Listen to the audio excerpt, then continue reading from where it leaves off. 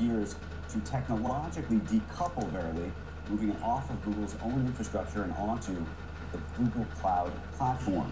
And let the Taylor Swift mania begin again. Swift's highly anticipated 12th album, The Life of the Showgirl, dropping at midnight. You hear that there are several references to her fiancé, Kansas City Chiefs tight end Travis Kelce.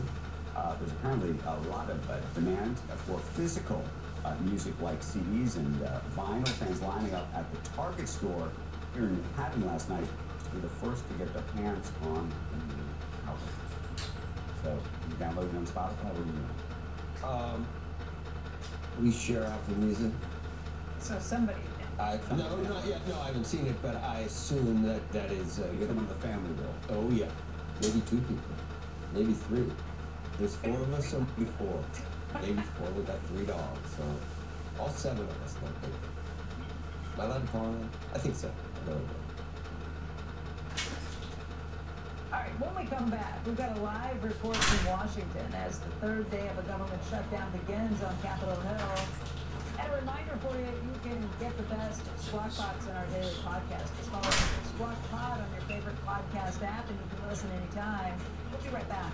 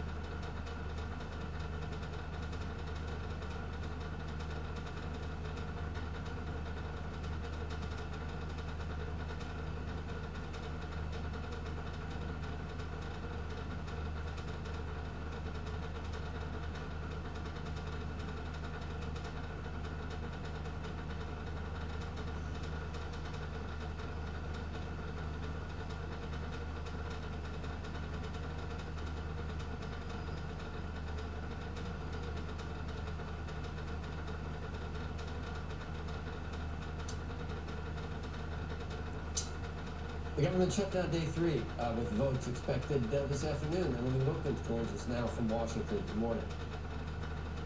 Good morning, Joe. Well, yeah, look, at this point, there is no clear answer on how this government shutdown is going to end, but we are seeing a potential off-ramp that could be emerging, a bipartisan path forward on extending some of those tax credits for healthcare premiums. Now, right now, of course, those enhanced credits, they're set to expire at the end of the year, and most of the 24 million Americans who get their health care through that Affordable Care Act marketplace, they would likely see their premiums rise about 75%, according to the Kaiser Family Foundation.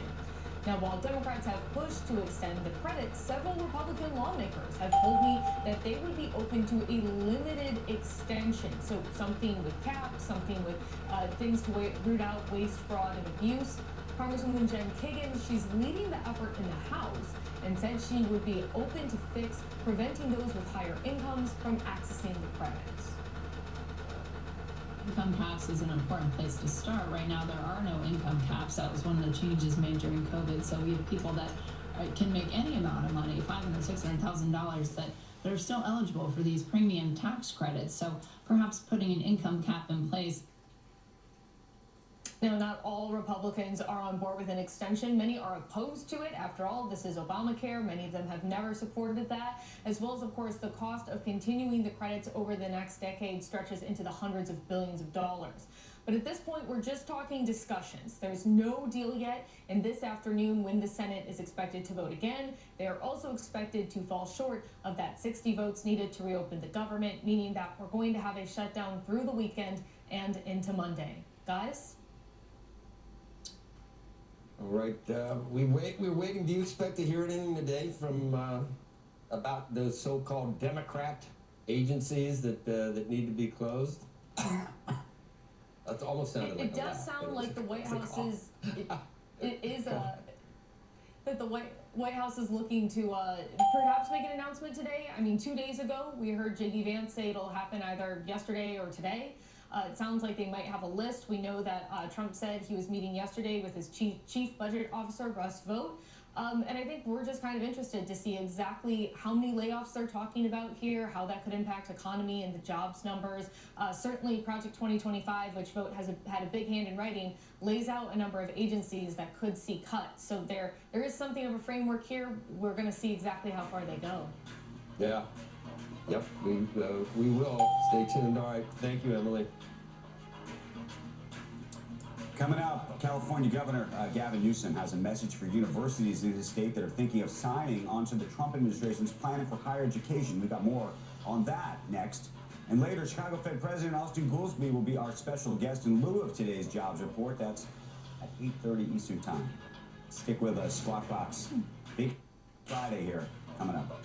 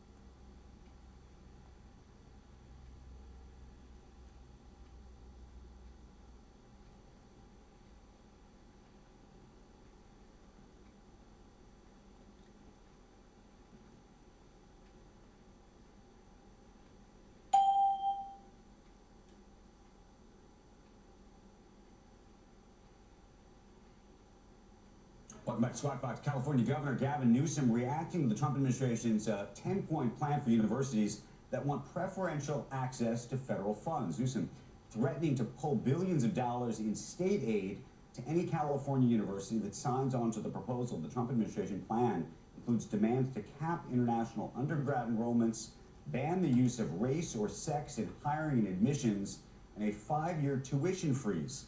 Newsom says his state will not bankroll schools that sell out their students, professors, researchers, and surrender academic freedom. The University of Southern California was among the 9 schools receiving letters from the White House, and this is going to create a real battle between the state and the federal government insofar as these universities rely in large part on subsidies from both. Yeah, I was just trying to look up who, my guess would be more from the state. But It's more from the state, so the truth is that he has more leverage to some degree, but if you look at the budgets of these universities, all of which would argue that they need more money, not less, it creates a real conundrum. Funding comes from the state of California for the University of California. Right. Well, it's USC. Yeah. Yeah, for University of California. Oh, Yeah. USC. They said Yes, it's not. no, private. Coming up, is the AI boom turning into a bubble? And if it is a bubble, will it pop? Will just slowly deflate? We're going to talk to a strategist about the current wave pushing the tech sector to new heights. And then later, an exclusive interview with Perplexity founder and CEO Aravind Srinivas, the company releasing its AI browser Comet to all users this week. That's at 8:10 Eastern Time. Squawk Box returns in just a moment.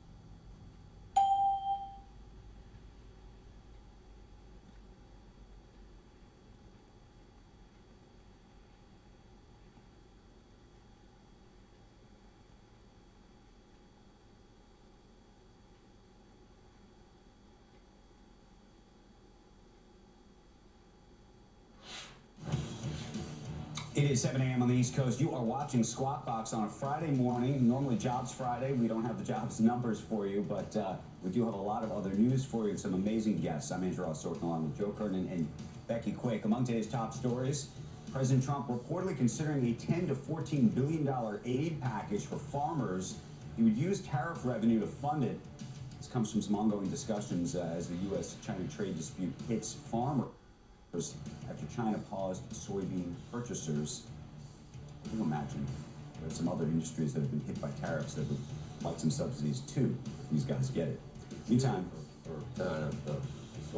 literally zero. USA Rare Earth shares popping this morning. The company's CEO telling CNBC it's in close communication with the White House. Those comments coming after the Trump administration took that 5% stake in lithium in Americas earlier this week. So the U.S. government potentially, at least the speculation is, on the lookout for more stakes in U.S. businesses like this. And Apple announcing late yesterday that it's removing an ice block and other apps from its app store that allow people to anonymously report sightings of immigration agents. In a statement to NBC News, Apple said that the apps were removed based on information the company received about the safety risks from law enforcement. We were discussing earlier in this hour just how many apps exist, not just about being able to identify law enforcement, but being able to identify all sorts of people, including police on the street when you're, speeding in the car. You can track airplanes. You can track all sorts of things, and we've, for whatever reason, decided that that's in the national interest. Ice block. But sick, but. All I'm thinking is ice baby. Yeah.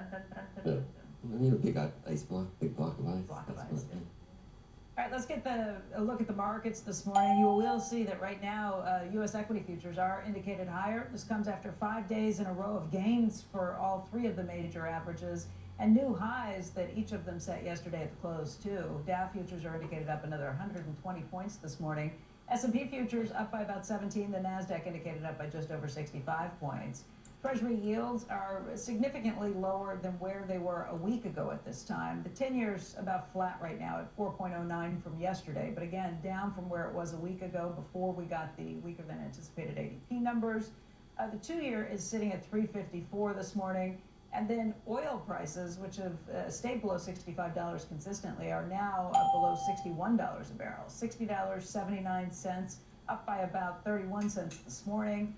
Gold prices yesterday touched an intraday high before closing a little bit lower, but they're indicated up another $22 this morning, $3,890 an ounce. And then Bitcoin was above $120,000 the last we checked. It's off by about $350, but again, above $120,000. And our next guest is tracking whether the AI boom will go bust. Joining us now, Adrian Cox, thematic strategist with the Deutsche Bank Research Institute. Good morning. Any late cycle signs that you're seeing at this point, Adrian, or we're still early? What inning are we?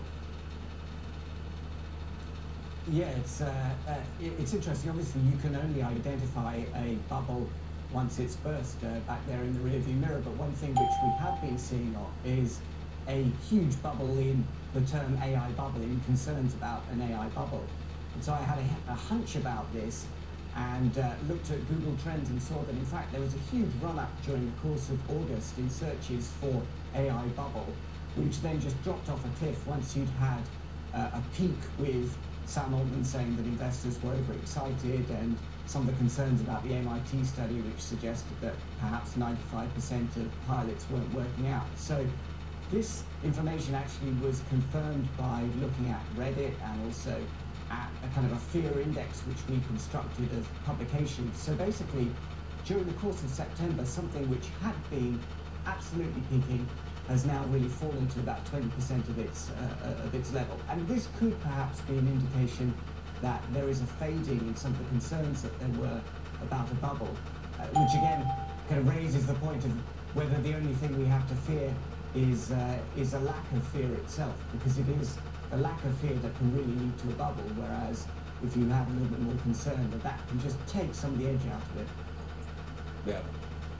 I think I guess it's like a recession though. We talk about it for a year, and the more we talk about it, it only comes when you're not expecting it. And I don't. And bubble's probably the same way. If everyone's talking about it and googling it, maybe we're not there yet. The thing that gets me, Adrian, is that AI is just saying that term doesn't really break down the different parts of AI that it could march to a totally different room. I mean, the company benefiting from the build out, they're going to build it out. I mean, they may not get a payoff. They may spend billions and billions and not get a payoff, but the suppliers, they're going to finish those contracts. So isn't that a different? Could the whole area bust, or would it be segmented on which area of AI you're talking about? It certainly needs to get better to fulfill the promise of all the money that people are spending to build it out, whether it really increases productivity and everything else, but I assume it will, don't you?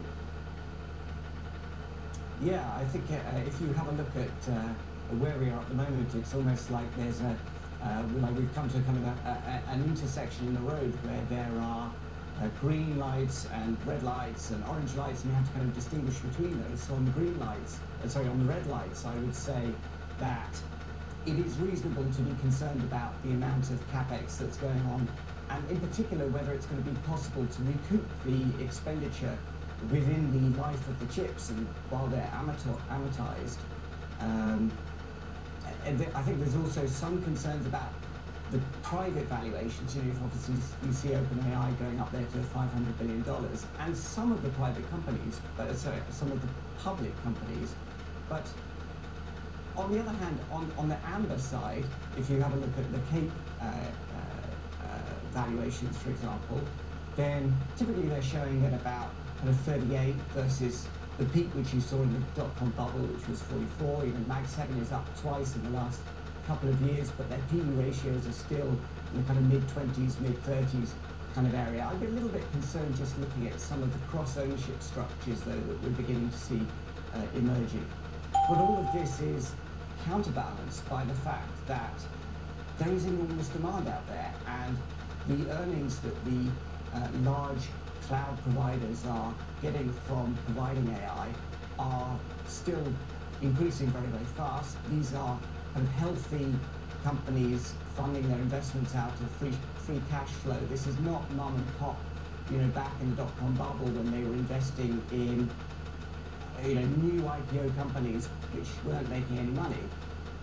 In this case, the really big investments are on the private side by investors who are experienced and really should know better if there's a problem out there. And last but not least, I think in terms of the kind of the riskiness that is perceived in the market, you were just saying earlier that gold prices are up there near an all-time high. Have a look at what they were doing at the time of the dot-com bubble, where they were pretty much at rock bottom. So that suggests that there is some concern out there, that there is some awareness that this bubble, if it is a bubble, may burst, and people want to have a quick safe haven to run to if that happens to be the case. Well, I guess we don't know. I don't know. 500 billion. I just think about when Google came public, it seemed so expensive. I looked it up 1,000 times. It probably at least valued at 1,000 times what it was valued at the time. Do you think 500 billion we're going to look back and say, wow, that was way too high? Or maybe there'll be a period where we say that was way too high, and then it eclipses it as time goes by, something like that. I mean, it's a powerful tool, obviously. Yeah, exactly. I mean, one thing that you really can say about bubbles is, number one, that they do end eventually. They do pop at some time, whether that is in a violent way or not. Number two, that on the way up, there are plenty of correction points. So when you look at the NASDAQ in the run-up to the dot-com bubble, it actually had 9 instances where it fell around 10% or more in the 4 years leading up to that moment when there was the big bursting, and then several on the way down. And the other, observation is that if you sit it out, then you leave a lot of money. You can potentially leave a lot of money on the table. So I found a great quote from someone back in 1998, November. Then, so 16 months before the dot-com bubble burst, who said this guy was an investment manager in California. He said, this is a serious bubble. This will make The 1991 biotech bubble looked like a picnic. And of course, if he'd taken his money out then he would have missed all of the gains that came up. So the Nasdaq was at 2,000 then eventually went up over 16 months to 5,000. Fell down. It was still another year before it got down to the level that it was when this manager was forecasting that the bubble would be reached, and didn't actually fall that much further afterwards. Just asking will the AI bubble go bust? Let's see what ChatGPT said. Bust. And I can tell you the answer. I mean, you can conjecture all you want, but I'm going to give you the actual answer here. It's taken a while. That's like trying to analyze your own brain. Can an entity analyze itself? I thought we decided that we really can't. Can we? Still searching. So I'll get back to you on that, Adrian. It might explain. I'm going to ask Perplexity at the same time and see if we get completely opposite answers. Usually you do with Perplexity. And it's funny, they can both be wrong, which is amazing. It's not easy. Thanks, Adrian. Coming up, from the shutdown to markets hitting new highs, we're going to speak to Nuveen's head of equities and fixed income about where you should be putting maybe some money to work. And then AI shopping platform, Fiat, founded by Bill Gates' daughter, Phoebe, and Sophia Kiani, announcing a new round of funding. They've been on the show and attracting some unique investors. They're going to join us to talk about how their app works. Sparkbox coming with that.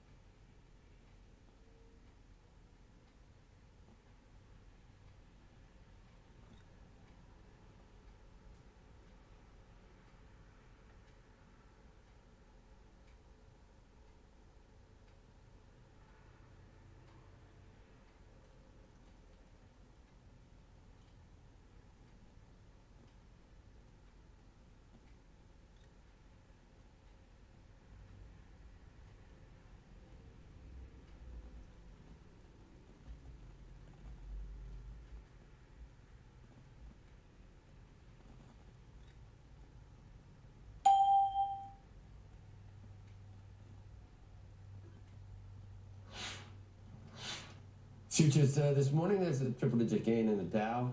S&P pitching in with 15 points, and the NASDAQ up 52. For more on the markets, let's bring in Sarah Malik, Chief Investment Officer and Head of Equities as well as Fixed Income at Nuveen. I think at Nuveen, a lot of times I think more of fixed income. What do you want to start with today?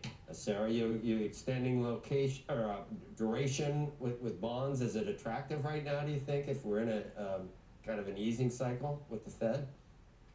I think Fed cutting rates is positive for fixed income. Yields are very attractive here. We're focusing on credit over duration, though, and particularly like municipal bonds because of the strong fundamentals. States have very strong rainy day funds and also high savings rates. So that's the sweet spot of fixed income for us. Secondarily, we also like senior loans and emerging market debt now that some of the Liberation Day issues are behind us. So tell me what you mean by that. I mean, you want higher credit, or you're ready to step out and you think things are fine and you think triple B plus, if that's still a rating. It's been a while, but would you go that way, or would you go more quality? We go higher quality credit. So areas like senior loans, if you look at 8 of the past 9 rate cut cycles, senior loans actually performed very strongly. And we like areas with strong fundamentals, that's municipal bonds. So definitely looking on the quality side of credit, but then taking a little more risk in the emerging markets where that area was weak earlier this year because of Liberation Day and tariffs. And now tariffs, of course, are not behind us, but the markets have settled somewhat now that we have more information on tariffs and clarity in terms of where they're going to land. Are you worried about the economy, and that's why you're going up in quality? Well, definitely the employment markets are showing that the economy is starting to slow a little bit, but the 3 areas that we're focused on right now in terms of where we're investing is the government shutdown, also the pace of Fed rate cuts, and third quarter earnings. First looking at the government shutdown, I think usually that's not a huge impact on the markets, but the tail risks here are if furloughed jobs become eliminated jobs, that could have an impact on the job market. And also, because we're not able to get economic data like payrolls today, and we may not get inflation data, the Fed is going to be flying blind a little bit when it looks at rate cuts. So as you know, we have an FOMC meeting coming up later this month, October 28th, and the Fed may not have enough information to decide if they need to cut rates by 25 basis points. And then finally, on the bright side, third quarter earnings, I think, will come in strong. Year-over-year consensus is for 8.8% growth. I think that we can beat that, and it'll be led by tech stocks. They account for about 3/4 of earnings growth coming into the fourth quarter, into the third and fourth quarters, and I think tech will lead the way continuing from here. So you don't ascribe necessarily to all the articles we've seen written about valuation. Valuation doesn't necessarily mean we're headed lower, but it's not cheap, is it, the market?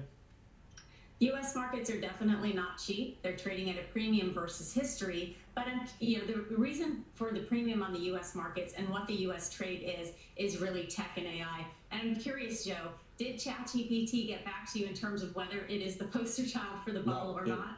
Never did. Okay, still thinking that one through.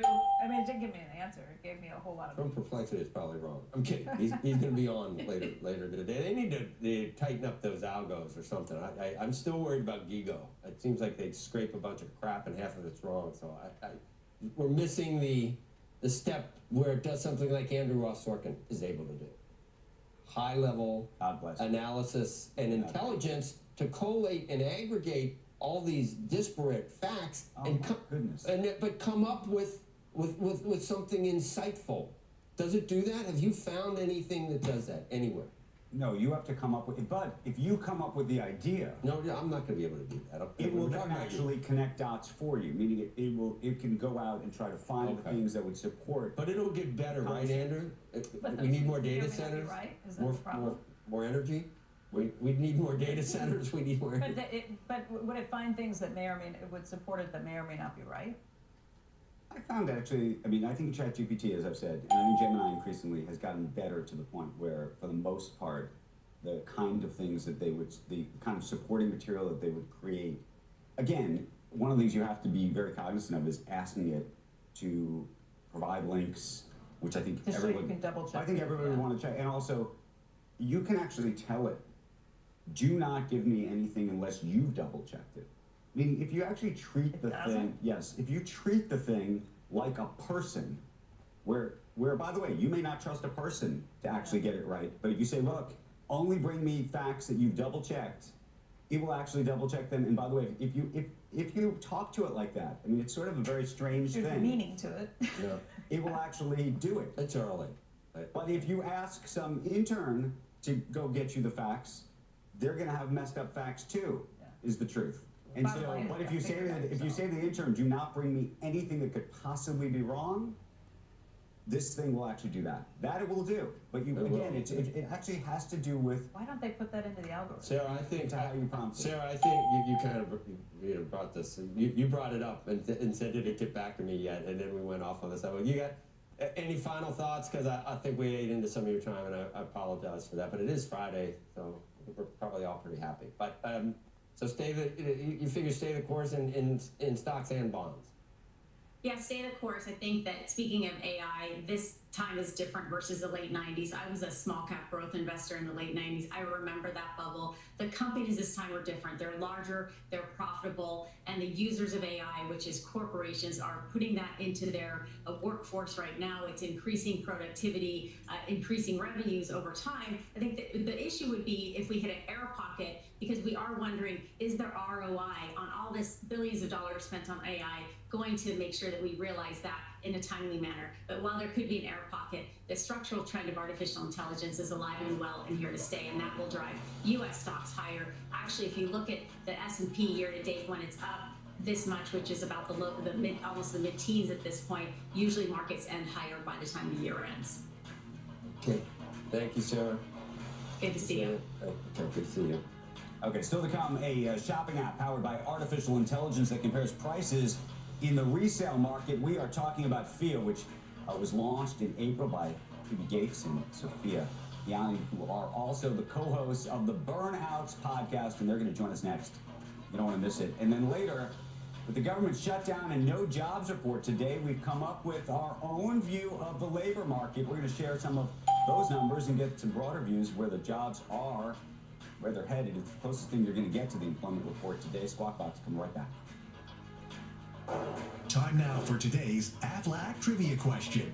In 2009, Kodak discontinued what popular easy-to-use color slide film? The answer when Squawk Box returns.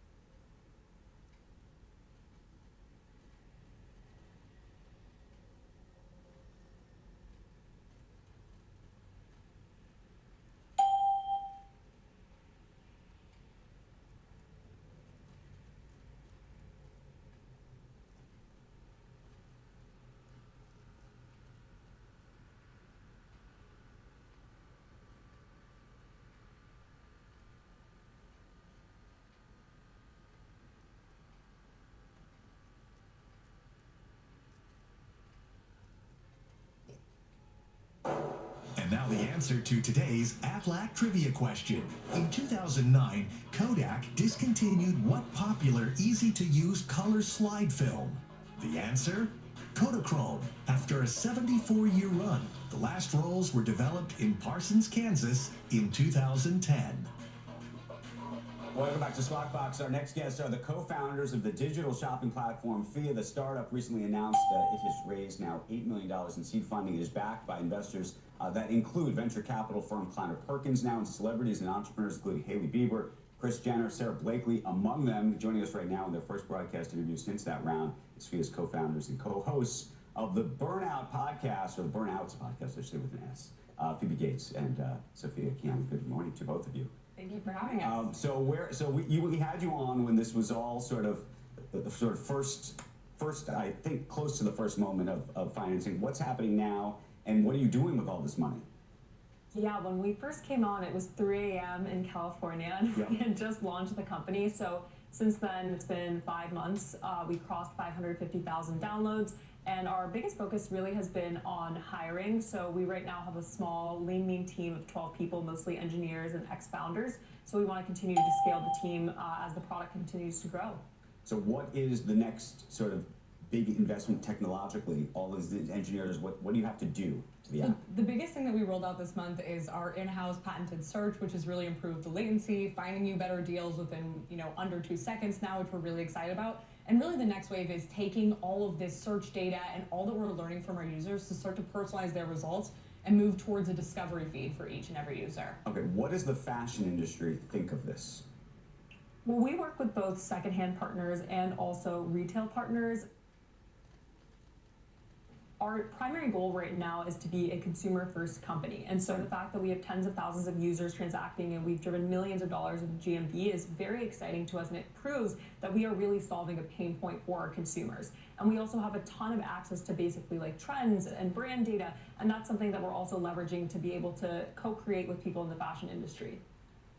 Have you been using it yet, Becky, quick? I have not. We got to get you on this. This is something that I should be using. I know my daughters are kind of into it too because they're into fashion. And I'll say we have a number of incredible partners who give us, for our users, access to unique deals on their products. We're able to serve back those products within our users' editorials, whether that's Veronica Beard, Neiman Marcus, Reformation. We work with partners across the gamut. So generally, we think we've been really, the fashion industry has really welcomed this and been excited about it. Well, the reason I asked is, I assume that there's got to be some players in the fashion industry that they don't want things to be discounted. They don't want things, right? I mean, isn't that... they have like a brand halo themselves, and they don't want anybody encroaching on that. I mean, from what we've seen from the brand partners that we've talked to, some of the biggest issues really are with retargeting, return rates, cart abandonment, and these are all issues that we work on solving with our brand partners. And so obviously right now we are a consumer first platform, and we are focused on making sure our users are happy, and there's also a way to do that while making brands happy too. And so we are constantly evolving in our ecosystem to see what we can do. What's the hottest selling item right now? Aloha's sneakers. Aloha sneakers. I don't even think I know what. I don't think I know what Aloha sneakers are. You don't have Aloha sneakers on. No. What are Aloha sneakers? They're a big trending sneaker right now. Another one is Park. The brand is really up right now. You should have seen the sales of Rode after they announced their sale. Yeah. It is so interesting to watch all the trends and what our users are buying. So the other thing that you guys do, which I watch online, is this podcast, which is blown up in this remarkable way.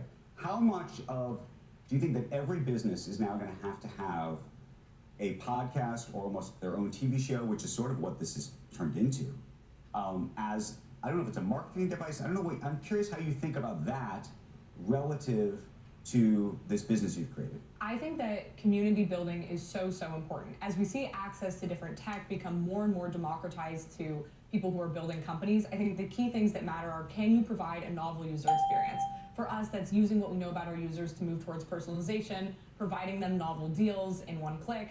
And then the other thing is having a brand and distribution. People are so sick of buying labels. You can't compete as an early stage startup, even after raising a round with these large advertisement budgets. And so for us, the biggest way that we found, that helps to acquire users is really us putting our face out there, creating content that provides value to the community. So bringing on guests who can kind of open the closed door on advice they've had in business, failures that they've had, and then bringing the community in.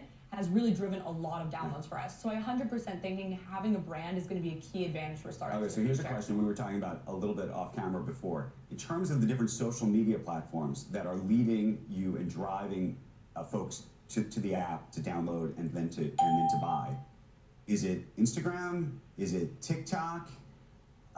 Is it what you're doing on YouTube? I mean, how do you think about that? And are you spending money on those platforms yourself?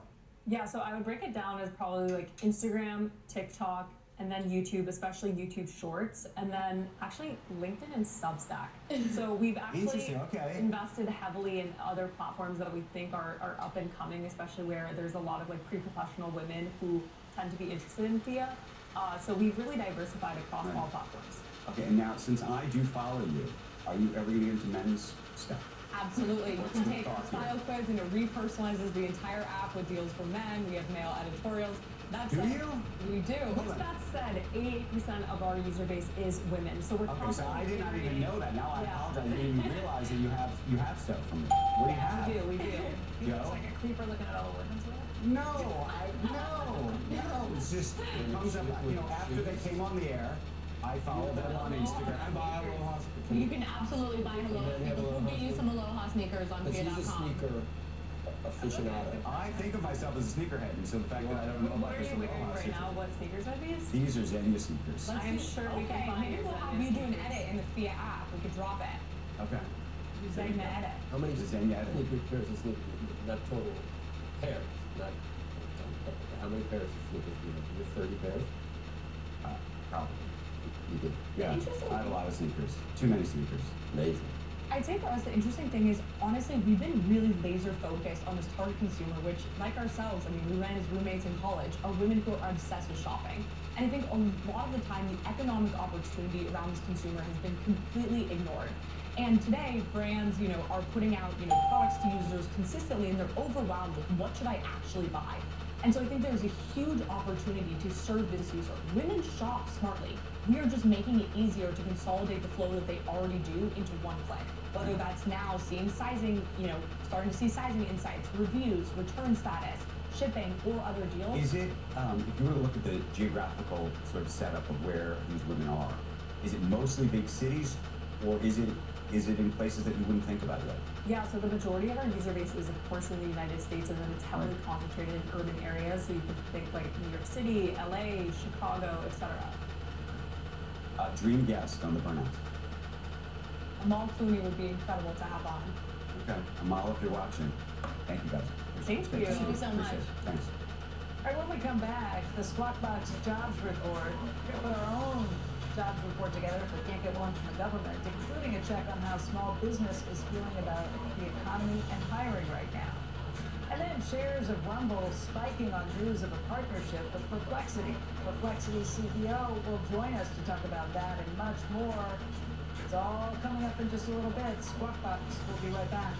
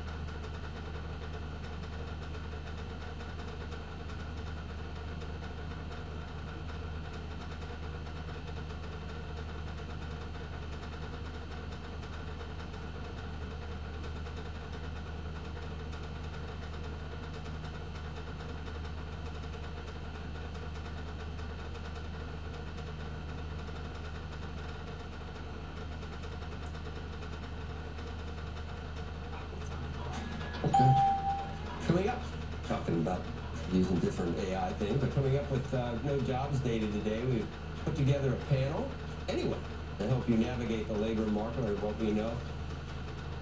With the recent jobs numbers, do we really know that much less? I like getting these, I don't know. Plus, Hayden Capital's Kyle Bass on the Defense Department's shift to give startups some contracts. And then the CEO of Perplexity is going to join us. Squawk Box, coming right back.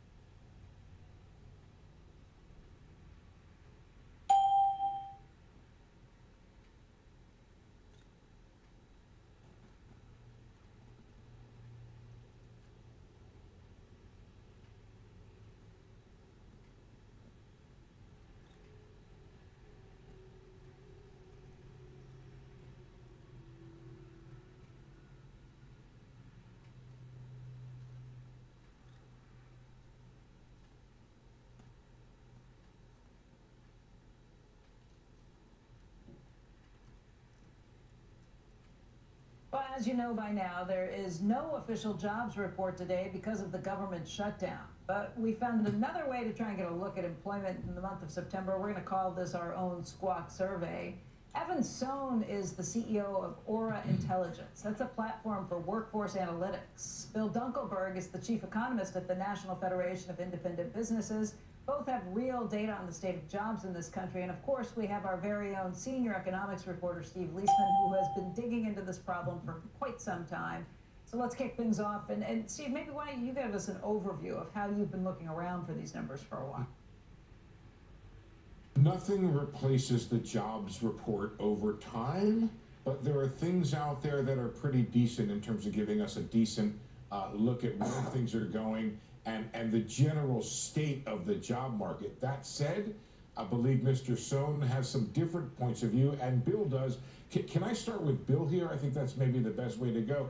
Bill, we quoted one of our favorite economists here the other day, Ian Shepherdson, who said that nothing does better in terms of telling us where the job market is going 3 to 4 months ahead of time than NFIB hiring intentions. And we have a chart on that. Can you tell us what you're seeing when you look at what's happening with NFIB hiring intentions, small business, and why should this give us a bead on what's happening nationally? Sure. Well, the answer is nothing really exciting. That's the problem. We ask each month a whole bunch of firms about the change in their total employment, and that gives us some idea of what the overall impact of hiring and firing is, and then ask about actual plans. And right now we see that there are a lot of firms that have job openings. There are unfortunately very few that get filled. So plans to fill them are always very optimistic, but when the dust clears, very few jobs actually get created. So that leaves us with a negative number for the net increase in employment for the small businesses that we survey. But we don't see it falling off a cliff. Evan, just to spare the viewers, I didn't lead with calamity, Evan. So I just want to get your point of view here. You see the job market grinding to a halt, according to your latest work. Give us your the background and the detail on that conclusion. First of all, Steve, good to see you, and happy anniversary to the Squawk Box. Thanks. Thank you. We've been tracking, and we track job posting data and by industry on a week-by-week basis.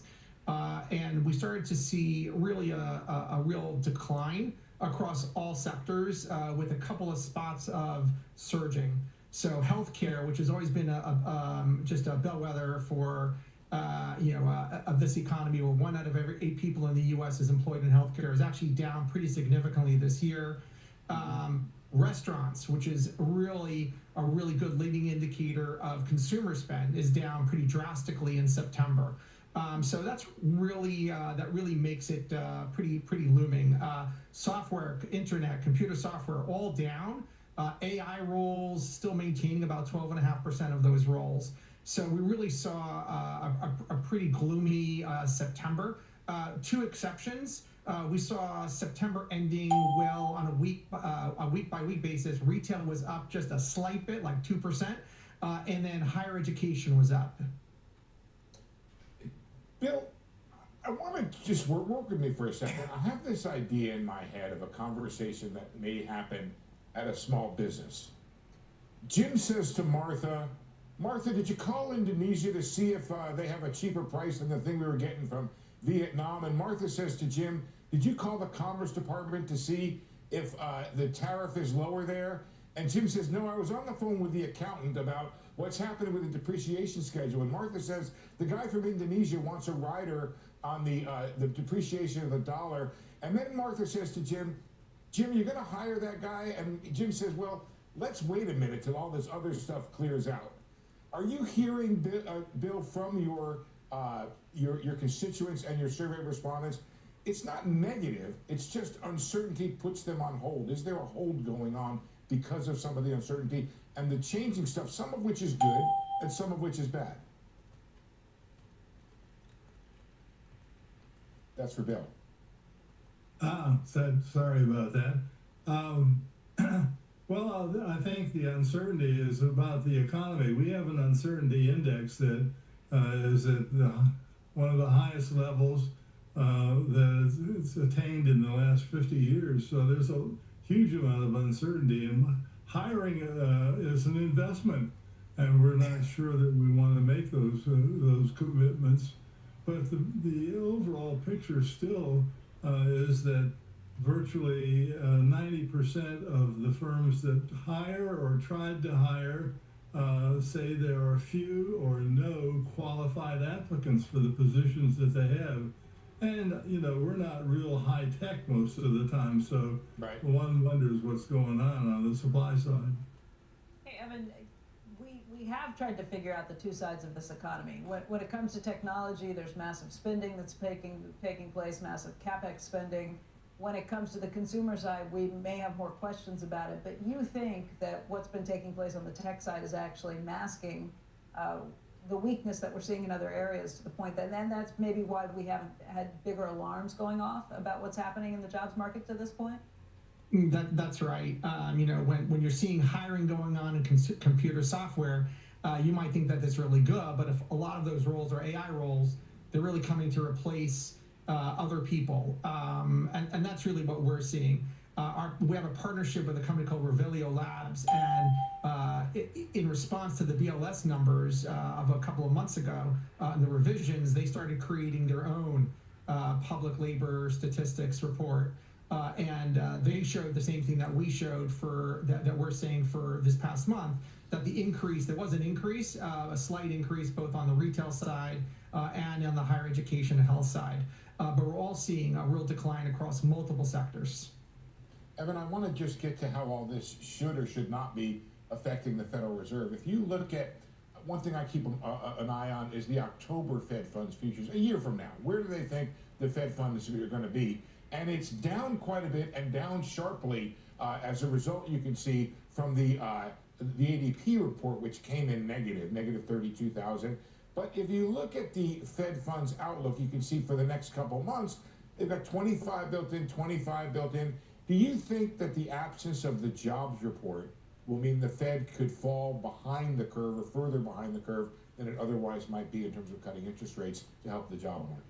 Yeah, absolutely, Steve. You know, we're looking at September. Last September, the U.S. created 225,000 jobs, but that was pre the revision of the whole year of another 800,000 jobs. I think when the Fed is listening to the BLS numbers, they're getting in late. You know, I think had the numbers been accurate back in June, we would have seen a rate cut in June or July that would have impacted Q4. And we think just anecdotally that given it's already Q4, fewer people are looking to quit. And when fewer people are quitting, and you look at the JOLT numbers, fewer people are quitting now. It's hard to find those candidates. As the NFIB just reported, it's harder to find those candidates because fewer people are quitting. I think had the numbers, had the Fed adjusted those rates in June or July, we would have seen a better response for Q4 hiring. I think now companies are waiting really for 26. You know what, Becky? What's that? You can ask somebody from the Fed about this in just a little bit. Oh, Did yes. you know that? I was going to get your number and Santelli's number. And combine them. Come to the Divided by 2 and just. Were you going to equal weight average them, or were you going to give a certain? I was going to give Santelli's more. Yeah, that's what I probably thought. 3/5. Huh? 3/5. Yeah. Steve, thank you. We're going to see you in just a little bit. Evan and Bill, thank you for joining us this morning. Thanks so much. Okay, coming up, travel disruptions as Europe, as drone sightings continue to grow. We're going to bring you details on that. It's a fascinating story. And then tech stocks driving markets higher. Here's a look at some of the biggest names making moves right now. Tesla up over 80% in a year. NVIDIA up 50%. Apple up 15%. Sitting close to a new all-time high. We're going to talk about these names and so much more in just a moment when we come back.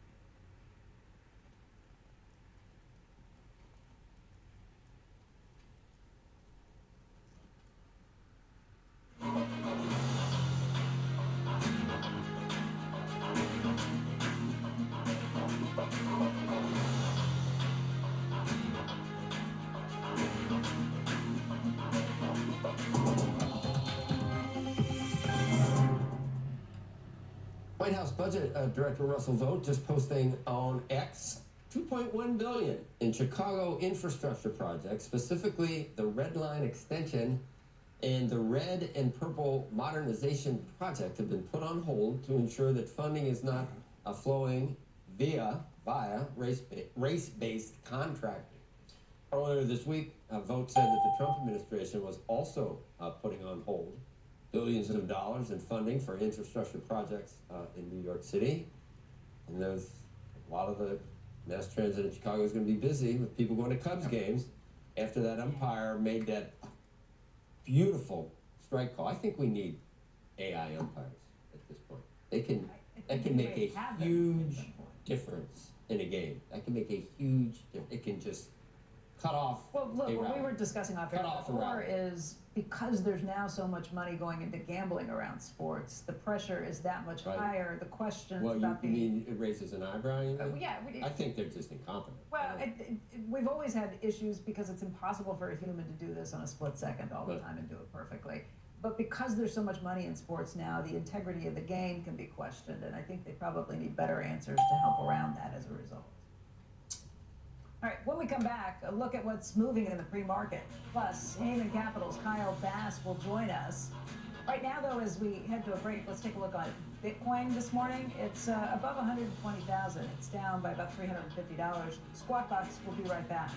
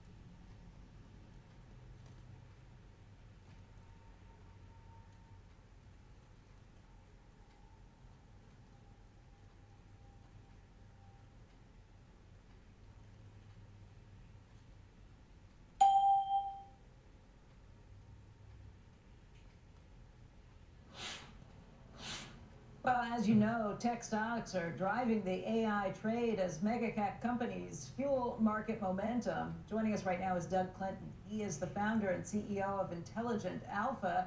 And Doug, the higher we go, the more people start looking for signs of whether this is a bubble, whether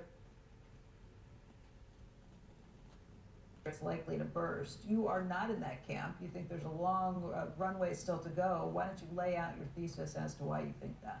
Becky, I still think there's 2 to 4 years probably to go in this AI. We'll call it a bull market before we get to the bubble word. There is a lot, I think, of sentiment now, people thinking it's a bubble. I think that the NVIDIA OpenAI deal from the other week, $100 billion investment, I feel like that was almost like the straw that broke the camel's back for a lot of people who said, this is a huge investment.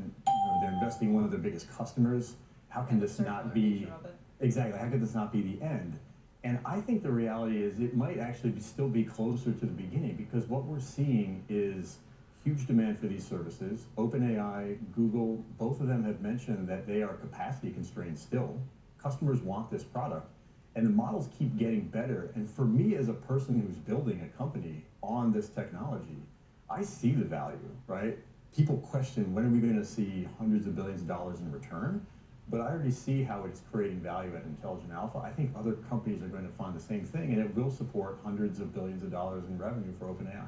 Look, I was at my doctor's office this week, and he showed me how it works, where all he needs to do is bring in his phone, it records the entire conversation, translates it into notes, so they don't have to do any of that stupid work that nobody likes to do. And that's amazing, but the question still is, who's going to pay for it? Like, when and how do we start seeing, if it's not going to be vendor financed, when and how do we start seeing other people stepping up, other companies stepping up and paying for it? I think, so 2 points to that. I think one is when we debate this sort of circular economy with OpenAI and NVIDIA, ultimately that's all that matters. Because if OpenAI can't generate revenue to ultimately support these longer term investments, it doesn't matter that we've got circular, not circular, it's irrelevant. I still think they'll be able to do that. But in terms of who will pay, if you think about just the personal assistant market a little bit right now, you mentioned healthcare, right? I think most doctors are probably willing to pay $50, $100, maybe even several $100s per month for software like that, because they can replace someone who they're probably paying much more than that to do that work right now. And that's what I think we're going to continue to see over time, is this slow adoption of people seeing the value for replacing human labor for $50 to $100 a month. If you kind of do the math, there's several hundred people, I think, in the US and in Europe alone that might be willing to pay $1,000 or more per year for a personal assistant type software. And that can get you to $1 trillion in revenue and subscription revenue over the longer run. Let's talk about the concentration in the major averages now. I think it's like 40% of the S&P is the top 10 companies. That's the most it's ever been. Does that concern you? Does it worry you? It does on the surface, but when you put it into context, I actually think it's not that bad. And so if you look at that 40%, the top 10 companies, 30% of the earnings of the index come from those top 40% companies. Top 10% so of companies. The top 10 companies, 40% of the index. Yeah. And so when you look at that ratio, those companies are the best companies in the world. They should trade at a premium to the rest of the market, and that's what that delta represents. If you go back to the dot-com era, the top 10 companies were about 30% of the index, only about 15% of the earnings, and so you had a much higher premium paid there than you do today. I guess my question is, now versus what we saw in the 1990s, there are so much more money that's indexed, so many more people that follow the indexes. They may not even realize how heavy their concentration is in these 10 stocks. Are they in for a rude awakening when and if those stocks have a comeuppance? They could be, but I think when you look at what companies are actually in that top 10, and I'll tie it to the portfolio that we run at Intelligent Alpha, we still believe a good place to be is in the mega cap tech stocks. Despite the concentration, despite the concerns about the bubble, our top 3 mega cap positions are NVIDIA, Microsoft, and TSM. Okay. And I think you want to continue to own those companies into this AI bull market cycle, because they will have upside to revenue and earnings. And I think they'll continue to benefit from investor excitement, even if things get a little scary from a valuation standpoint. People are still going to want that exposure. Doug Clinton. Doug, thank you for coming into studio today. Folks, it is just after 8 a.m. on the East Coast, and you're watching Squawk Box right here on CNBC. I'm Becky Quick, along with Joe Kernan and Andrew Ross Sorkin. Among our top stories this morning, it is day 3 of the government shutdown. The Senate is expected to vote again today on the same proposals that failed on both Tuesday and Wednesday. Senate Majority Leader John Thune says that after today, though, weekend votes are very unlikely if they do not pass something today. The Wall Street Journal reporting President Trump is considering a $10 to $14 billion aid package For farmers who are making soybeans in particular, using tariff revenue to fund it. The U.S. agriculture sector finds itself in the middle of the tariff dispute with China as Beijing holds off on buying soybeans. In fact, they've gone to zero. A huge fire at a Chevron refinery in California late last night. The flames could be seen for miles. A Chevron spokesperson says all refinery personnel and contractors have been accounted for and there are no injuries. No word yet on the cause. The facility can refine up to 290,000 barrels of crude oil a day, including gasoline, diesel, and jet fuel. Well, let's take a look at the futures on this Jobs Friday without any jobs data to tell you about. The Dow up about 100 points right now. S&P 500 up about 10 points. The NASDAQ up about 40 points. Want to get more on the markets? Mike Santoli, I don't know if we're flying blind or not this morning. What are you looking at? You know, to a degree, Andrew, it feels as if in the absence of big data, where there's often a focal point of volatility and movement around the macro story, what we get is, you know, the path of least resistance is just what the trend has been. And the trend has been essentially a slow grind higher. The rally has definitely taken a little bit of a downshift, but it's not stopped. We first bumped up against 6,700 on the S&P early last week. Haven't really gotten escape velocity off it, but every day it seems like just enough strength at the index level, just enough exuberance in the AI sector.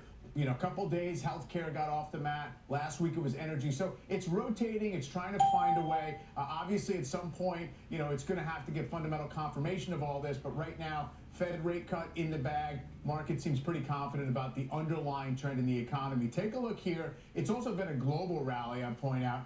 The EWY, that's the South Korea Index ETF, and this is the U.S. Semiconductor Index. This is 6 months. It's the same chart, right? So about 36% or so of the Korea market is Samsung and SK Hynix. We broadened out the AI trade to all the memory chip makers. The entire food chain is ripping higher. The question is there enough to go around? Well, every day there's 4 announcements about a partnership or a procurement deal, and OpenAI wants to seem like it's going to buy up all the scarce, you know, capacity. So it does, for now, seem to be benefiting things across the globe. I do want to take a look at Tesla yesterday. Big beat on delivery numbers. You got an upside try on the stock, and then it reversed lower. Maybe it's going to firm up today. This is a 5-year chart. Want to keep an eye on a few areas where it's gone vertical, right? In the, oops, sorry about that. It's gone vertical in these instances and then gotten up to the similar price level. So especially late 2021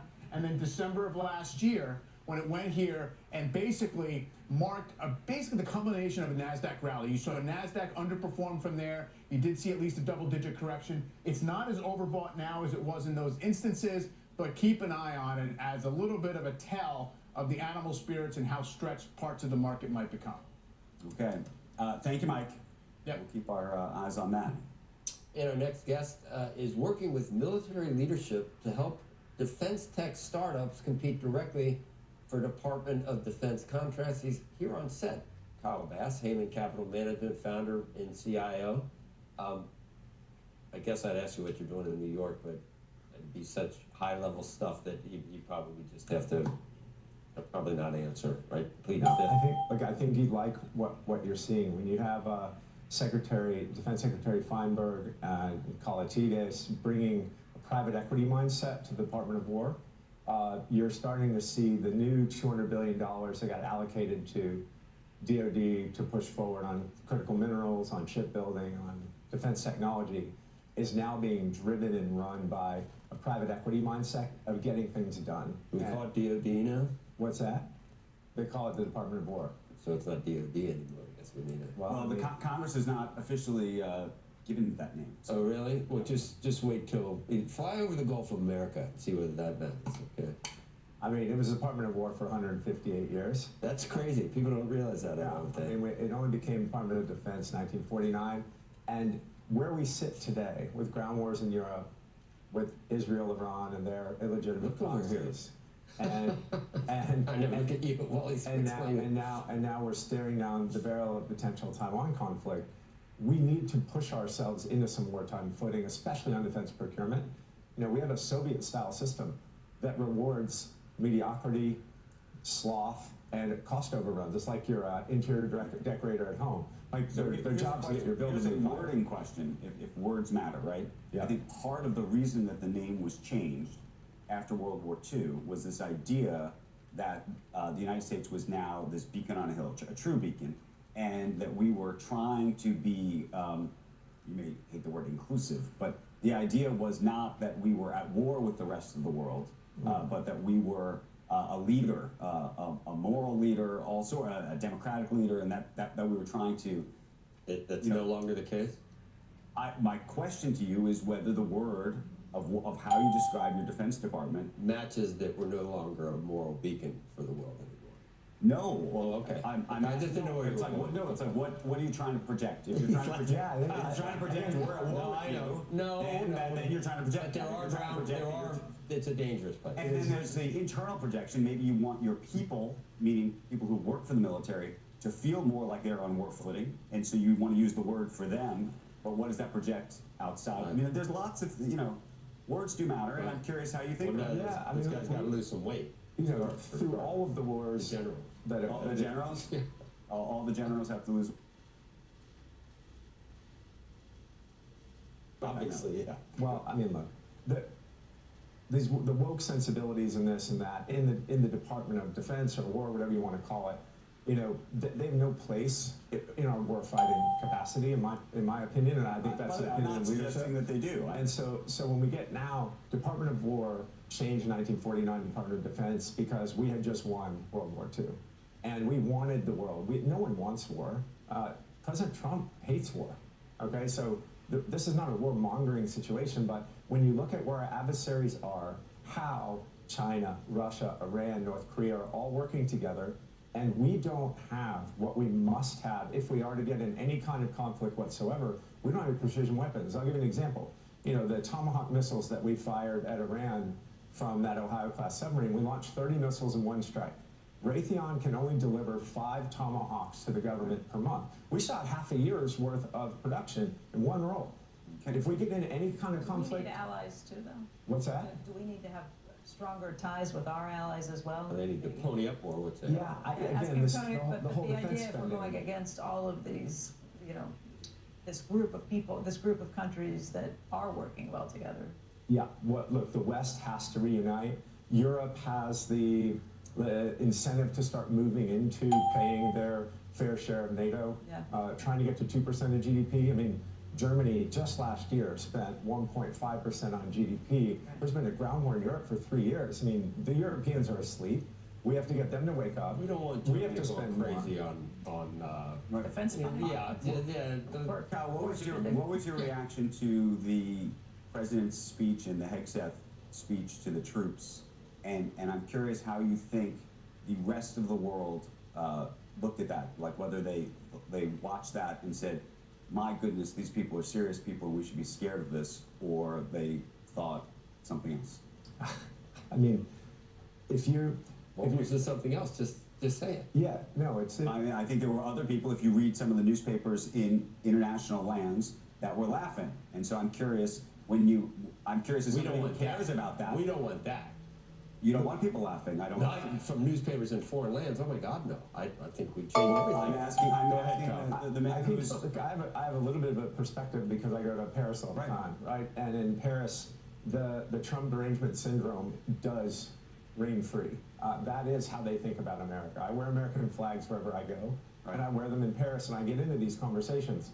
They believe that this is an anomaly and that we're going to go back to the kumbaya and that we're going to have the World Economic Forum, the world's going to settle down, we're not going to have more wars. No red lines. But what's happening if the people that have clearance that read classified briefings every day about what the Chinese are doing every single day to prepare for war, it is frightening. And what we have to have going forward is we have to change defense acquisition, which hopefully we're doing now. The Senate bill for the NDAA gets us in the right place. The House bill is being slow-rolled by the primes. The defense primes get 99% of the defense budget. 99%. Kyle, and defense innovation needs more. And America's good at this. We need it, or maybe the left needs a new bogeyman for where we need to cut in terms of the budget. We cannot possibly, if you haven't learned anything in the last couple of years about about defense spending. We need to do it smarter, obviously, but don't you think we need to continue to fund our defense? Oh, I mean, look, 3%. Because there's people that want to cut it in half. 3% is not enough. We're at 3% of GDP today. Right. If you look back through the Cold War, we averaged 5.5%, 6%. You look back to Vietnam, it was around 9%. In 1947, 1945, we spent 47% of GDP on defense. We went all in because we had to win. 3 is not enough right now. And I realize we have budget constraints everywhere, but what you're seeing Steve Feinberg do, Secretary Feinberg and his team, they know that if we're going to start spending into innovative companies in America, which I've been traveling America the last several months, I leave these places with goosebumps. You see these guys innovating at speed. We just need the acquisition system to start dealing with them. But what Feinberg and Colatides and his team are doing, they're bringing a private equity mindset to the Department of Defense, Department of War, and they're partnering with someone like us. They just greenlit us with $1 billion to go make these loans. We've made $300 million for the loans last year, $1 billion this year. We'll make $1 billion going forward. And that kind of bringing public-private partnership to this new war footing is vital to building our stockpiles up so that we can deter. None of us want to go to war. Okay, I'll leave it there. Commentary. I'm learning. It's Friday, too. Bye. Kyle, thank you. Thank you. Great to see you. Still to come this morning, the CEO of Perplexity, the company has announced a partnership with video platform Rumble this morning. And later, Chicago Fed President Austin Goolsbee will join us. We've got Austin. We'll get his thoughts on jobs instead of an actual jobs report. Squawk Box. We'll be right back.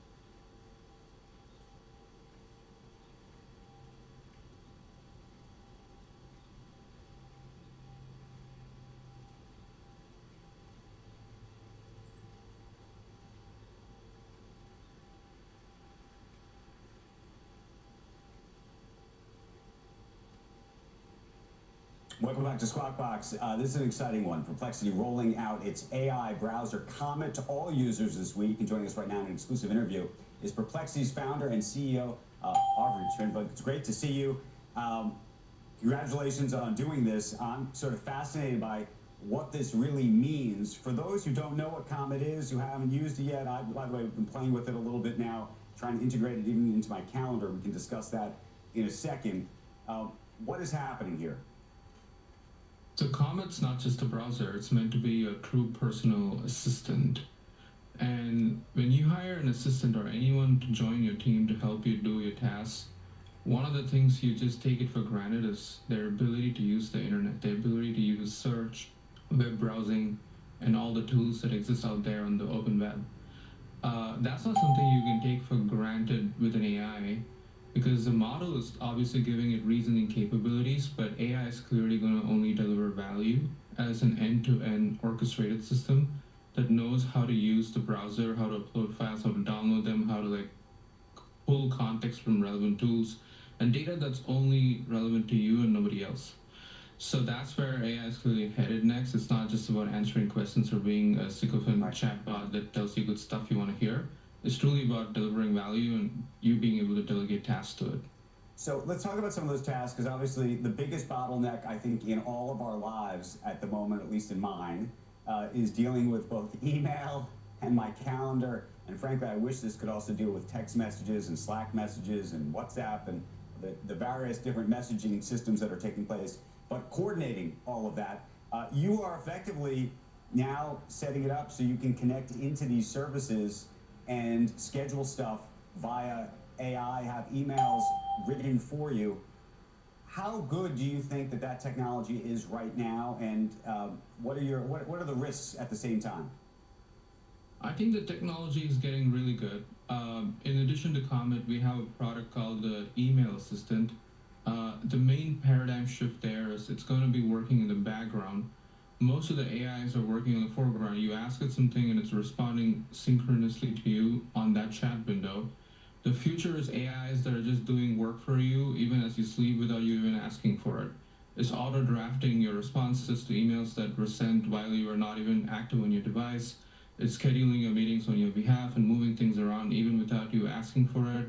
And it's prioritizing your emails that are sent to you. That's the future. We're moving more towards asynchronous multitask abilities. Right. And that's why we're building something like Comet and background assistance there too.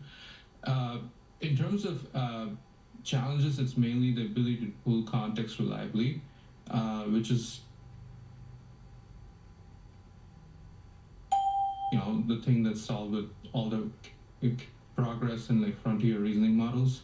And security-wise, we are very clear that like none of the data is violating the SOC 2 compliance. So as a company, we are SOC 2 Type 2 compliant, and we just try to ensure that all the data is securely stored and logged.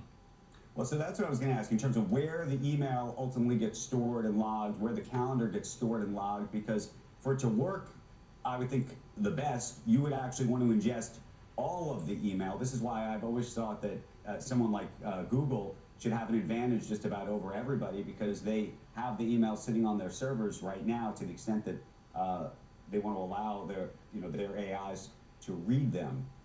How should we think about that? You don't need all the emails to be stored in an index. In fact, like the magic of all these tools is they can pull whatever context is necessary on demand and ignore everything else. For example, if you're asking prepare me for my day, I just need to pull the calendar events for that particular day and the emails that have been unread on the top of your inbox for the last day or two, but not your entire inbox history. And so that's just like a tool call to all these different tools. It's not necessarily like downloading them and indexing them. But don't I want it? Look, here's the thing, and this is the complicated part. I would imagine ultimately, if you're going to rearrange my calendar for me on my behalf, you would want to know who was important to me, not based on the last 24 or 48 hours of emails, but maybe on the calendar and being able to look back even 2 or 3 years, or maybe be able to look into emails from 7 years ago to get the context on what's going on with this person, how is this person important in my life or not, am I going to prioritize this person over the meeting that's currently scheduled right now? I mean, that's always been the hardest part about this dream that we all have, that AI will one day schedule us for us. Yeah, I mean, that's essentially what Comet tries to solve, because it's having a higher bandwidth access to understanding you through not just your emails, but everything else you do on the computer, your browsing history. You're basically onboarding Comet with your browsing history, but all that history stays locally on your device, on your client. It doesn't actually get sent to the servers. But anytime you ask Comet to do something, it tries to understand you by pulling your browser history. So if something is important to you, it is usually revealed in other things you do as well, not just stuff that's on your emails. You know, one of the things that's so interesting about the way Perplexity works is you are leveraging so many different models. So which models are you using for this component part of the email, calendar, Comet program at any one time, or is it multiple models? It's as always multiple models. In fact, building something like Comet requires orchestration of several different models. One model that truly reasons, one model that pulls context, one model that synthesizes and processes them, another model for like computer use, like capabilities to actually go and control websites or tools. And we see the future as something where people don't, I mean, we've been saying this even in the era of just AIs answering questions, where no one even cares what models are being used for what purposes, as long as this end-to-end system does what the user really wants. I think it's even more true in the agentic world, where the workflows are even more complicated. As the frontier models get better and better, you know, each time OpenAI releases a new model, sometimes the prompting shifts in terms of how you get the answer, what kind of answers you can get, what you need to do to sort of get things to work the way they're supposed to. I don't know how quickly you think each of these frontier models is going to get upgraded and you then have to implement them into your own service, but what kind of challenge does that unto itself pose? We definitely had a hard time adopting GPT-5, for example.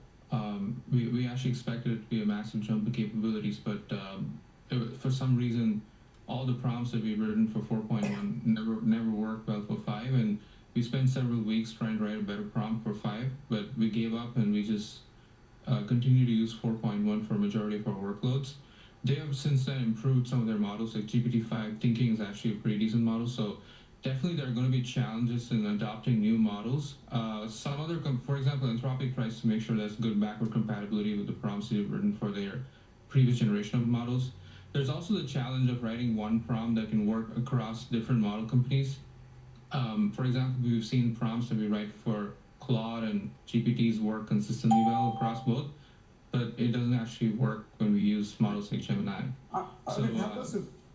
I'm curious just to take a 30,000 foot step back for just a second. There's a lot of questions right now in AI about whether we're in this sort of gold rush or whether we're in some kind of sugar rush.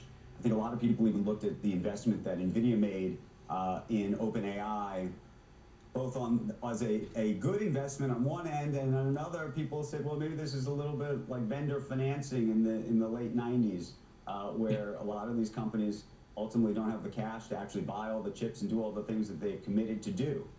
What do you think? Well, it's all about whether you can truly deliver value. If something like Comet can help you get your work done, like you said, you're trying to use it for emails. If instead of hiring one more person on your team, you could just use Comet to supplement all the work that you're doing, and that's worth like $10,000 a year, like that. And if you scale it by the number of people who are like you, that's clearly adding value to the GDP. It's letting you do more work, like at the same unit of time. And I think the human value, conservatively estimated human digital knowledge work value contributions to the GDP is around $25 trillion. So we just need to do like at least 20% more productivity for that. And that would automatically take care of all the capex that NVIDIA wants OpenAI to spend, which is $4 trillion for 10 gigawatts, right? So we just need to do 5 trillion, like bare minimum, like table stakes, and I think we can do that. That's extraordinary. And finally, a question about copyright, because there's a brouhaha in Hollywood right now about what OpenAI has announced in terms of an opt-out kind of program. There are questions about how publishers are going to join your Comet Pro subscription. I want to understand how that works. How do you think long-term folks who have copyrights are going to be paid or not? Yeah, so I'm pretty excited about Comet Plus. It's a program that we've put a lot of thought into as something like Apple News Plus that works in a world where both humans and AIs are going to consume content. As a company, we're not really interested in regurgitating existing content. Like, we're not training models on the tokens, but we want that content to surface in our answers. We want that content to be available to our agents that are going and doing deep research on behalf of the user. So not every bot is a faceless crawler bot. Like, some bots are actually just doing work on behalf of the human, just like how you would have delegated an intern to do something for you. And that's why there needs to be one subscription plan. Just like how you buy one subscription plan for your company that your team also uses. It's similar to that, where you and your personal AI can use the same thing. And we have Washington Post, we have CNN, we have Condé Nast, several Fortunes, all of these joined, and we hope to expand the program to more people. Okay. Arvind, love to see you hopefully in person at some point. Comet's fascinating. I do worry about, at some point we have to have a longer conversation about whether it can go off and do things without you knowing it, which is its own question. But we'll continue this conversation soon. Thanks.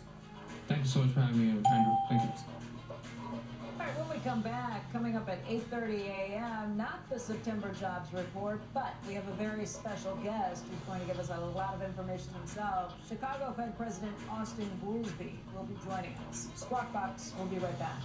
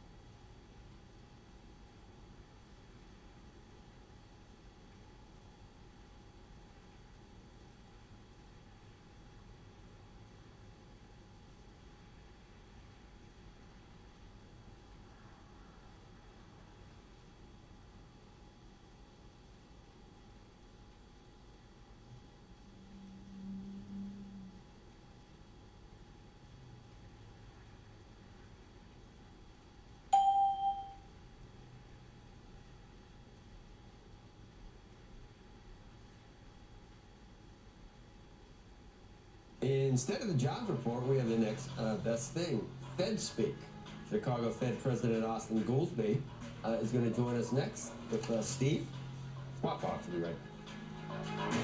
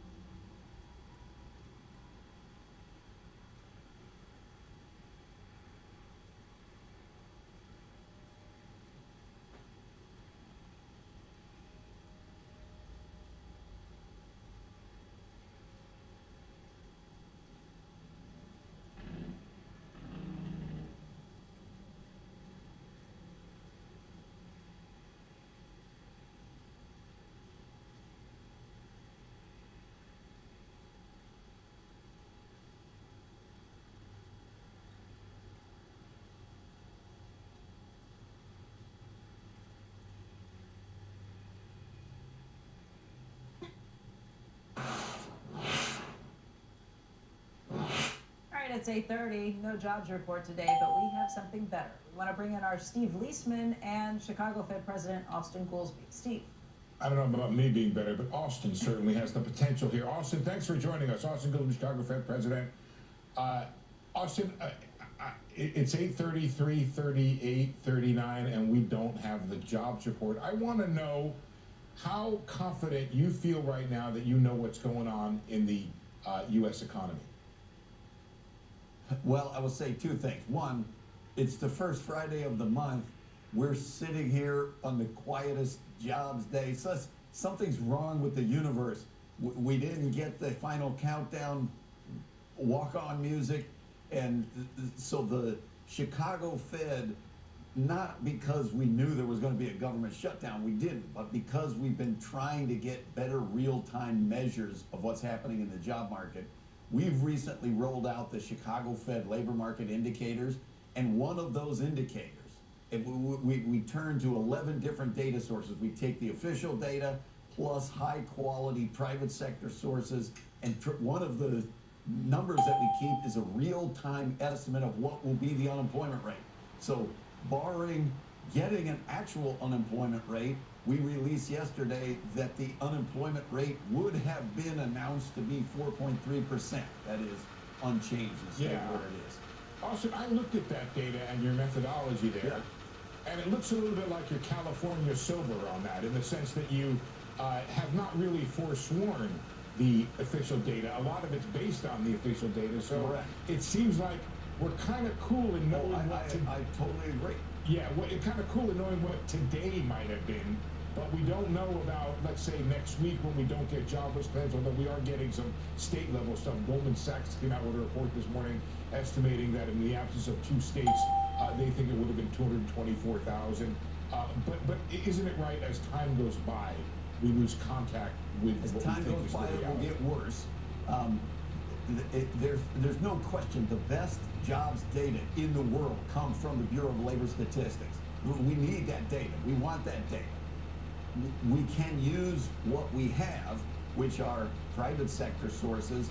We can look at the state unemployment claims and plug those into the formula. Over time, exactly as you say, Steve, it's going to get farther and farther from the truth. Even the private sector sources rely on the BLS data to kind of normalize it and make their samples representative. But we fight with the army we have. And at moments like this, where it's critically important that we're figuring out whether the economy's in a moment of transition, this is what we have.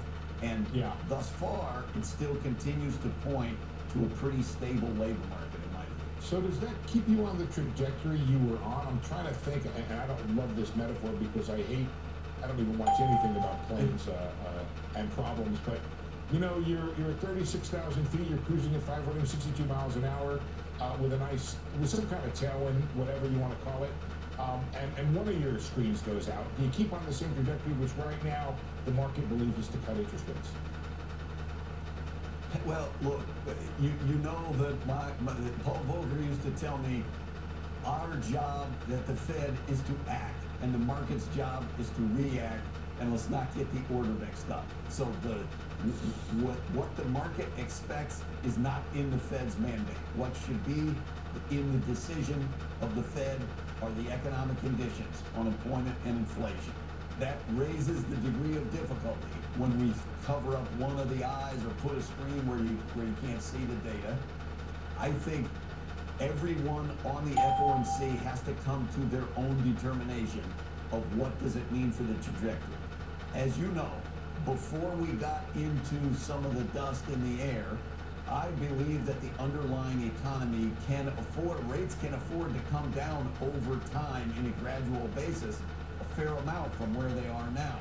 But this uptick of inflation that we've been seeing, coupled with the payroll jobs numbers deteriorating, have put the central bank in a bit of a sticky spot where you're getting deterioration of both sides of the mandate at the same time.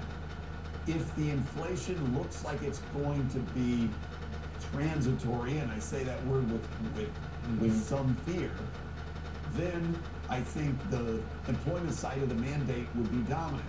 But with that, you see this uptick in inflation, and particularly the uptick in services inflation, which is probably not coming from tariffs. I'm a little wary about front-loading too many rate cuts and just counting on the inflation going away. On Wednesday, Austin, we heard from ADP, and something with the overall revisions of the BLS was used to sort of explain why it was such a big miss on ADP in the private sector payroll. Did you hear that? Can you explain it? Was it a big miss? Was it as bad as it looked, or was it just catching up with the revisions that the BLS numbers that had already told us? Yeah, and now we can't ask folks at the BLS because we got a government shutdown. I don't want to weigh in on the revisions, except to say the BLS is the best data in the world, period. And all data, private sector and public sector data, because people don't like answering surveys and the response rate is falling, we're going to get bigger revisions. There's going to be more noise in all the data series. So the fact that we're in a moment where on immigration and on labor force participation, we've got some question marks that we don't know, mean that people should be wary over-indexing on monthly aggregates, which includes BLS payroll numbers, it includes ADP. If you over-index on that as a measure of the business cycle, you can make a big mistake. We saw that in 2023 and 2024 when we were getting very big monthly job growth numbers, and it wasn't a sign that the economy was overheating. It wasn't a sign of massive growth rates. It was a sign that population was changing in a way that we didn't understand. Do you have a dog analogy? You got it? You only got two? Is that the sum total of your... You just... How about that? Did you hear data dogs? It's always the same analogy. But one of the key rules of the data dogs is sniff every piece of data that hits the kitchen floor, because it might be food. How about that? Have you heard this? If you want to run with the big dogs, you got to learn how to pee in the tall grass. You ever heard that one? In the tall grass. No, I'm not going to let you get me in trouble again, Joe. You. That's a good one, isn't it? Think about that. You cannot. If you're a little dog, you cannot. Austin, I got a question for you. And here's another analogy that we get back to. We have heard the analogy that from Jay Powell that this could be like driving a car in the fog, and when that happens, you slow down and wait to see what's going on. What you just described sounds like you're driving in the fog in the car and not really clear about what's ahead. Does that mean you'd be inclined to slow down or stay the path? I do think that if you got dust in the air, if you got fog, a lot of times you might slow down.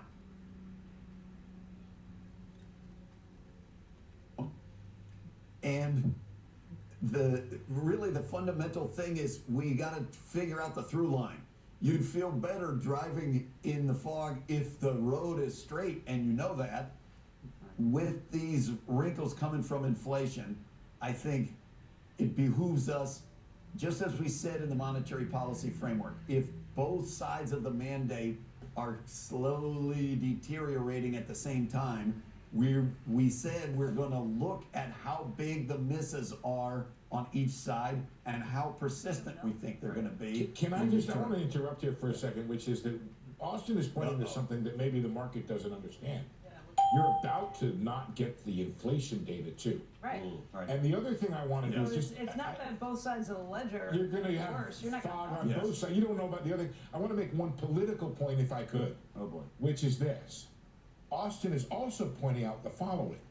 The private sector has not, and I believe cannot, step in to replace the massive measures that the government produces when it comes to the jobs report, trying to figure out the net monthly change in 160 million jobs in this country, and the private sector cannot and has not stepped in yet. There's other data out there, but Austin also pointed out almost all of it is re-benchmarked to the numbers that come from the government. Austin, I'm sorry to just take your time on that, but I want to make that point. Look, that's that true. At the end of the I don't consider that a political statement. That's not a political. Those are just statements of fact that the longer we go without the official statistics, the more blind we're going to be out of what's happening in the economy. And there are more private sector observations that we can get on the job market than there are on inflation. That makes me nervous. We don't get a lot of ADP equivalence estimates of the actual prices. There are a few, but not a lot. Hey, Austin, I have maybe a 30,000-foot question. We were just talking to the CEO of Perplexity about AI, and we've been watching all of these transactions with, NVIDIA taking a stake in OpenAI, and there have been all of these questions about whether the folks who are effectively buying or committing to buy chips that will ultimately build all these data centers, which are powering so much of this economy right now, ultimately can afford to do it. How do you even think about that? I mean, we think about it from the Fed on the how does it affect employment or how does it affect prices? It could affect both, but that feels like a longer run version. If it's raising the productivity growth rate, and you saw him discussing that if they could raise productivity growth in services, that'd be a tremendous boon to the overall GDP, and I agree with that. In the short run, some of the most interest rate sensitive sectors include exactly the things like business fixed investment, where they're booming. They're not going down. You'd think if we were extra restrictive and you were nervous that was going to cause a recession, you'd look at it, interest rate sensitive sectors like the canary in the coal mine. But if you look at data centers, they're booming. We should think about what happens if the growth rate of AI is not as large as its biggest proponents think. Might we get over our skis a bit with overinvestment and have to clean up if there were a bubble? I think we do want to think about that topic.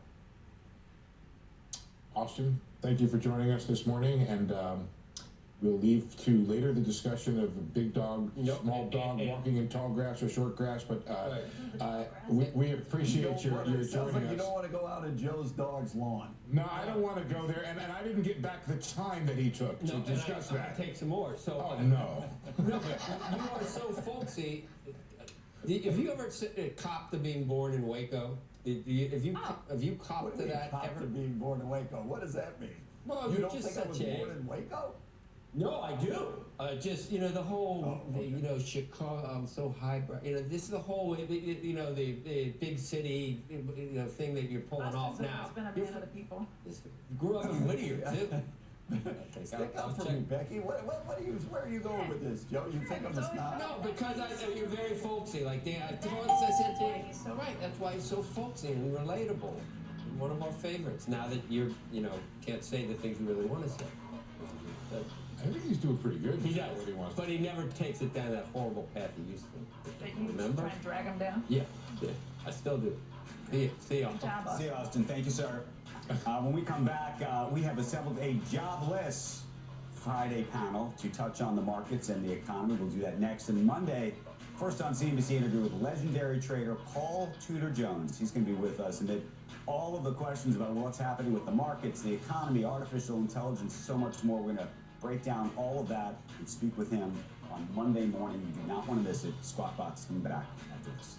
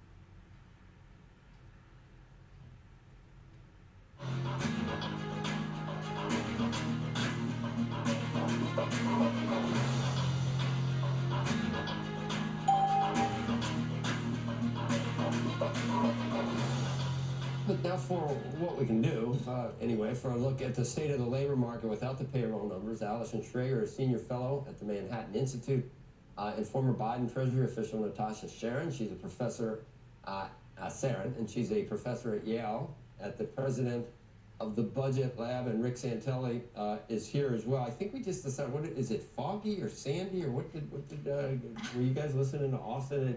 We're not. Mentioned urine. Yeah, there was, no, I think, oh, you want to call it urine, okay. Wow. The Urine, the constellation Urine. Better than Uranus. Yeah, it is. Thank you. Thank you, Becky.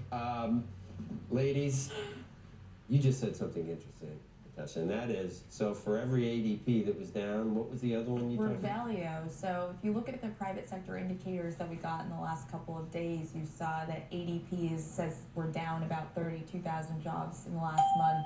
Revelio says we're up about 60,000 jobs. Challenger data says that this is the worst labor market for September that we've seen in the last decade. Again, it's just none of these things are really meant to replicate what BLS provides, which is a look that is sort of sample weighted across the whole economy with respect to in lifetime what's happening with the labor market. And what we're learning from all of these other private sector sources is you really can't replace that with them. So does that mean the default idea is that we're softening a little but not falling off a cliff? Is that where we are? Yeah, I mean, I think as well, we're seeing this with JOLTS too, and we had that data, is we have a weakening labor market. But I think the question is it so bad it requires a Fed rate cut, or is what's wrong with it even demand driven or more supply driven anyway? And Austin said something just now that I think is like incredibly important, which is this shutdown is massively disruptive for lots of reasons. One of the reasons is that we're not going to have access to data that the Federal Reserve needs to make those types of decisions. And I'm frankly, like him, less worried about not having access to the labor market data, though I am worried about that, but at least there are some private sector substitutes. But on the inflation side, in a couple of weeks, we're supposed to get a print that's really important, and there really are not private sector substitutes that can step in and fill that void. So you are kind of driving blind. And from their perspective, I think it's pretty challenging to figure out what to do because you're not driving blind in an economy that's stable. It's one that's moving around quite a bit. We did have some analysis about ADP and whether to interpret it or not, and a lot of people showed the correlation between ADP and BLS, and it's almost perfect if you wait a while. But you just told us that's because ADP goes back and uses BLS data that they get later to revise their data so it matches the BLS. Correct. I mean, their benchmark, they put out a first print, and the first print isn't all that correlated with the BLS numbers, and then they revise those numbers based on BLS. Based in part on BLS, and then so it's kind of an input into their model, and the result is the correlation goes up. So all it is to say, like, it is not, in fact, a substitute for jobs data. We need this data from the Bureau of Labor Statistics in order to... So the more they get from the BLS later, the more they're able to go back to the old numbers and get them closer to the BLS. To be fair to ADP, they are very clear that they are not a substitute for what BLS provides. They're not even there. It's a private sector data source that only talks about private sector companies and looks at payrolls rather than doing a sample across the economy. So, like, they're not trying to be the BLS, and surprisingly, they're not the BLS. And they're also not representative of the broader economy. Like, they have to make all these adjustments that they tend to have higher wage workers, who tend to have larger companies. Yeah, which are a less volatile labor market. Sorry, Rick. Sorry. I space out. What's going on? I forgot you weren't here. There you are. That's all right. There I am. Listen, I think this is all interesting, and I really also enjoyed what Austin was talking about, but here's the problem, okay? That the world we live in is quantum computing, artificial intelligence, highly, highly sophisticated trading models with rooms full of servers and computers, and the Fed and all these investors have very low pixel data that they're trying to blow up real big to get a better, more accurate picture. Well, it's not HD, it's an analog low picture graphic, and zooming on it isn't going to do any good. So no matter how good our data is compared to the rest of the world, that's a relative value argument. It's never been spectacular. In my opinion, it's always been questionable, but it's kind of been enough. Well, in the times we live in, with so many things that are important at stake with what the Fed does, what central bankers around the world do, in the context of the kind of financial conditions we live in, budget deficits of $2 trillion year after year, it just isn't accurate enough. And if you look at the data as it is, look at a 5-year chart of jobs, I loaded it in, there's a deterioration there, and even if it's not accurate, the trend is pretty easy to follow, even though there's been dozens and dozens of revisions. And if you look at the unemployment rate on a 4-year chart, which I've loaded in, you can see that it's definitely turning up. So in a very general way, I think the Fed needs to pay attention here. But how do you square that with jobless claims, equity markets that are making new highs almost every day? It's not an easy job here. And then when you add in that we could have a second wave of the economy based on things in the big, beautiful bill, it's really quite complicated. And I'm not sure that the Fed ought to be moving much more than 20 miles an hour. It's not even a fog. It's a fog combined with high winds, and it's probably midnight with no moon. All right, bald tires, maybe. He says, I'm told that that's the end for us. I mean, not the end, at the end of this interview. Allison, thank you. Thanks for coming in. Thanks for having Rick, thank you. Squawk Box coming right back.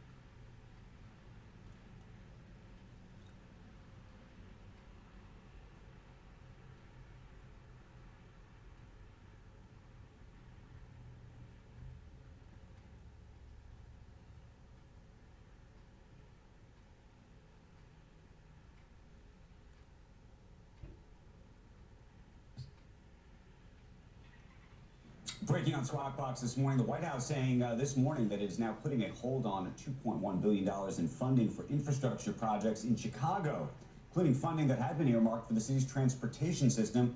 Chicago Federal Reserve President and Austin Goolsbee saying moments ago his numbers show at this point the economy remains on a relatively stable trajectory.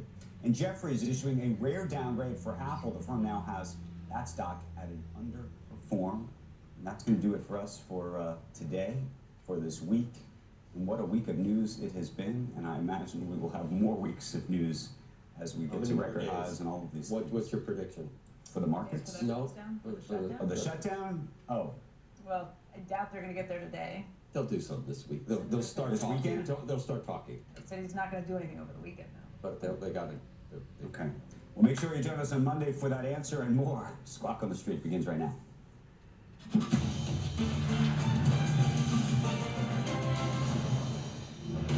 Good Friday morning. Welcome to Squawk of the Street. I'm Carl Quintanilla with Jim Cramer at Post 9 of the New York Stock Exchange. Favor as the morning off. Futures steady as we come off the 30th all-time high of the year. Stocks shrug off for now the government shutdown, which leaves us without a jobs number today and looks to continue into the weekend. Our roadmap begins with this AI-fueled rally, sending stocks to new highs, but Goldman's David Solomon has a warning about this rally. Apple with a rare downgrade today on concerns about excessive expectations for the iPhone.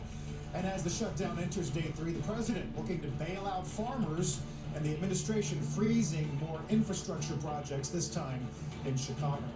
Let's begin with the markets, though, on a day which would have been Jobs Friday if not for the shutdown. There are some alternative measures. Jim Goolsbee this morning with the Chicago Fed's new tracker says we probably would have wound up around 4.3 unemployment. Right. I know that we can use the Thursdays, and the Thursdays said we're okay.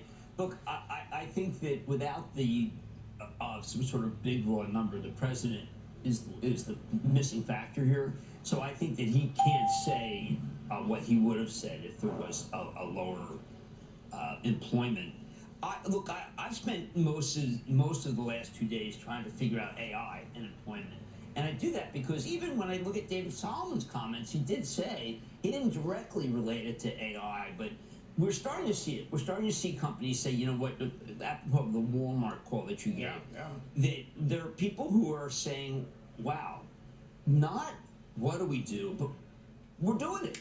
And so it's no longer a work in progress. People are not hiring. And I think that that's really the call that we have to focus on. We did mention yesterday some of the hiring intentions out of Challenger for September, worst September in over a decade. Greg Ipps got a great piece in the Journal today looking at why GDP and employment are separating so dramatically. They don't always go together, but it's rare they're this far apart. Well, I just think that this is very different. This is the fourth industrial revolution that Jensen Huang keeps talking about, of which he says at the beginning you'll have people who are let go, but individuals have basically an assistant, and the assistant improves their productivity. So in the end, you will need more workers, because if you can improve productivity, then each worker is worth even more.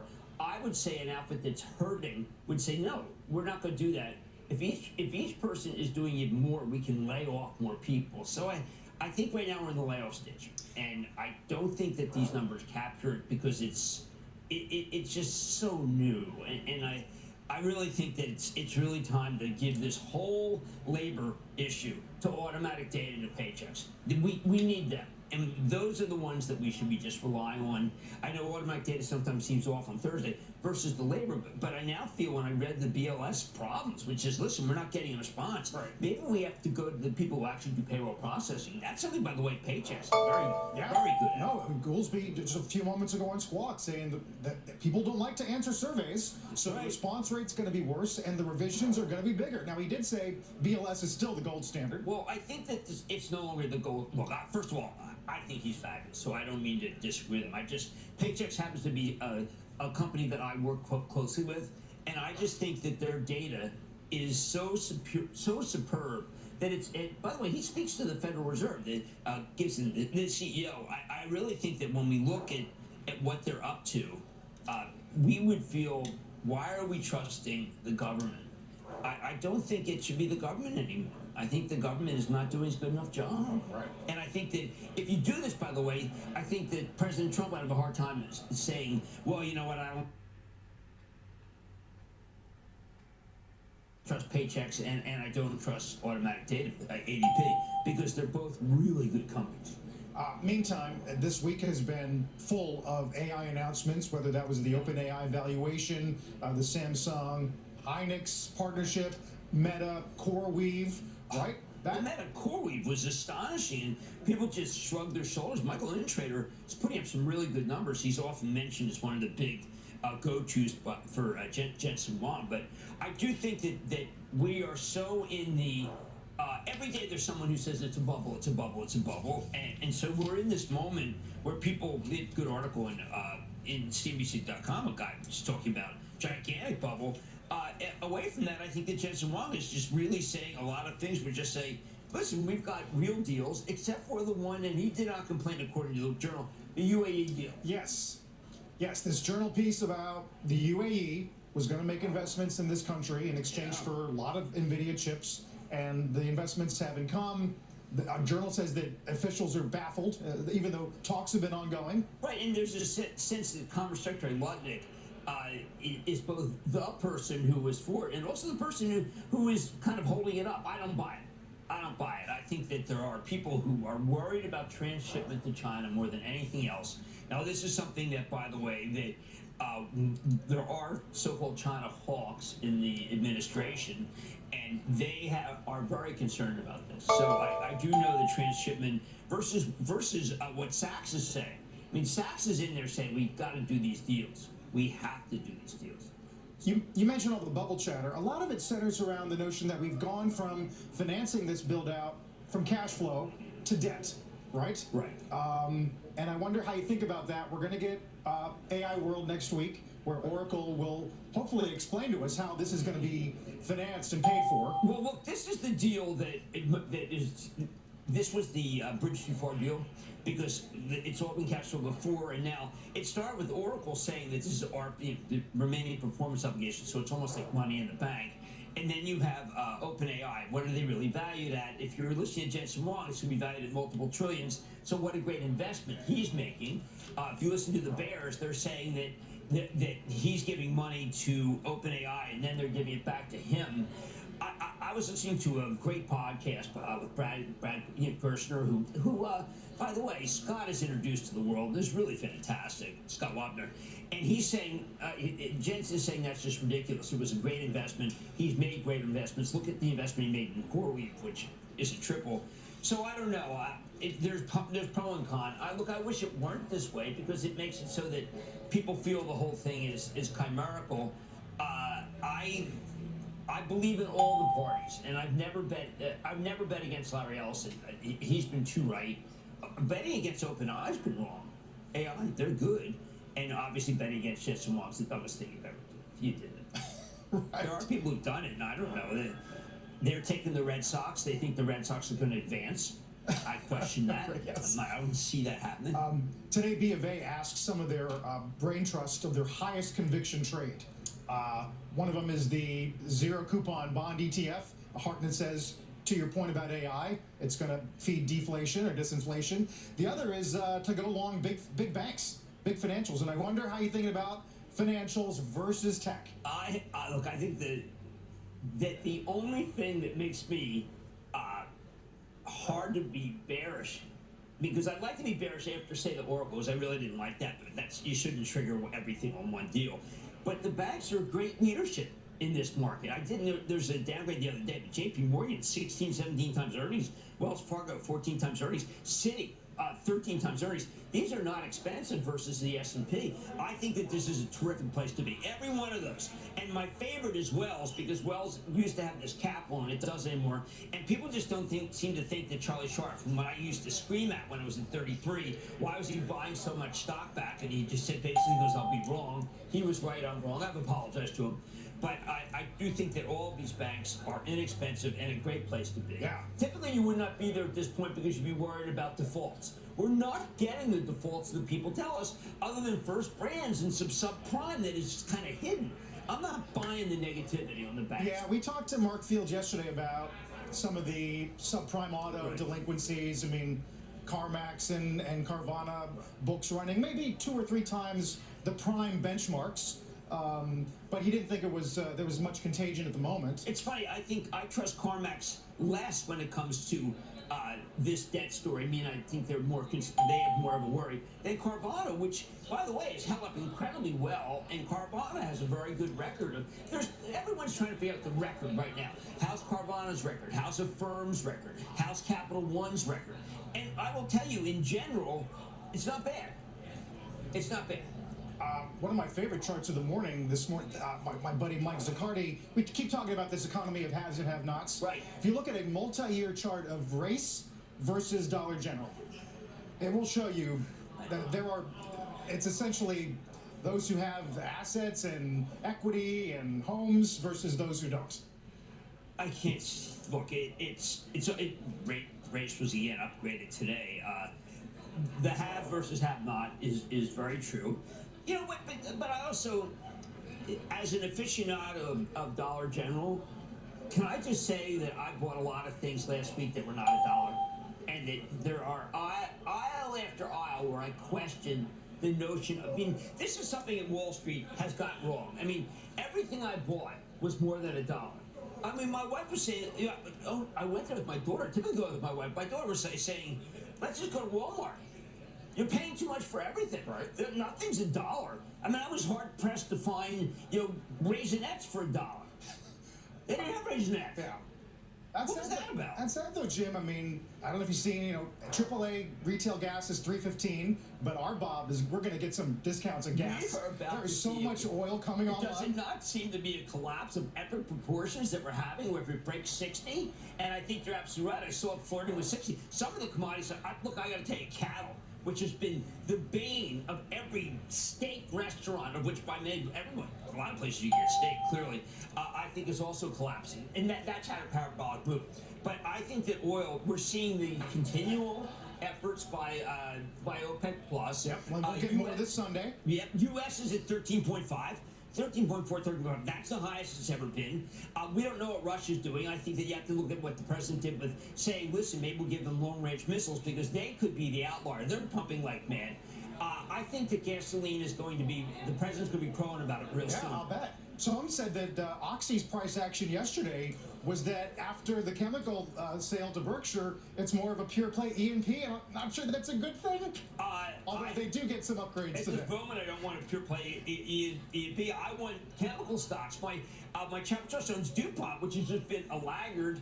I love Ed Breen. I love Lori Koch. She's terrific new CEO. But this thing has been, now they're breaking this into two companies, and people are mistakenly think that this is a so-called, you know, how related is it to oil and gas? But the chemical value was very high.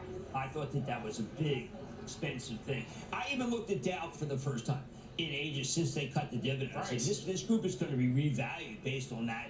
It is being revalued based on that transaction. I think it's great that you brought it up. Interesting. So now we got to start folding in the prospect of a shutdown that lasts more than a few days. Right. The general thinking has been, once we get these federal workers who have to go through a whole pay period without pay, that's going to start impacting psychology. This is the 700,000 lower pay or no pay versus the 900,000. The 900,000 will start hurting GDP. I know the president is using this as a, you know, obviously saying he's using a way to lay people off. But unless you do it in a riff, you can't cherry pick. And so I'd like to see, other than what he's going to do, I'm not sure this is the way I would go about it, but that's neither here nor there. But yeah, it's going to impact. Yeah, Politico with the piece today. Trump turns the shutdown into a weapon against Blue America. And I am curious to know what you think about how surgical they can be targeting areas of the country that are blue without affecting Republicans who might work or sell to those people or live near those people. Yeah, you know, I'm concerned that you can't do it. You can't do it. That it is just, it's kind of a blunderbuss. I don't think you can do a rifle here. But that'll be interesting to see. All I can say is it's interesting to see, because I felt that way too. How can you really be surgical? I don't know how you can be surgical. Right. And yet we haven't. Obviously, we mentioned at the top, stocks have shrugged it off. Fitch and those guys don't seem all that concerned at the moment. Not a lot of chatter about it affecting our longer term. I think people are, you know, the last 6 have produced the S&P being up 1% after. And I think that people are just saying, well, this is number 7 and it doesn't have a debt ceiling issue, which is far worse. So we're not worried about the government paying its bills. We're just worried about people being laid off, plus the furlough. So, I mean, no one wants, it's not that I think they don't want to take it seriously as much as I think that there's a lot of good things happening coming into earnings. I don't think earnings are going to be that bad. What I'm looking for, by the way, is how much of the GDP growth is data center versus the rest of the economy. I think that a lot of people are right to thinking that it's data center that is keeping this economy growing at such a high level. Yes, I mean, you look at some, I mean, obviously this ratio of residential construction workers to permits, it's like we have twice as many workers as we have permits. I know. Thanks to Renmac, by the way, nice chart yesterday. Right, a lot of people doing some good information. Look, I think the build out is a GDP save. because it just involves so much. It's every state that's possible. Some states, like Virginia now, Virginia was for lovers of power. No more. Look, I've heard people talk. I had a caller the other day talking about a coal company. I rapidly dismissed it, and then I realized that I dismissed it too soon. Too soon. And nuclear, 7 to 10 years. The Bears may be right on nuclear. But then you come up with Bloom Energy, which, the stock is like quadruple. I do want to get you on Peabody and coal later on. Really interesting changes in the energy. It would be something to go back. We have a lot of mothballed coal plants. Yes. Take a look at the pre-market. There's a lot of movers today. We'll get to Boeing and Chevron's got some news. AMAT, of course. Yes. Quantum's on the move. Futures are good. We're back in a minute.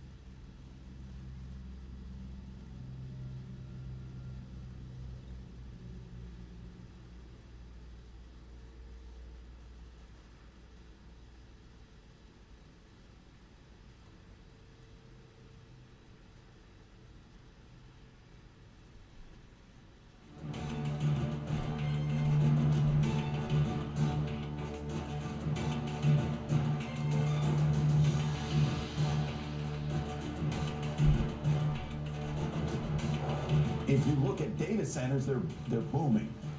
We should think about what happens if the growth rate of AI is not as large as its biggest proponents think.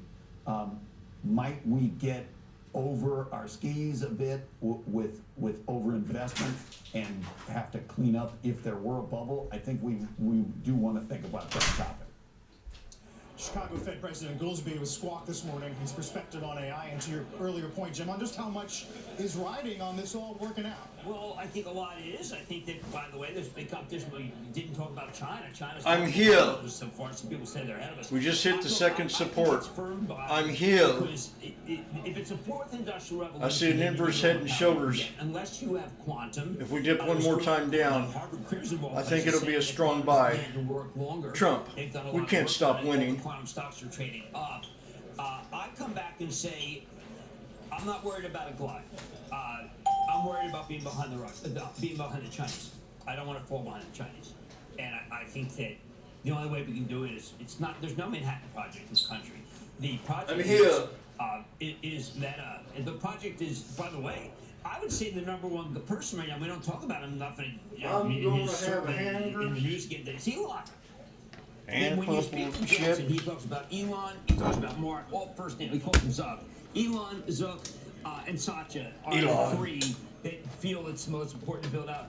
Elon's a trillionaire. I've met Satya, I've met Mark. To think that they could be wrong requires a big leap of faith, because they've been, other than Jensen, perhaps the smartest people during the whole year. So I'm not buying. So you think the radar of management in aggregate this time is better than what we had in the dot-com era? Look, I mean, the dot-com, someone was mentioning it the other day, well, it was the Nortel deal. Well, no, I mean, those companies, the companies that were buying all the internet equipment, were all doing, a lot of them were doing vendor financing. That's why I was worried, by the way, about the last deal, because that smelled of vendor financing. But I know that the demand, as we've been seeing from OpenAI, is incredible. They're beginning to roll out real products. And the products are so in need, and they're doing a video product. Everyone's talking about the video product. Yeah, not always in a good way. No, not always in a good way, but I'm not worried about a glut.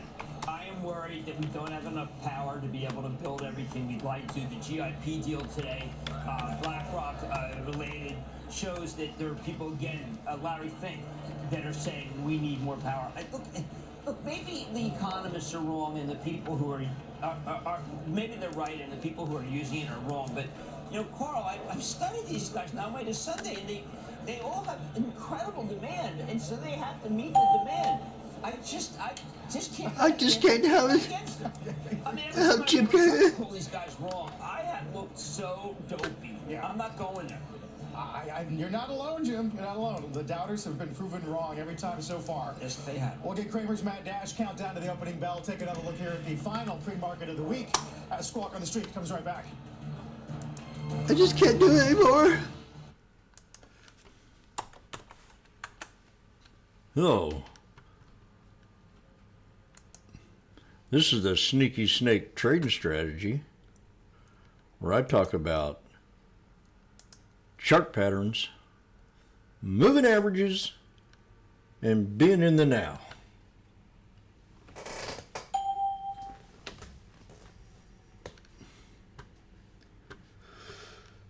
Okay.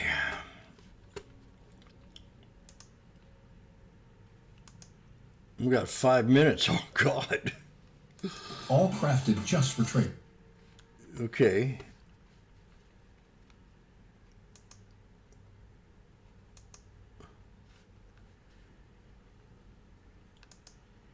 Burp it up, Jim.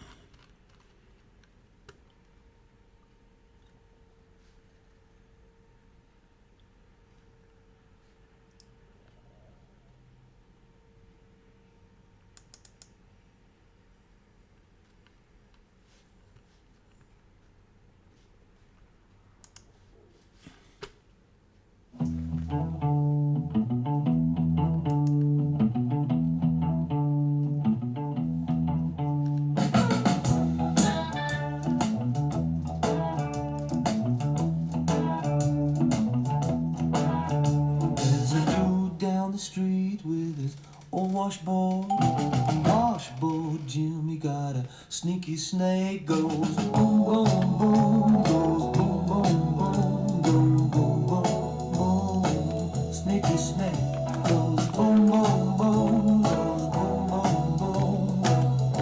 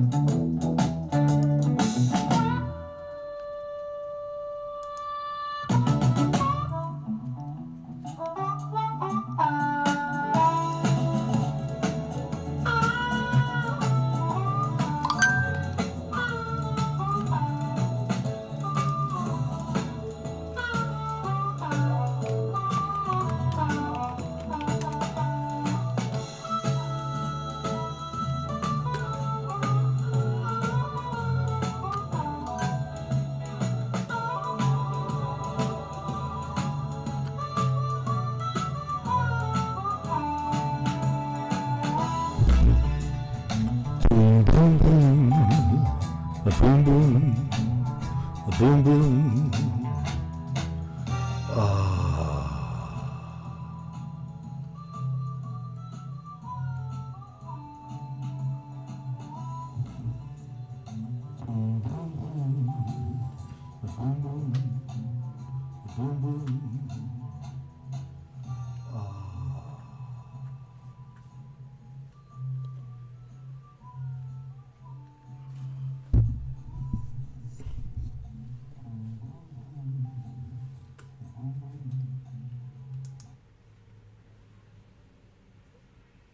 Good morning, retail traders. Let's have at it. Good morning, Robert. Okay, well, like I said, we got the bottom orb down here from yesterday at 668.93, and that collided with one of my third supports, which is an inverse head and shoulders. Or we hold to 66972 and bounce up and try to break these two numbers up here, the 200 EMA to the 200 SMA to the top of that orb, which was yesterday's resistance.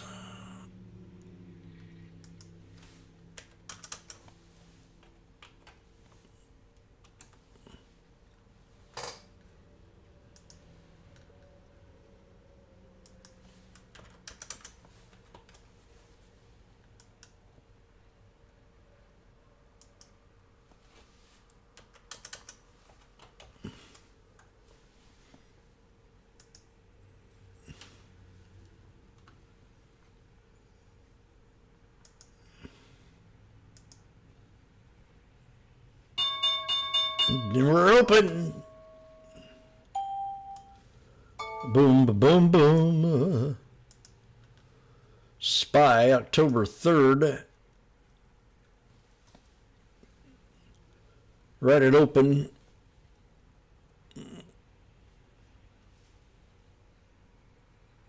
The 670 strike in the money.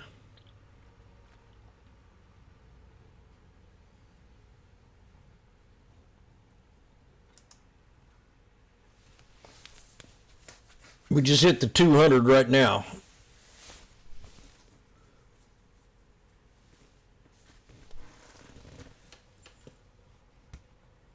We got a sneaky snake.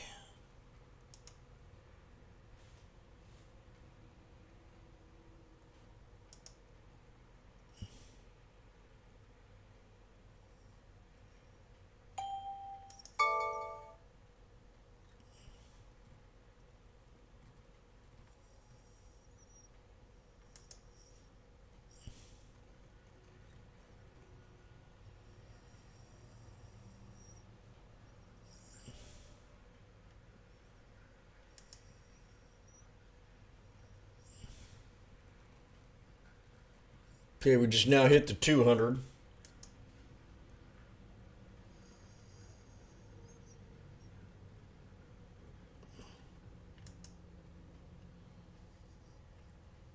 We're at 670 back to the first support.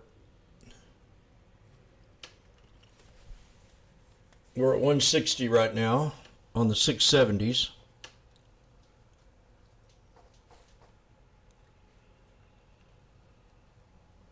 Breakout, pullback.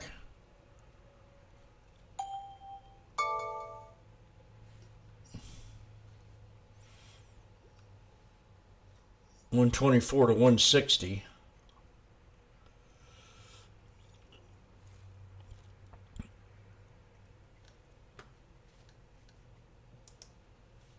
And we got Tesla's on watch. Let's keep an eye on Tesla.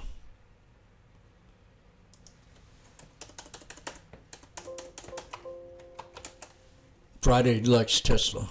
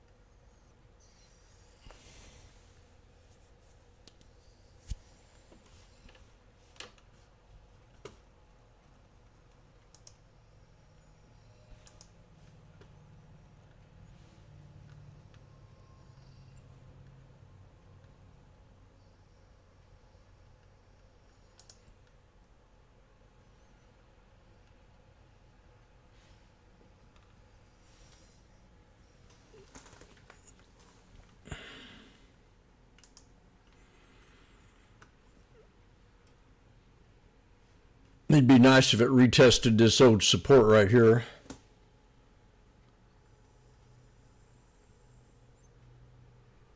We just now pulled back to the 200.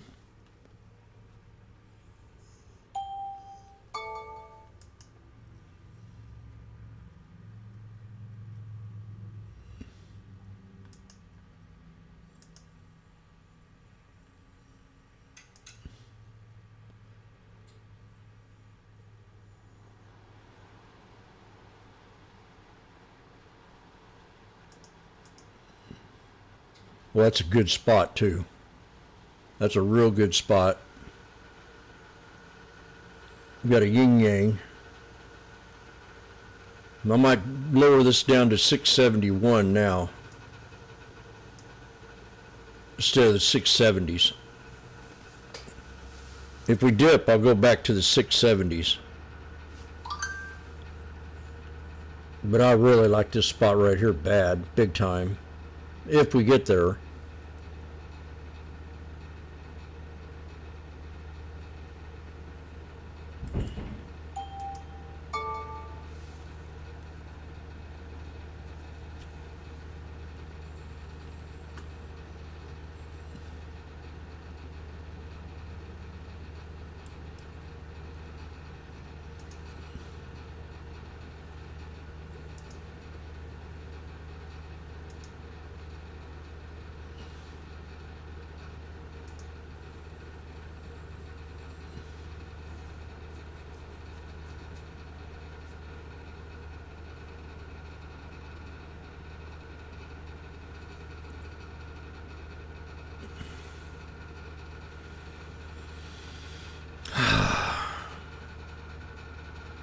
I'm gonna go make me a tea. I don't even think I had one this morning.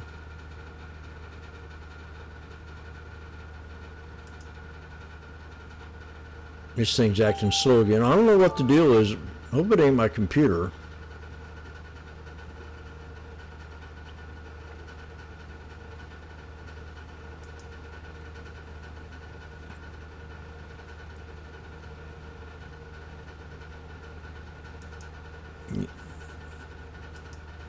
I don't like the slowness. It's not as bad as yesterday. Yesterday was pathetic.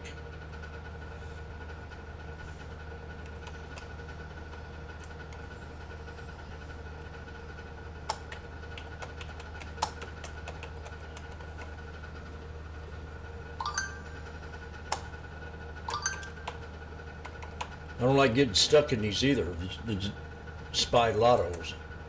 I can handle getting stuck in the SPXs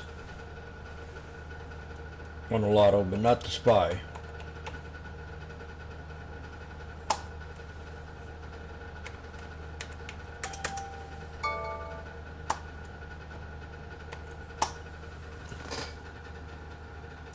Man, I fell in love with this new chick on YouTube that I follow.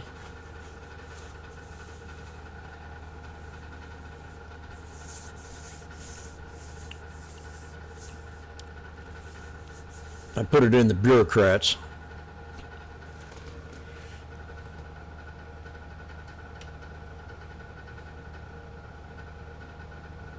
Had something like it around here, I'd be on that. Google, watch AMD. Remember, AMD's the go-to trade every day.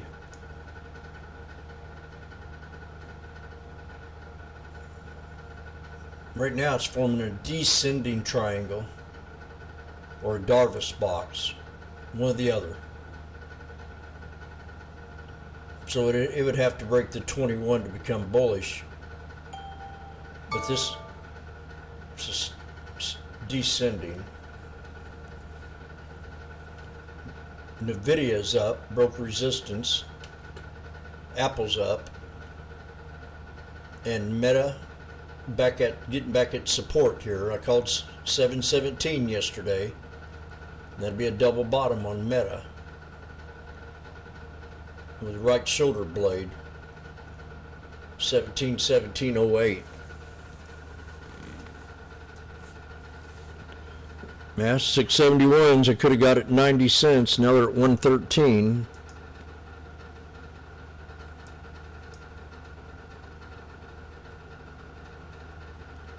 So it didn't pull back where I wanted it to.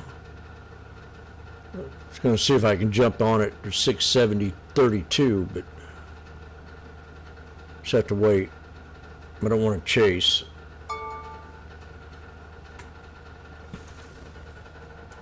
Now that's for the watch list. Volume leader is Intel. Intel's up another couple bucks. It's up 41 right now, and we got Nvidia and we got Tesla up 5. I called that one out yesterday. Into close. Oxy's up $1. HIM's had a good bounce from where it was. And we've got Google down and Meta's down $7.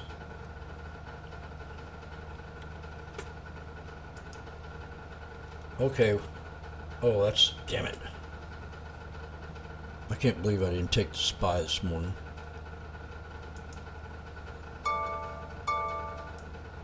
He didn't pull back. Just kept going.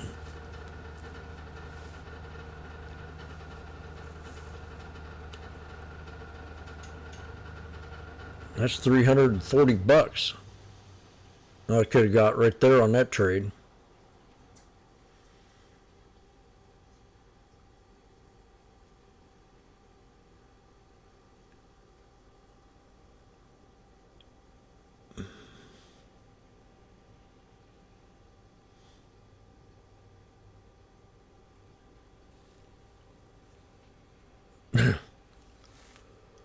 $450.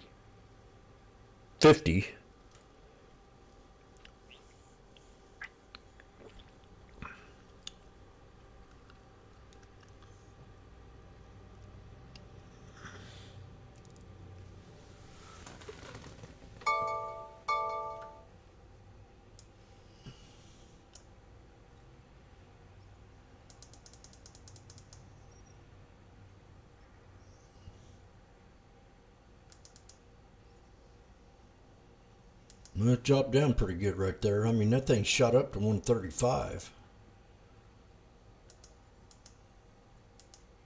Now we're back down to 97. Oh, knife. Right to the VWAP.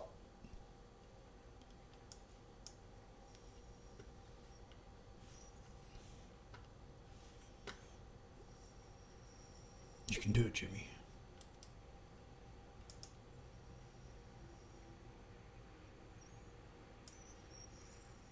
No, I ain't what I wanted to see. Back to 94 cents, just like that.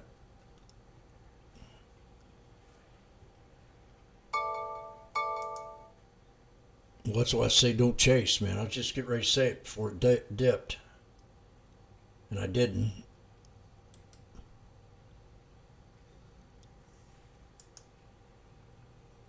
$671s.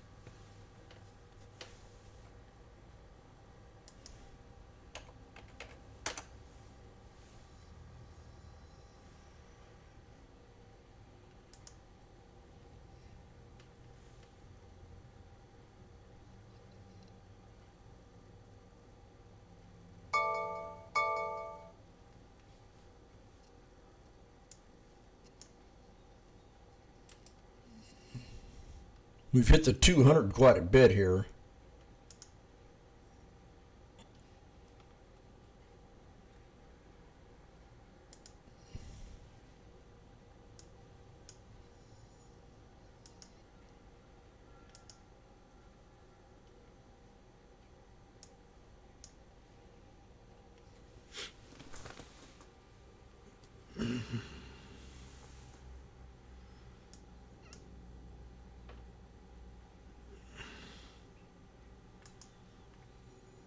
Meta's at support now. Pretty good knife.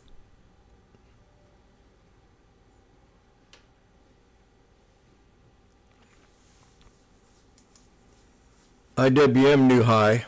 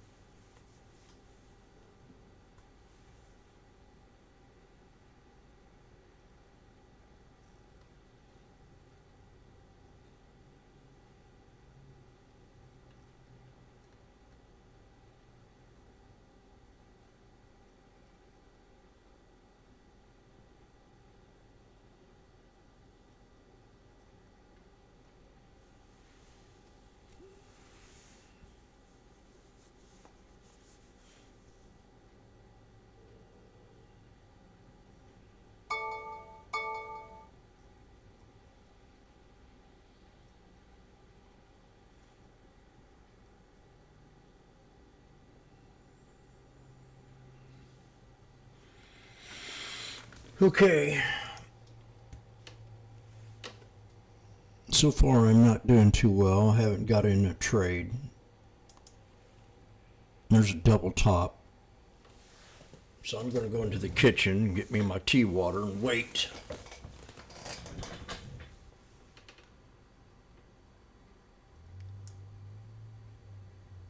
Raise that up to the VWAP.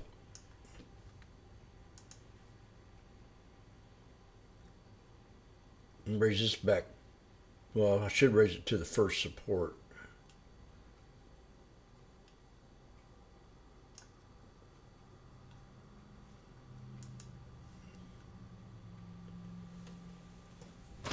Take off my shoes.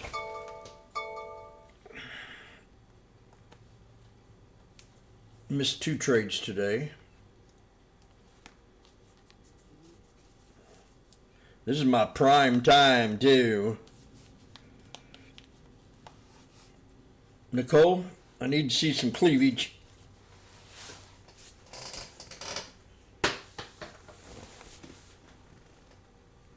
That Washboardjim comes on every morning to check my cleavage. I know it. I don't blame him.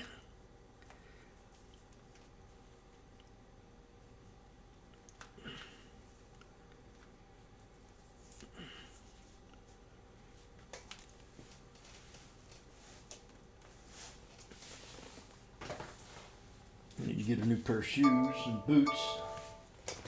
Okay. Oh.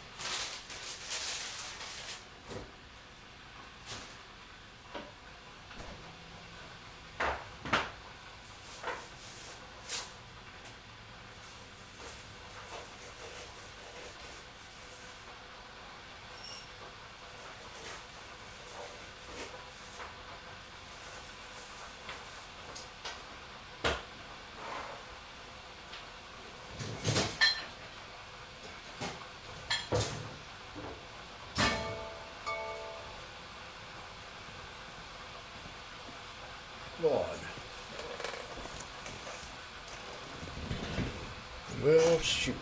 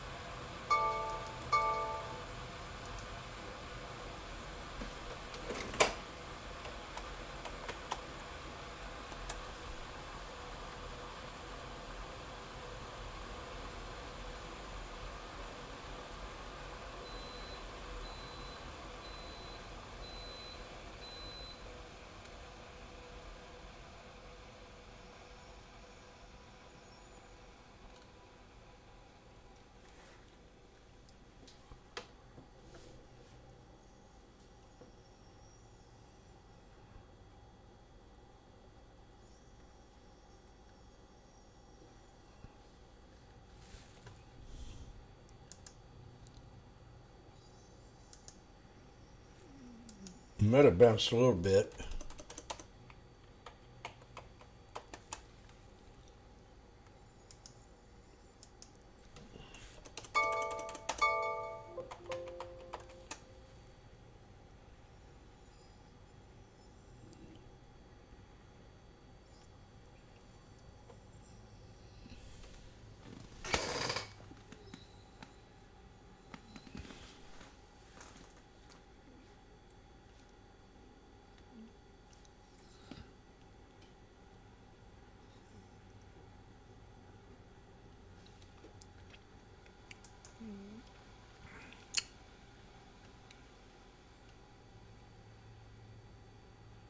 We've got a 1, 2, 3.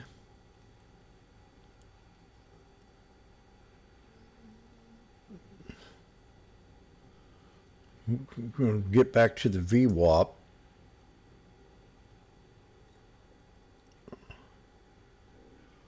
Feel like if I jump in now, it'll be too late.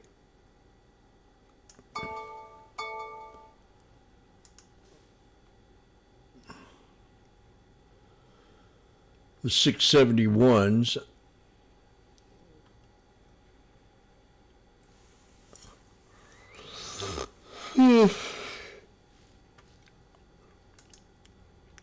Tesla pulled back.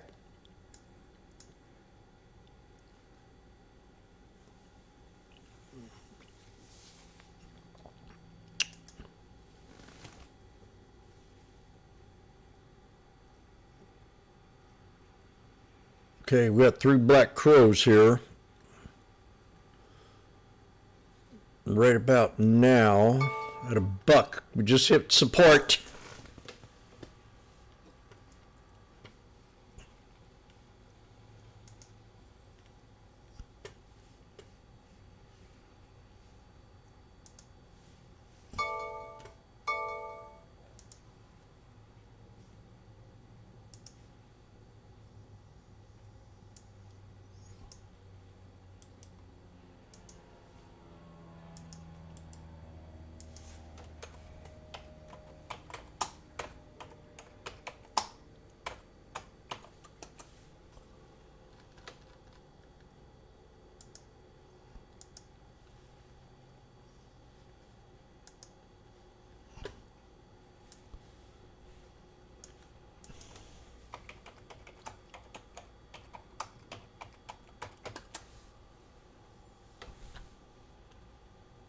Three black crows standing in a row.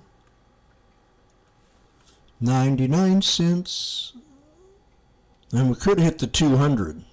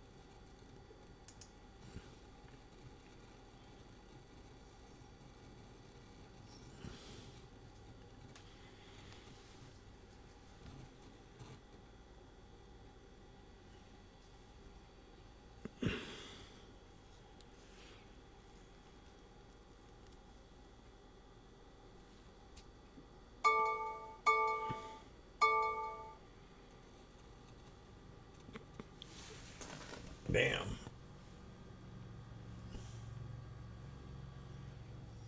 Now we're at the 200. Triggered again.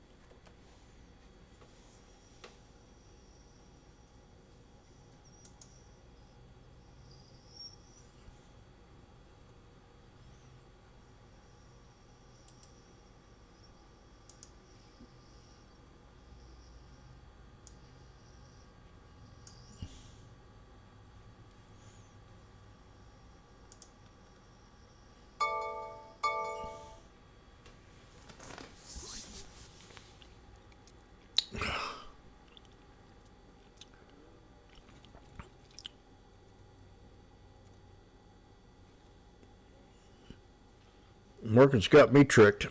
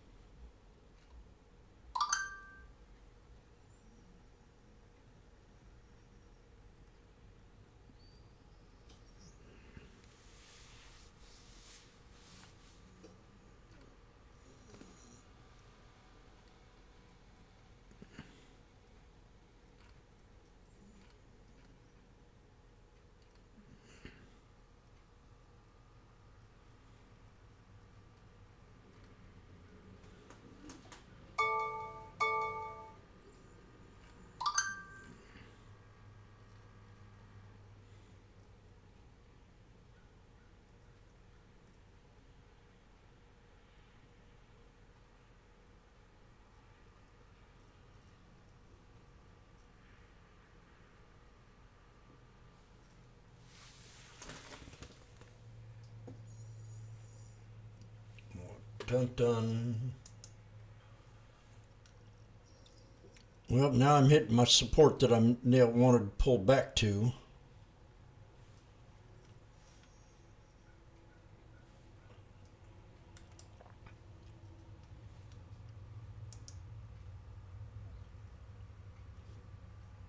See how this works out.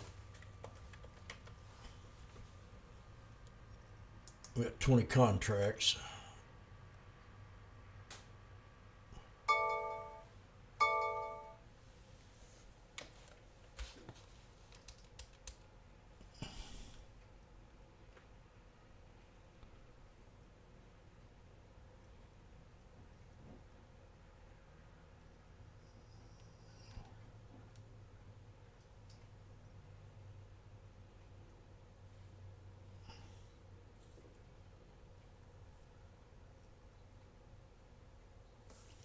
Let's bounce.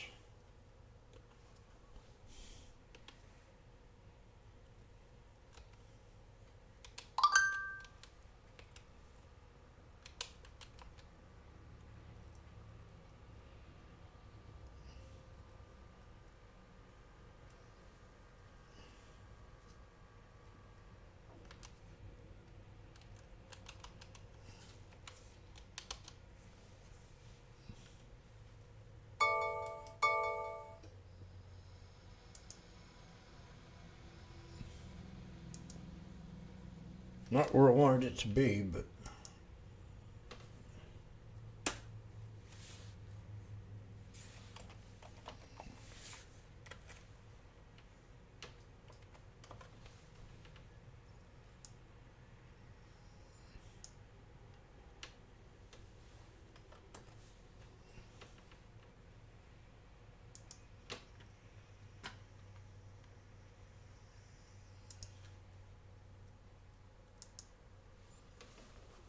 I had to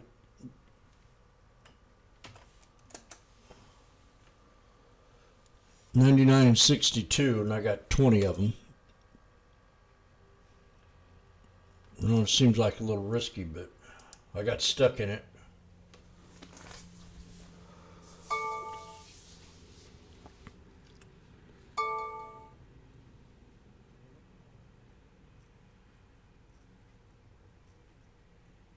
First entry was the VWAP.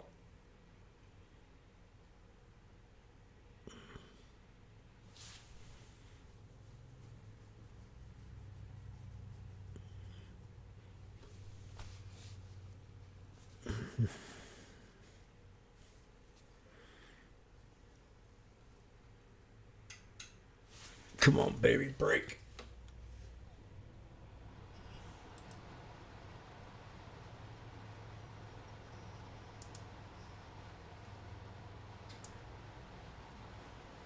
We got the 200 as resistance right now, so I don't know. If we break that, we'll go up, hit the VWAP, and then I'll probably sell it. Or I get out now even. A little shy of even. I'm even right now.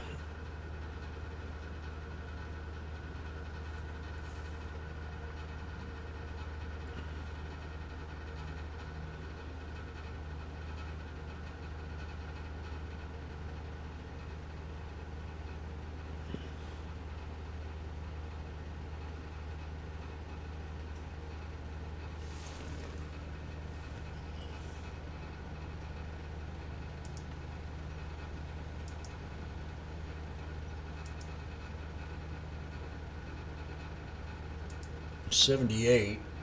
I'd be happy with that right now, as much as I was down.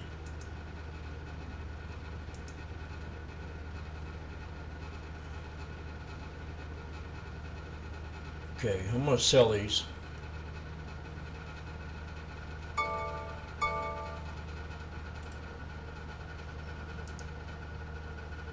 Out at 80 cents. Just now sold them. I don't like to worry like that. Hit the VWAP.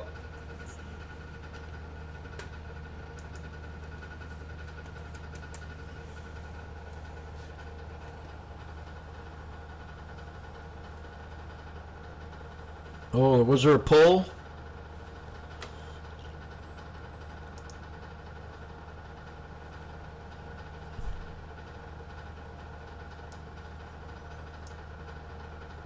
I guess I was too heavily into getting my ass whipped.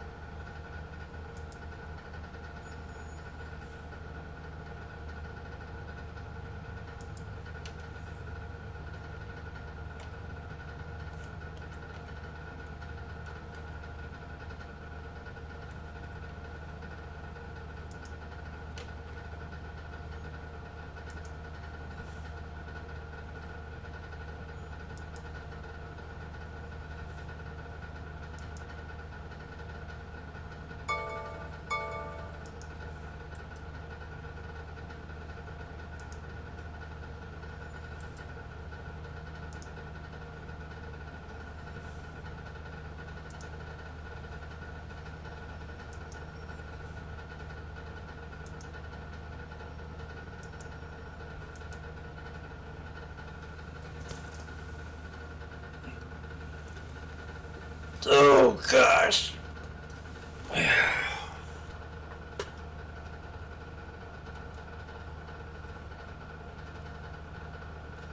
Out, Randy.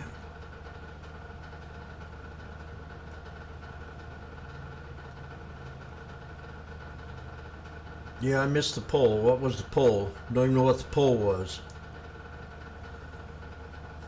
Oh. I would have voted down, up.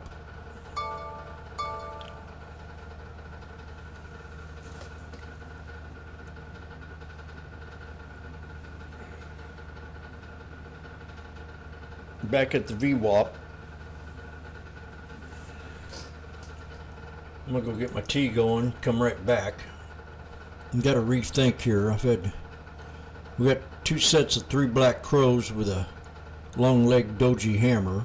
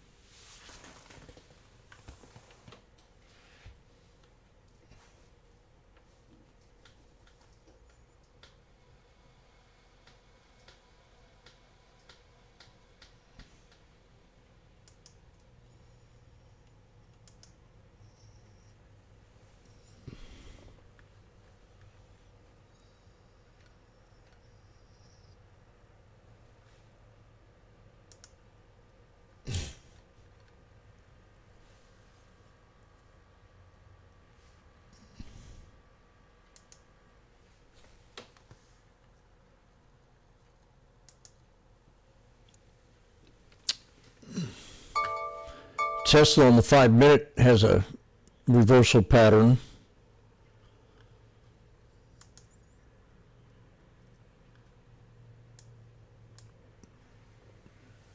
We're at the 21 on the 1 minute. We just broke out of the resistance line, 670.74 on SPY. Shoot. Now they're at 92. So I left another $200 on the table. Break to the yin yang. I really thought this was going to do it here, this 3 black crows. Because I had a couple confirmations. I had the VWAP and the 3 black crows. And that harmonic candle right there.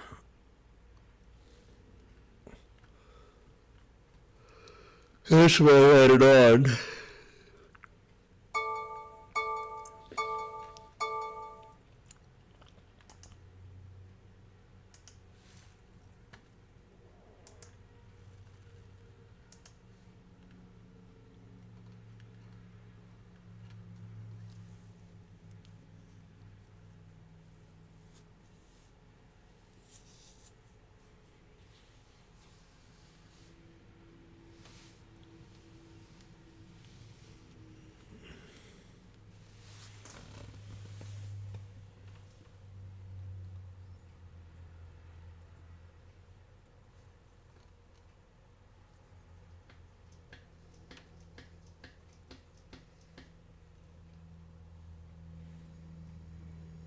I'll be right back. I'm going to get my tea in.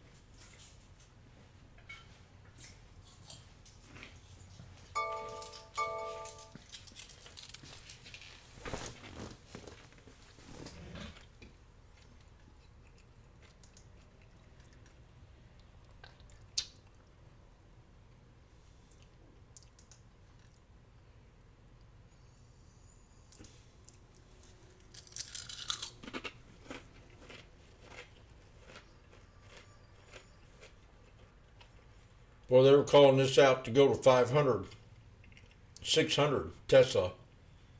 JP Morgan, what? JP Morgan adjusts Tesla price target to 150?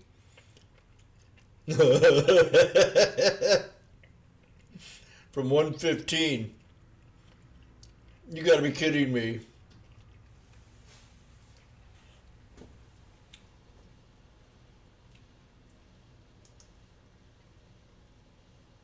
You gotta be kidding me.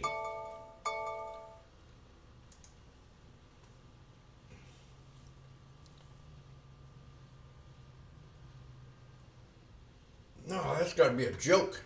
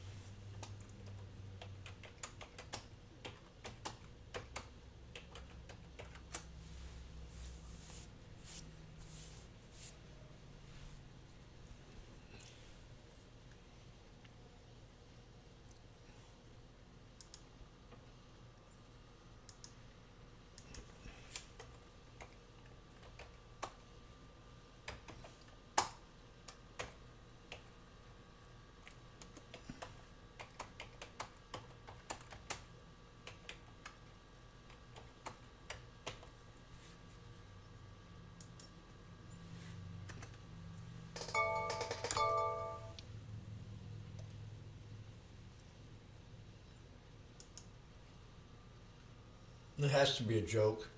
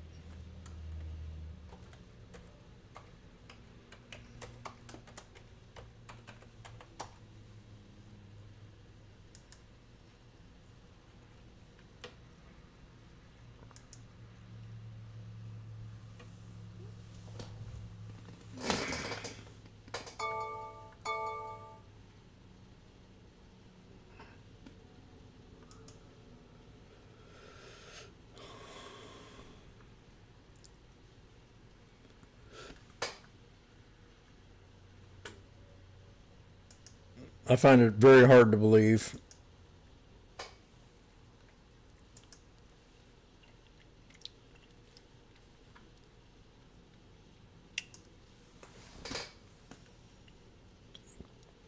Nothing's moving right yet. Watching AMD here, pulling back. We got a double bottom on NVIDIA at 188.35.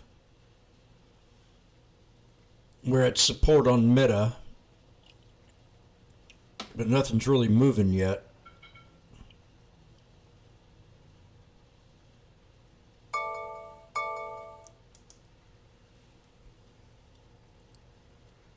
September non-farm payroll report delayed due to shutdown.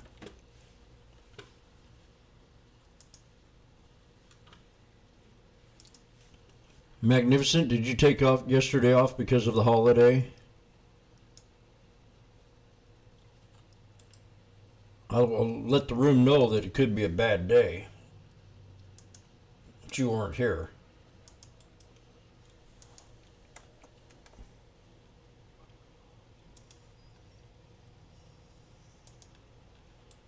Yesterday was a Jewish holiday, and history repeats itself. Usually it's a red day.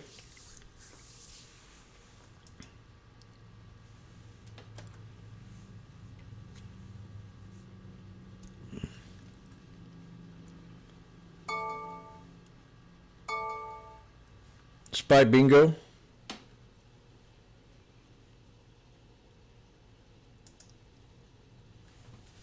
Yeah, I wish I'd held them babies.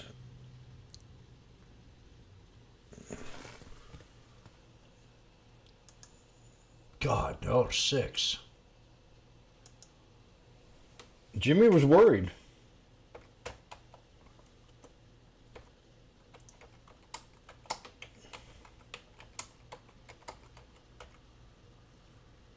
I was fooled.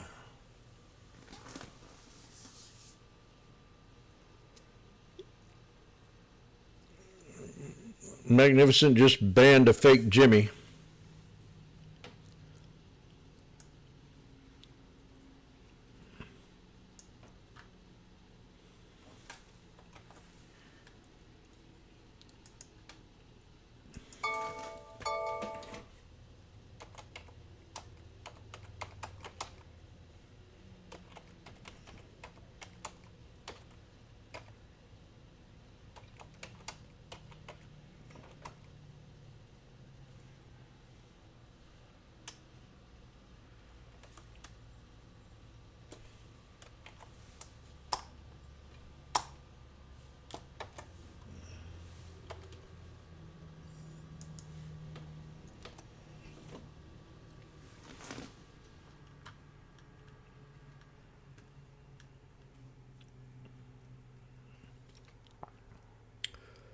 Well, well, well.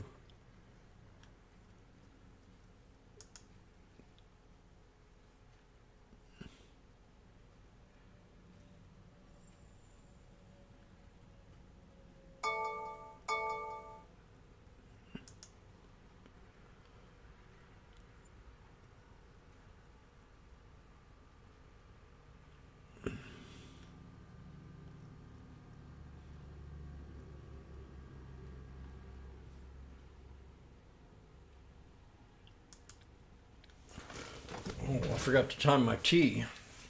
It's probably ready for me.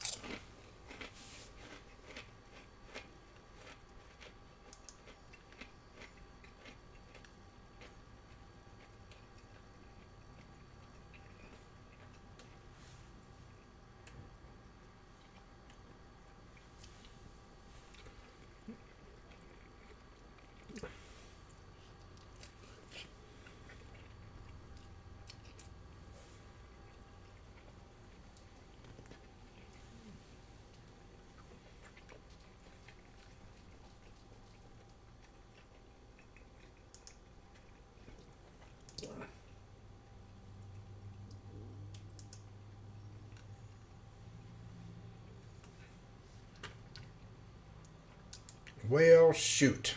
Not.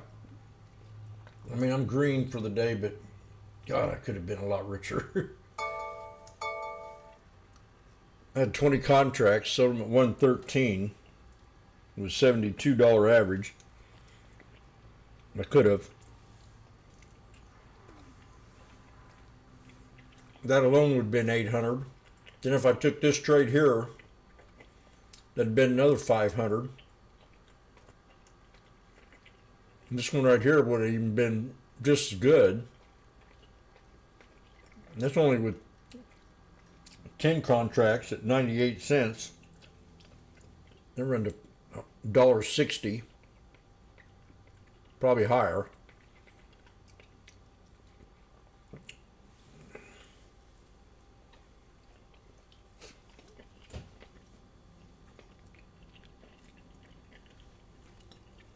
I knew we were going to get a pullback, and I thought I could catch it off the VWAP right here and hit that 1, 2, 3. So I had 3 different reasons to take that trade. I had 3 black crows, the VWAP, and the 1, 2, 3. And then I got stuck, and it dropped 30 some cents, almost 40. It did drop 40. I was down $200.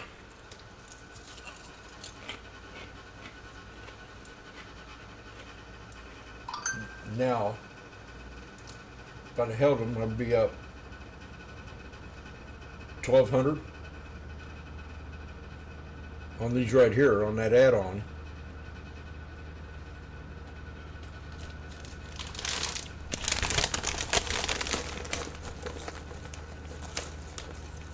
So I don't know. It's not a good day.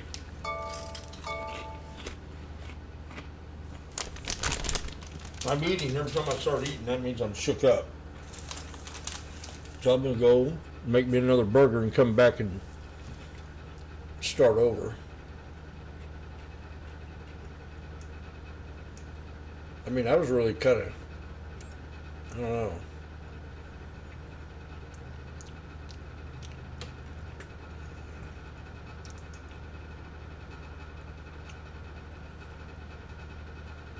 Three black crows with a spinning top.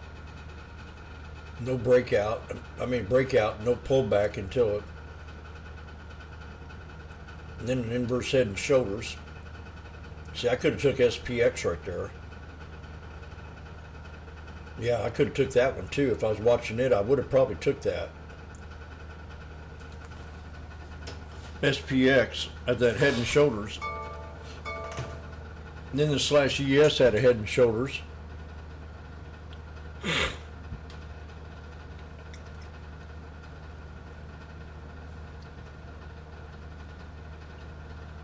So that's $1,400 I'd be up right now on that SPY if I'd held him.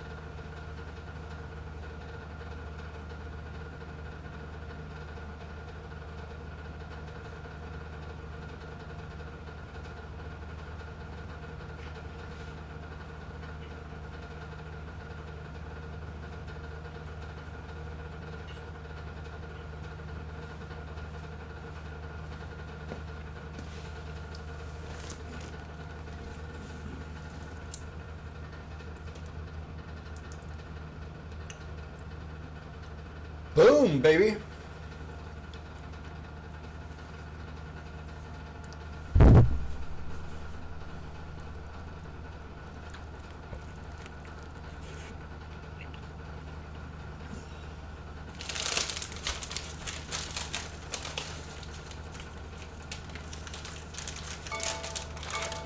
I've been up since 1.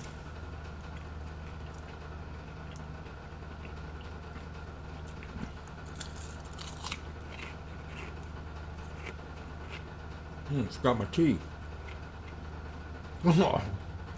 It's crazy.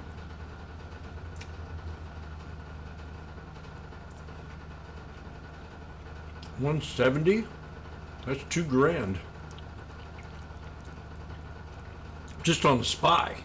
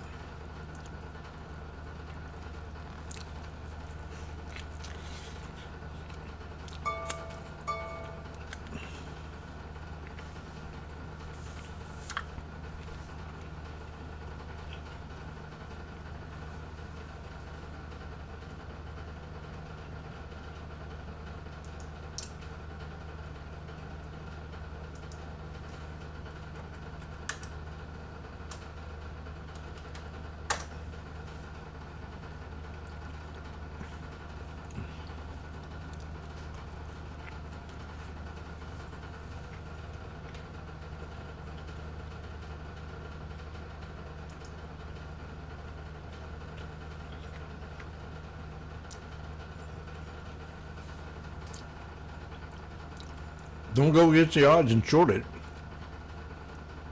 which I want to real bad.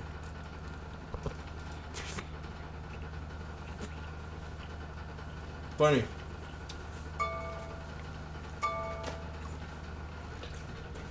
How they're all really dependent upon the employment numbers. Then we don't get them. The market runs anyway. I've always said the market doesn't care about the employment numbers. This is good evidence why.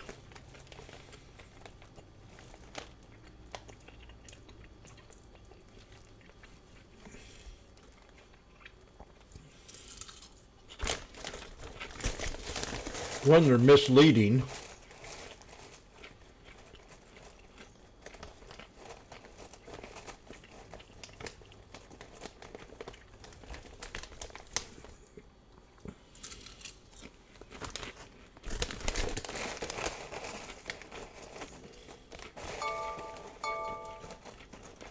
But you know how I am about the employment, about the numbers and the employment, because I don't think they're all never accurate. They always revise them.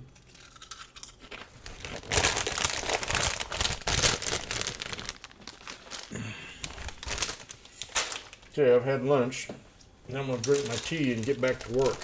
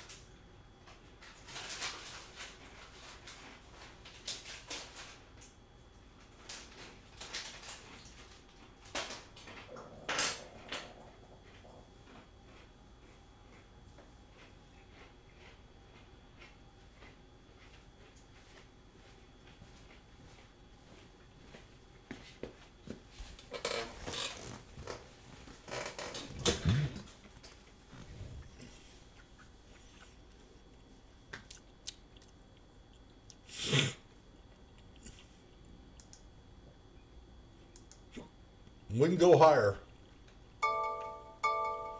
We got a rising wedge.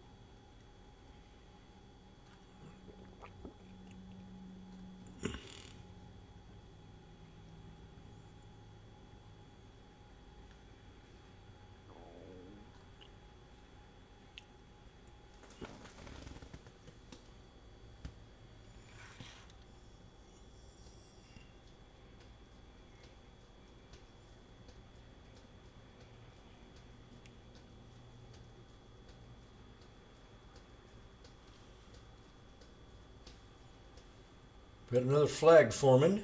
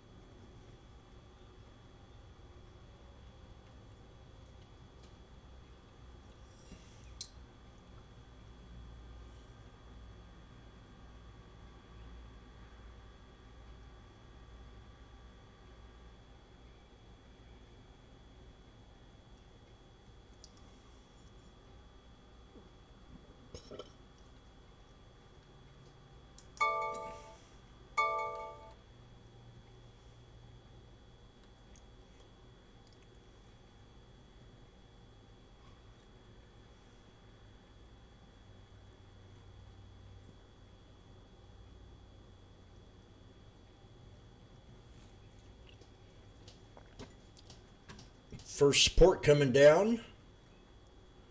We got a little, oh, there we go. Come on, Jimmy. Get it together. I missed $2,000 on this last trade. Missed $1,800 on that trade there. It's depressing. It really is. Especially me. Nobody cares. Daniel, do you care?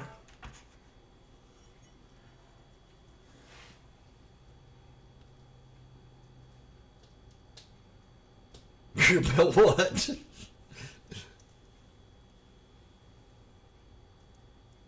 Oh, you're cold. You're very cold, man. About me losing $1,800. Or not, I mean, not taking advantage of it.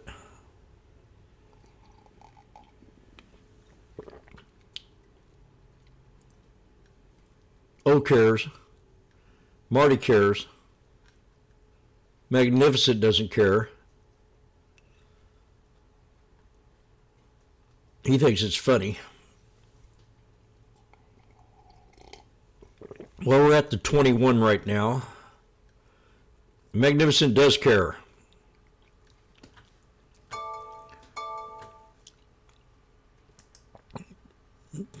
Tesla new low. I'm telling you, this Tesla's looking sexier than hell. Why would JP Morgan say price target like they did on it?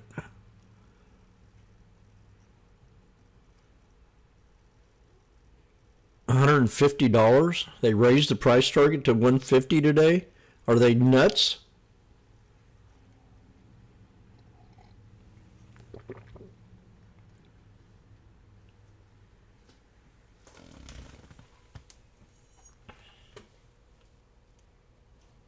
I think they're nuts.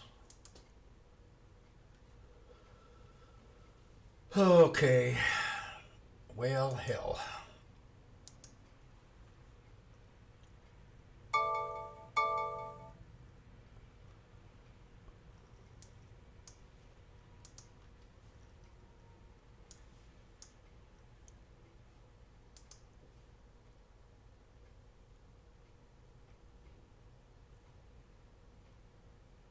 Feeding grapes.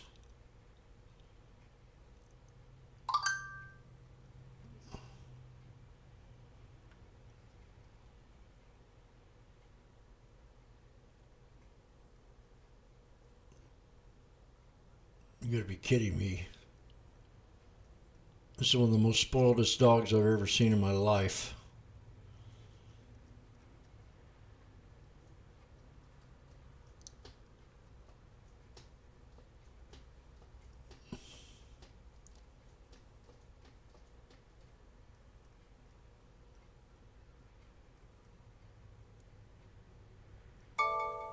Getting a Medicare.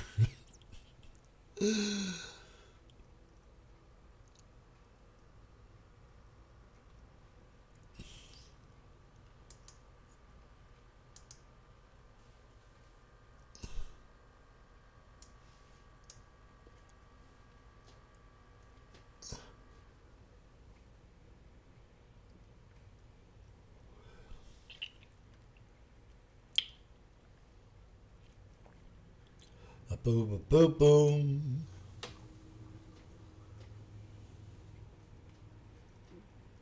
UNH is up $10.71. Microsoft $519.52. Boeing $217.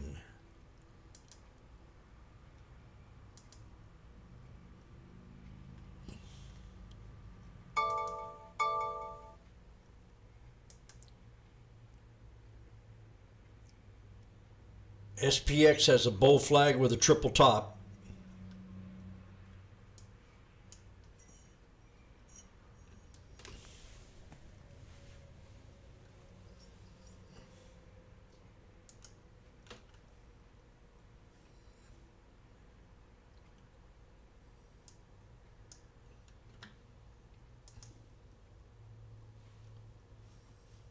Triple top break. Say hey, good looking. What you got a cooking?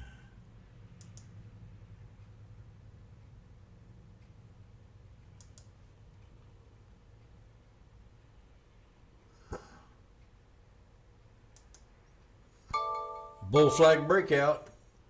SPX. And options are expensive.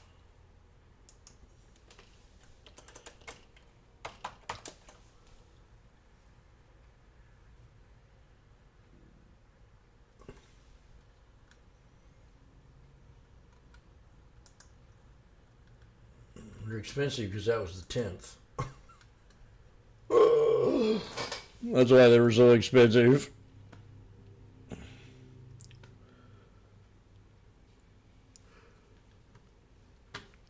That's a bull flag.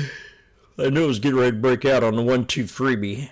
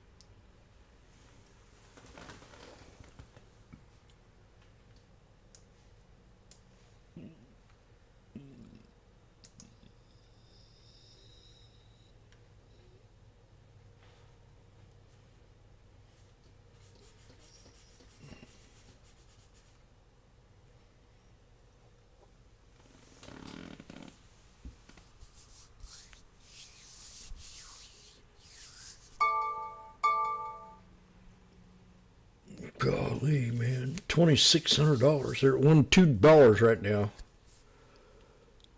The SPY is.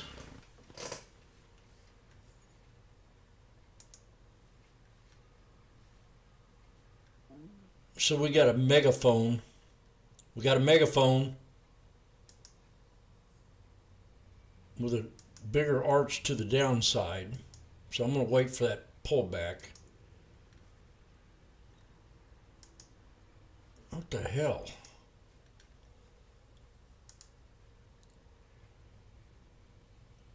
Yeah, not much, really, not that much of an arch to the downside.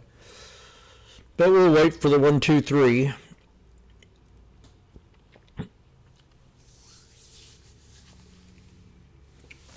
And I'll trade the SPX off that.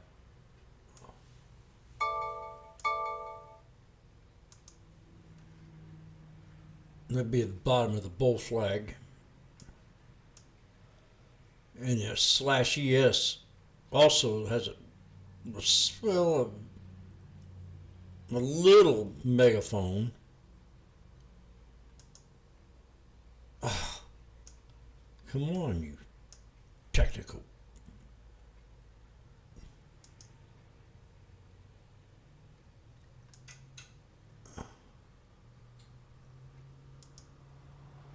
I wonder why it's doing that.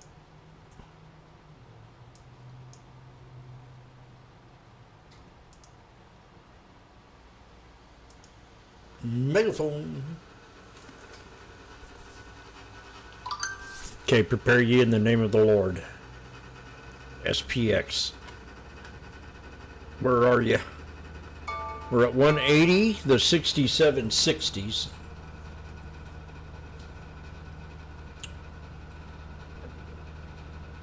I'd like to see it come down here, but I'm going to play it off this here /ES.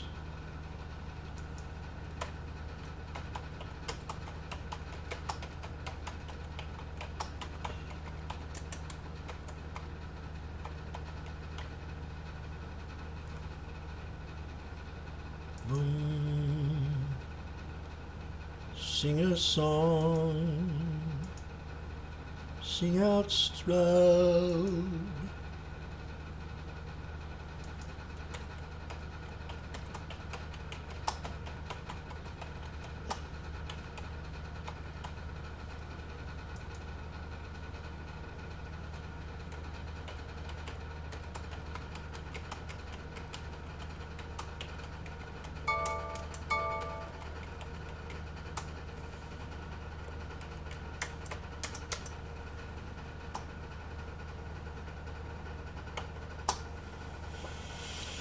We're at the pivot point, and we hit the bottom of that flag on the SPX, on the /ES.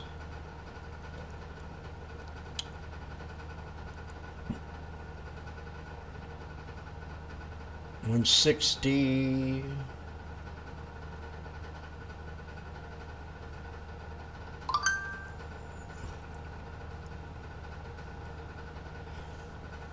It's now 10 o'clock here in Missouri. We're at 150, 145. Get ready. I'm going to go in small, 5 contracts.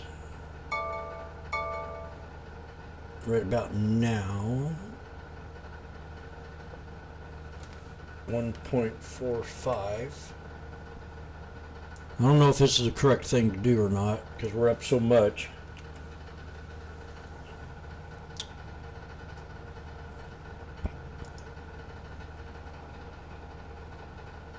We're down $10 already a contract. There it is, support. If it wants to hold it.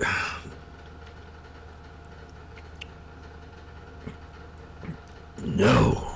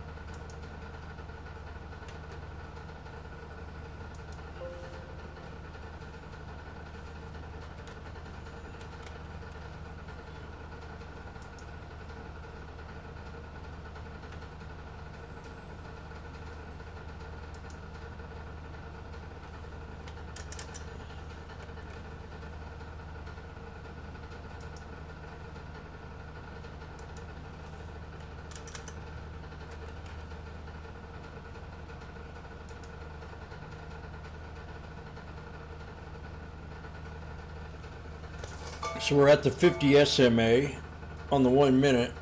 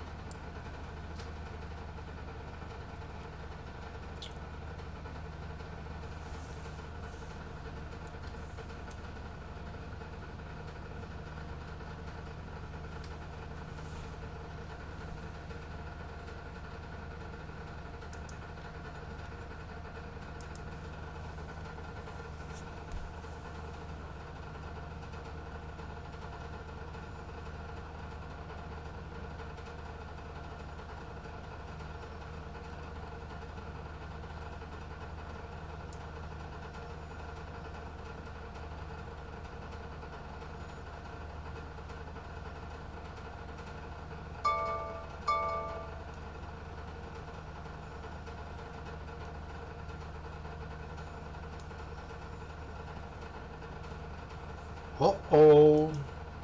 Uh-oh. I'm even. And it should not be that low right here.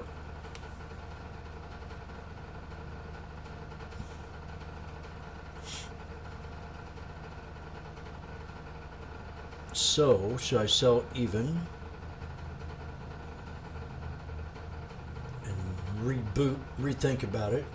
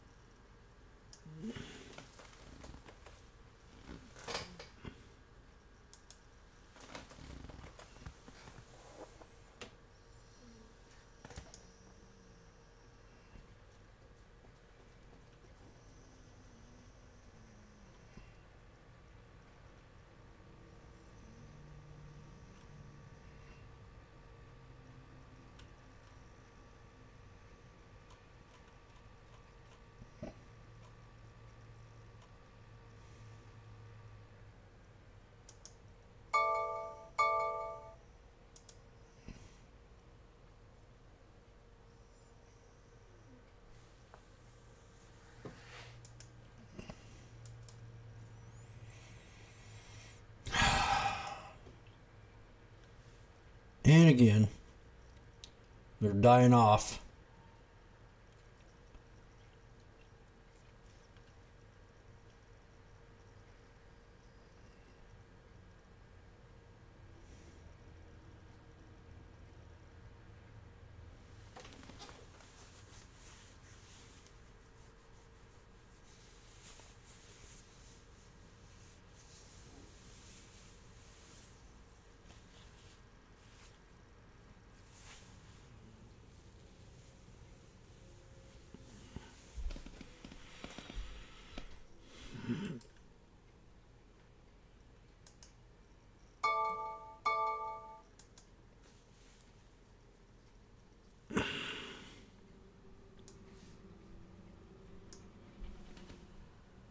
We're at the 63 on the /ES.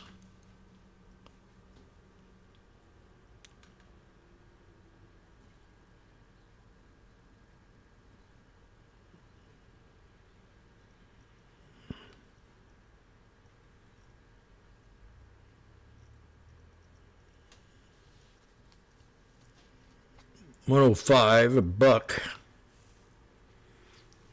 Now the SPX is at, this has to hold here or we're in trouble.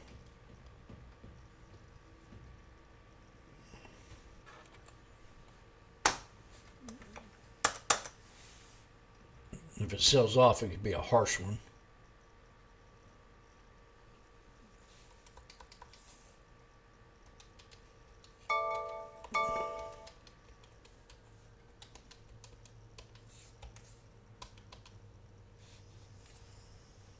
So I got a buck, 15 contracts, 5 at 145 and 10 at a buck. Really brings my price down. We got to hold this or I get out. 115 average.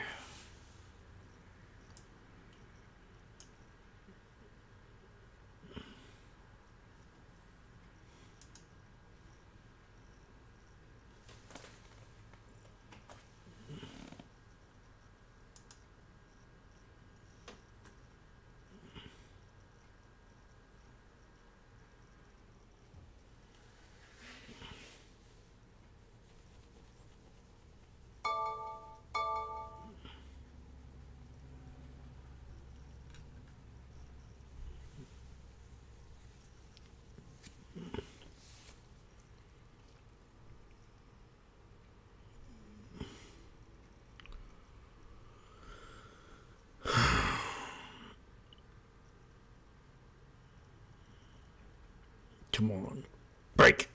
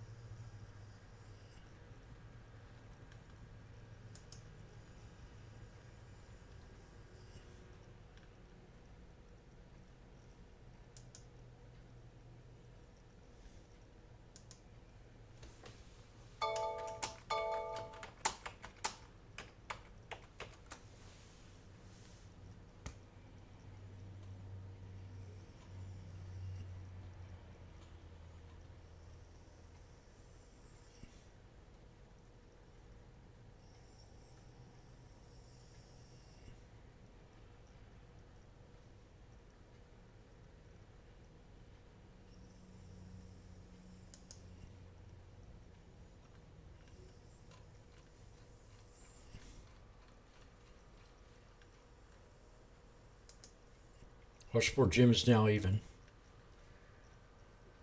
We're at 115. My thoughts haven't been very good today. Jimmy's strategy is very tricky.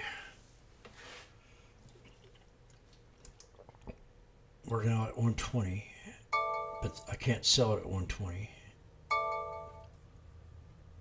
I can now. That'll be a whopping 75 bucks.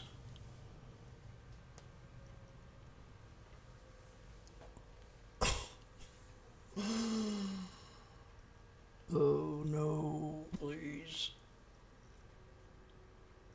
Break it. Break the 9. I beg you.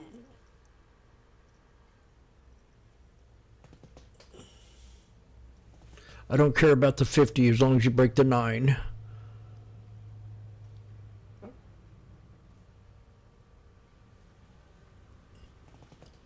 Narcissistic Jim just farted. That could be a good sign. Letting out some natural gas.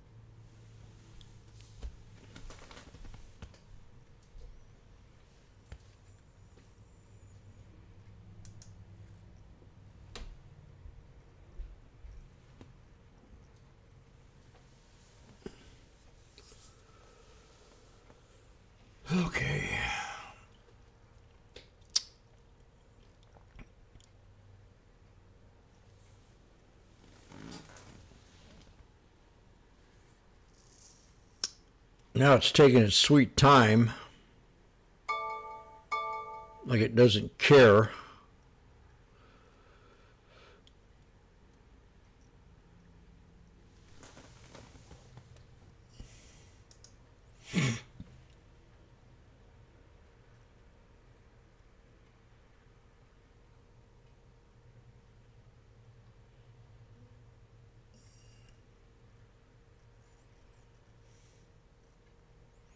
Nike's down 158.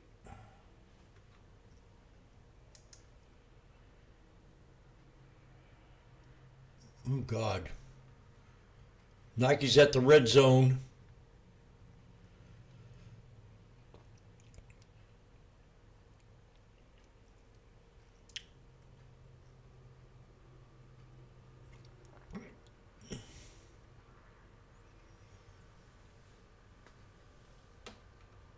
Marion Arvin, the running nun who won races in the 50s, dies at 95.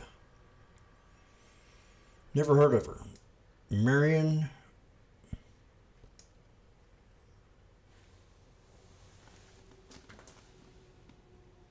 She was old, overweight, and addicted to cigarettes.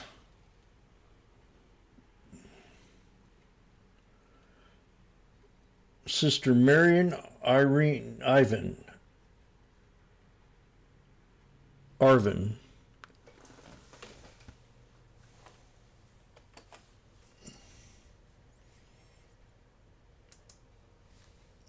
Jim's not doing too hot today.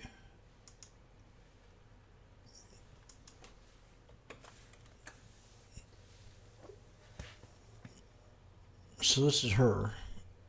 She was a runner and addicted to cigarettes. Never heard of her.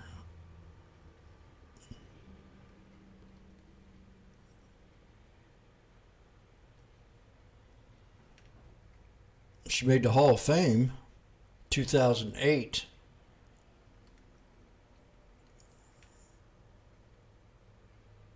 Won races in her 50, dies at 95. Well, she smoked cigarettes and lived that long. It's pretty good.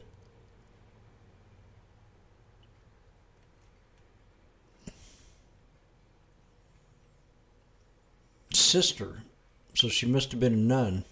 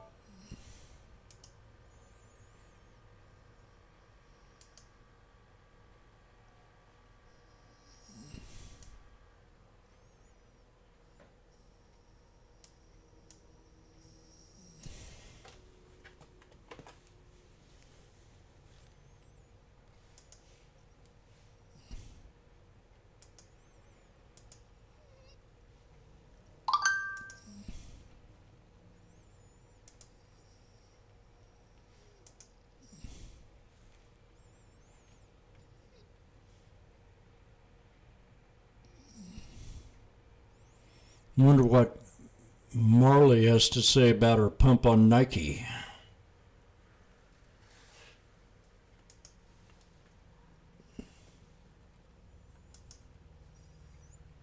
I followed somebody I thought I'd never follow on StockTwits. Nobody will ever guess.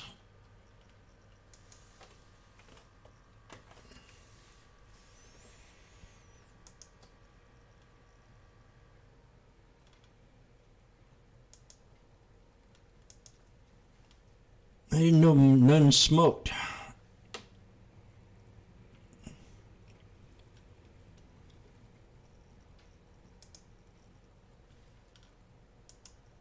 I'll tell you who I'm following.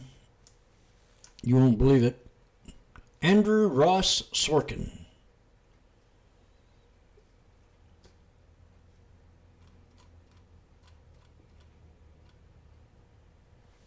I should message him and tell you the market doesn't care about the job numbers.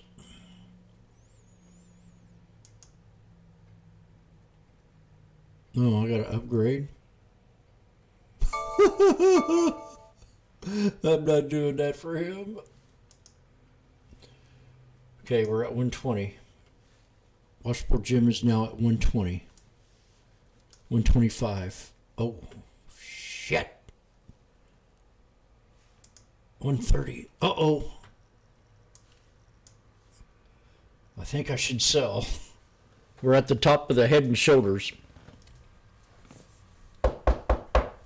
Jim, should you sell? Yes, do it.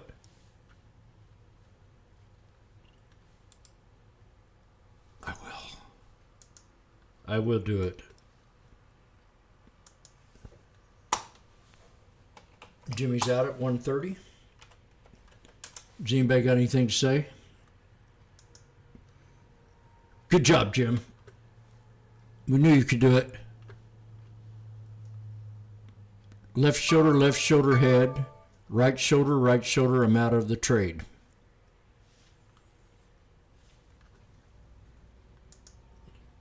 I will not upgrade X just to be a friend to message Andrew Ross Sorkin. I will not do it. Because, one, he's not my friend.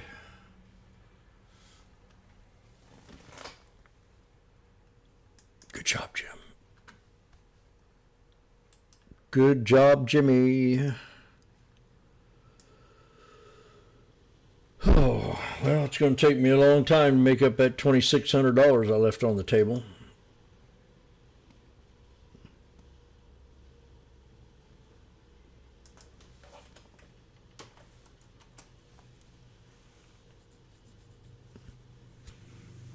Sheba gives me an A+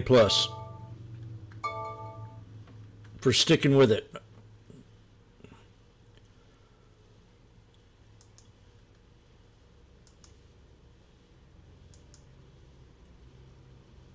What the fuck's going? Oh, what WTH is going on with Tesla today?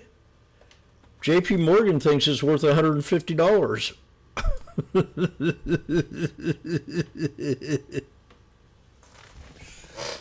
Okay, that reminds me of something.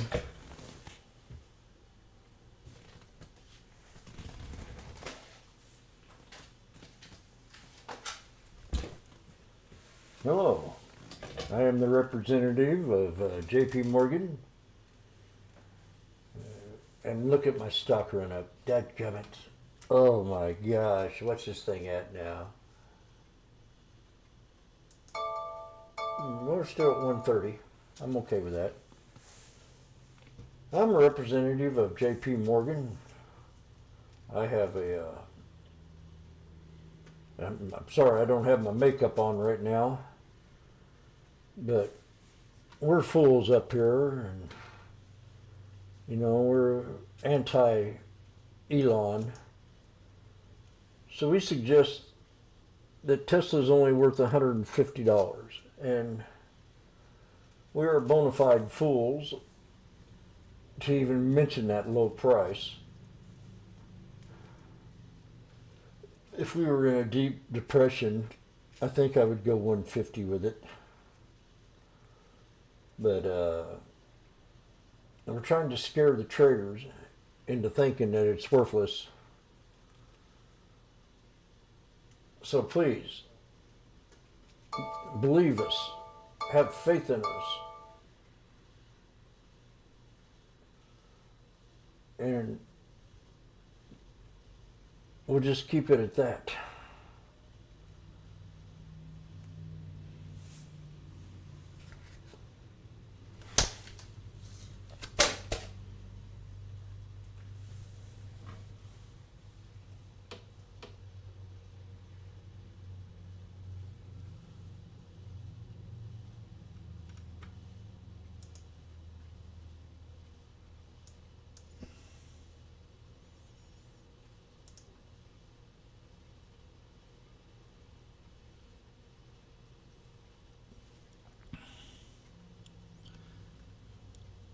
So this is a bull flag, like I was saying, and we broke out of the shoulder line, the second time on the right side of the Head and Shoulders.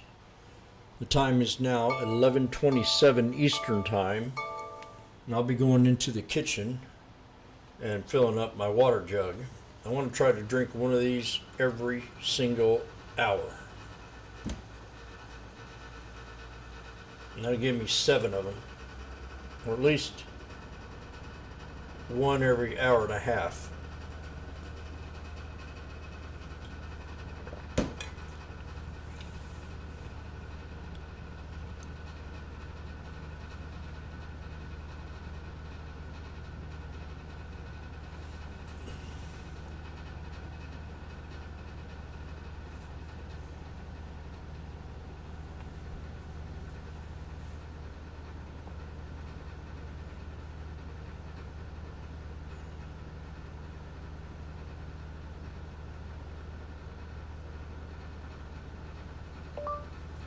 Yes, I'll run down there and unlock it. What time do you think you'll be around?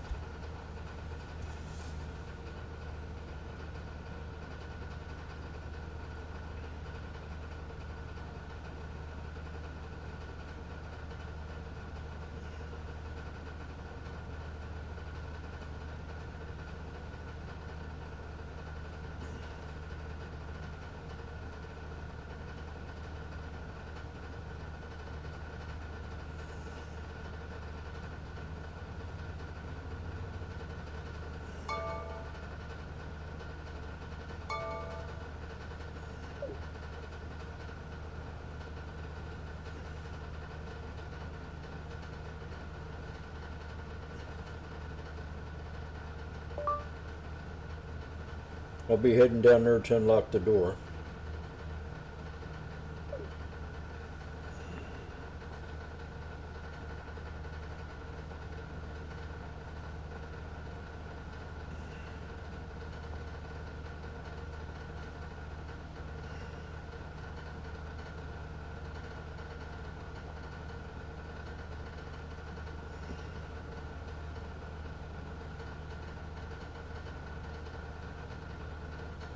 Save this number to, what's the name of the company?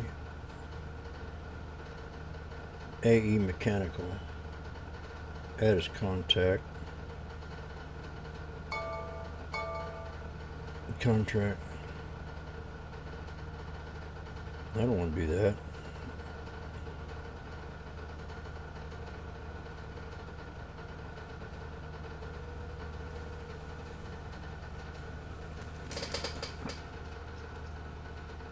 Yeah, you got the gym right. When do you want me to head down there?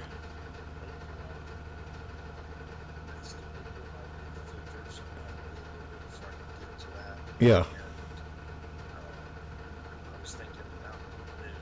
Yeah.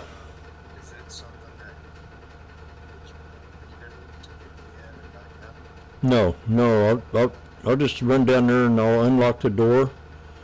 And when you leave, just unlock the bolt lock on it.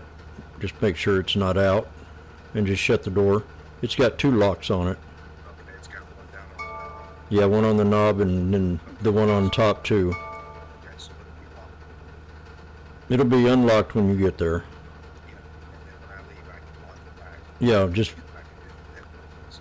yeah, just undo the deadbolt and she'll lock right up. Okay.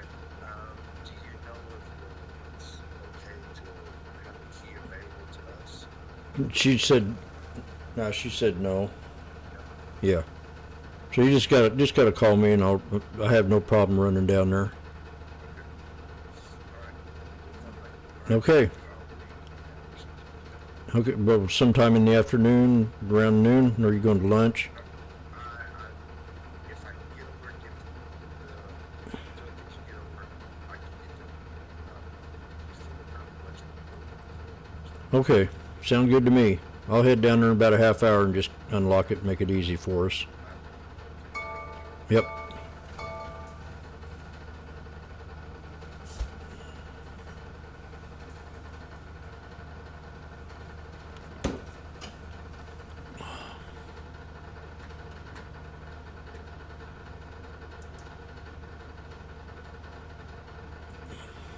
NVIDIA news.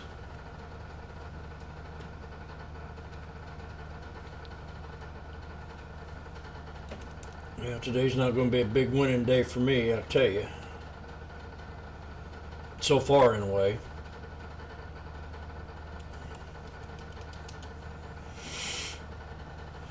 $375. That's a good day. I mean, that was my goal last year, a couple years ago, when I was with Vegas. Then I moved it up to $1,000 a day. And lately, it's been a lot more than that. Today would have been a good $3,000 day. Maybe $4,000 if I took that first trade. So I'm not, I mean, it kind of gets to me a little bit when I miss a trade, a good trade. But you gotta do what you gotta do, and you gotta let your gut talk to you. And so I think I need to, after I get me a water.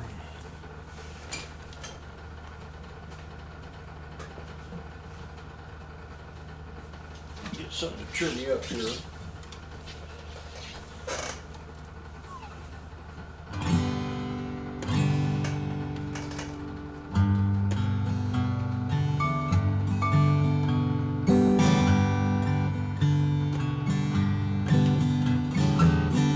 Uncle Jimmy was at the railway. Wasn't thinking about stocks to run away. We started up with a good run, so he waited for the pullback, and it begun. He took it off the 200 SMA. Waited to take the trade all day. Then the damn thing had 3 black crows. So we waited it out, and he added some more. Then he got back in the trade at the 63. It dropped a little bit, and he had to add to the. Then it broke out to 130, and he sold at the head and shoulders, neckline never gets old. We got a 1, 2, 3 off of the 63, and it started to run as he played his guitar. We're at resistance, and it won't go too far. And he called the electrician. He's got to take a trip to the IRS. He's got to open the door so they can change their filters. It bounced off the 63,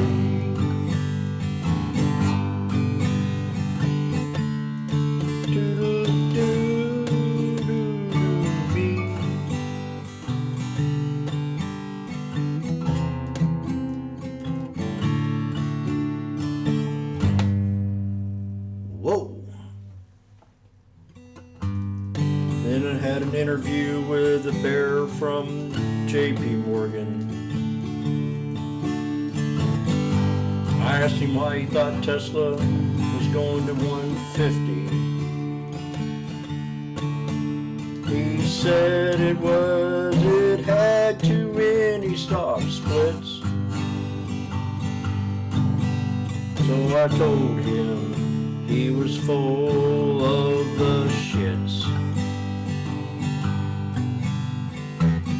If it gets down to a 150, we'll be in a deep depression. I'll buy it and go long with no regression. It'll never hit 150. I told that bear at J.P. Morgan, let it be. 'Cause I stand with Dan Ives. Don't be surprised if it goes to 500. Whoa!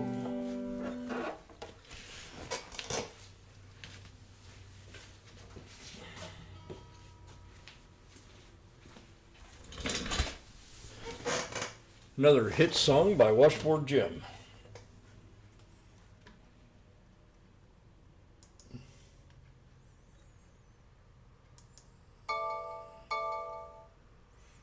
My songs are getting better, Aringa says. I'm not in my prime yet, Aringa. 10 years ago I was. I was one heck of a songwriter. I probably wrote at least 1,500 songs.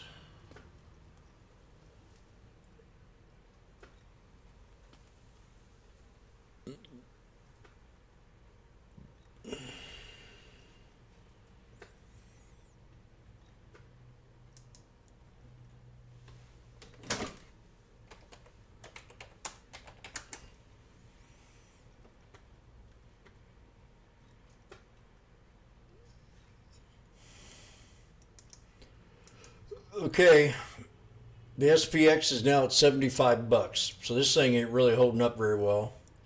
We're going to move this up to the 6750s.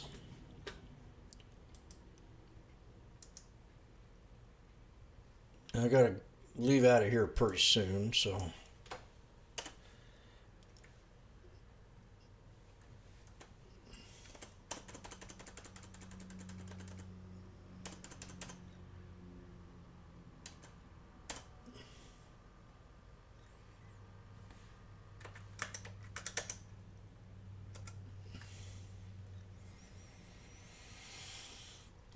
Ooh, look at there. Right at the orb. Now, if we're going to stay bullish, okay, Washboardjim, $2.40. You can do it. Get it. Give me $2.40, please.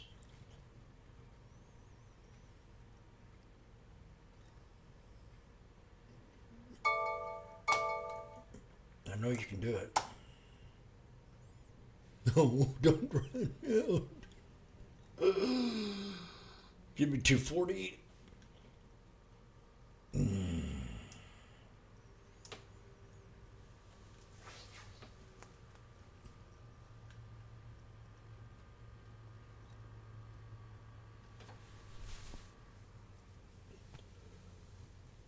Oh, there we go. Come on. The crowd's going wild here at the sports arena. Now, again, this might be risky because I still think we're way overbought.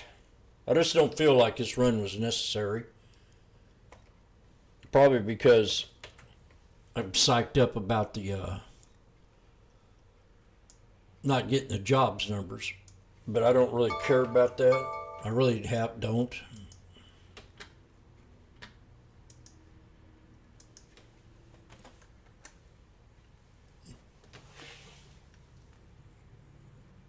What price and at what delta did you enter? Oh, I don't know.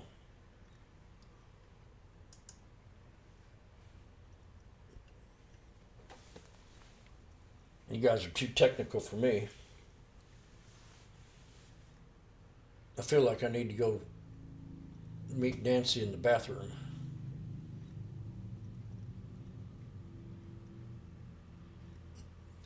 So I'm in the SPX Lotto, the 6750 calls at $2.35. And I have 5 contracts.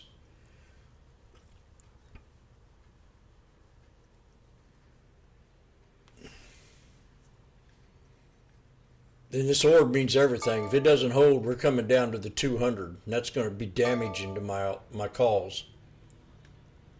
So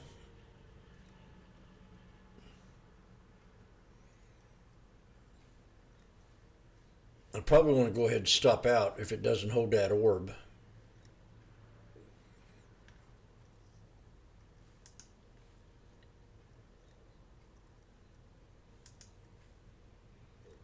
I still think it's a risky trade.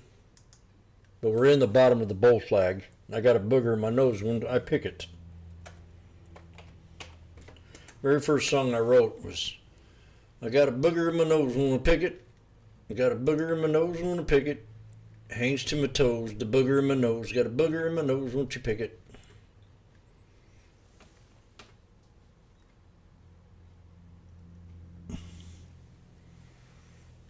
We're at $2.65 to, oh, $2.75. Oh, $2.85. I think I could make a business decision right here.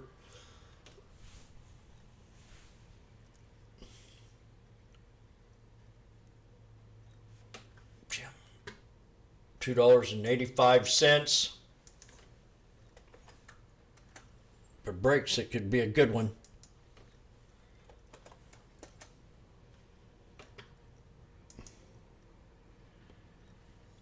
That or I sell it at the 63. Hello, is Joe Biden in? May I speak to your son, Hunter? Yeah. Have you delivered them women yet? Yeah, the ones from Michigan. They're on their way. Okay, thank you. Bye-bye. We're now at $3.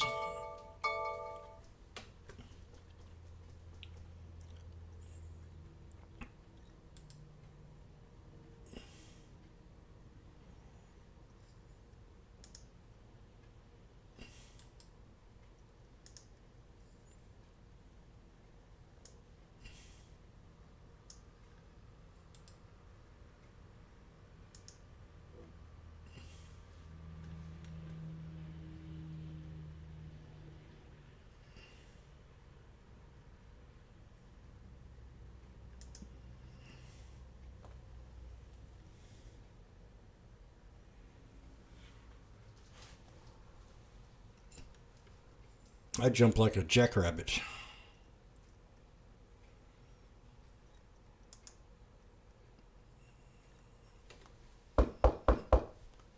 Yes, is the room there? Do you think I should sell this right now at the 63? Yes or no? Magnificent? I need your advice.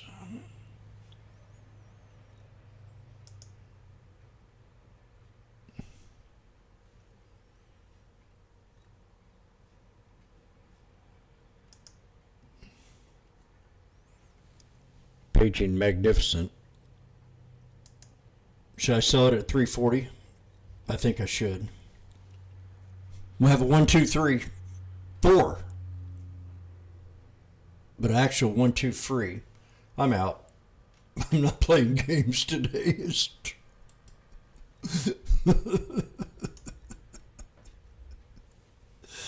Woo! All it did was take a song, as Elvis would say. All a man needs is a song.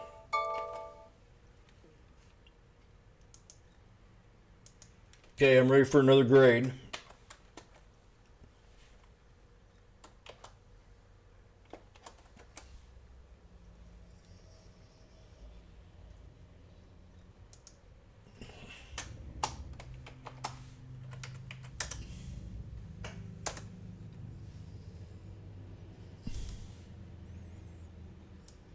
don't know how he does it, but that Washboardjim does it. When it comes to music, I used to tell Vegas, I said, man, I can't. I got to have music.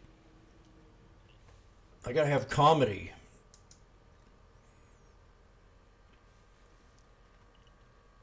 I can't trade if I ain't got either one of them.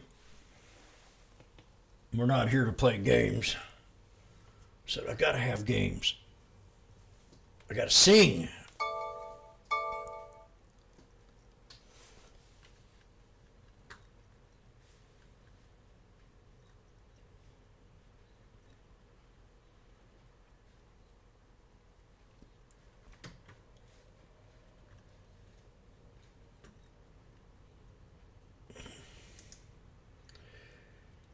I'd send a message to Schwab. Hey, your pump on Nike ain't doing very well. I think I will. Oh, yeah.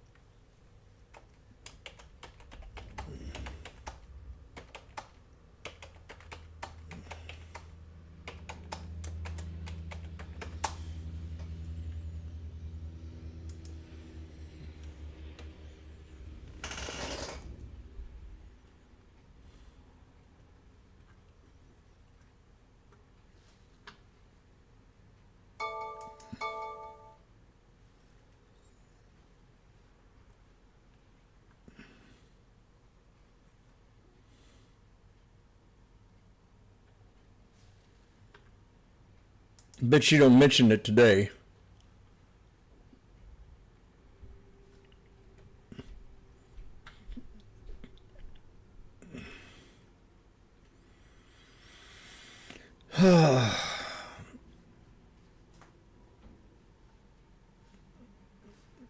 Okay, well, I said it to him. Schwab Trading, Marley's pump on Nike is not doing too well. Once you go woke, you go broke. Stop selling men's training bras and start selling shoes. That's what I should have typed in here.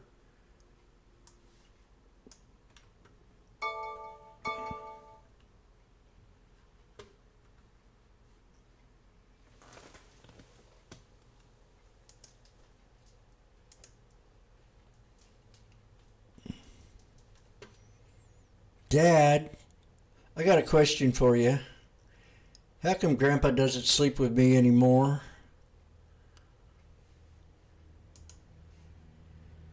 There she is, Marley. I hope you got my message.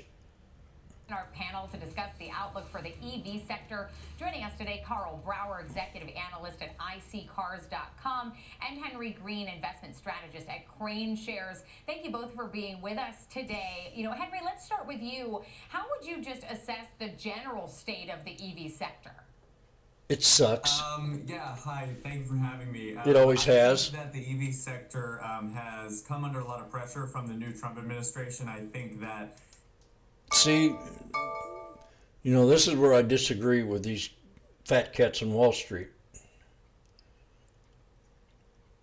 They rely too much on the federal government. And I think the private sector needs to make up its own mind. And not the federal government picking and choosing winners. I never did like it, and I never will. Were really what made it worthwhile for these automakers to focus on EVs, and they're not going to do that as much. I think they're going to shift back to, in many ways, to gas. And again, they could be wrong. But when you get free money, our taxpayer money, the people that don't want to invest in these kind of things, Exposure, so U.S. and I guarantee it, if they did a poll, they'd probably only get a 20%. Let's go for it. Let's spend taxpayers' money on pumping these green sector shit. First, you mentioned those Q3 numbers that we got, Tesla's yesterday, the rest the day prior. And, we saw this major pull forward effect in those numbers, Carl, with people rushing to get in. I don't even want to listen to her. She's so full of crap.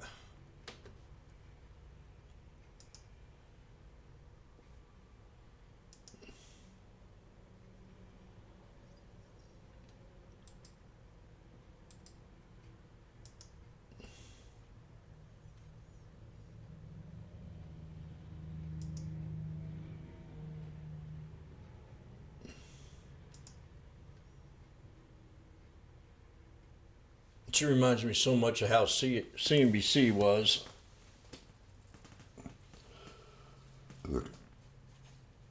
Like I said yesterday in a big speech, I don't think government tax money should be. That's why we're so deep in debt. That's why Nancy Pelosi's so rich. $400 million in stock profit.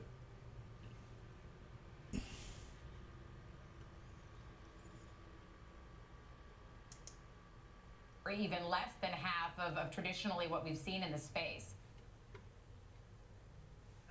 Yeah, I think I agree. I don't. For car makers, whether that's legacy automakers or even Tesla, to continue sales at the same rate, given the expiration of those tax incentives.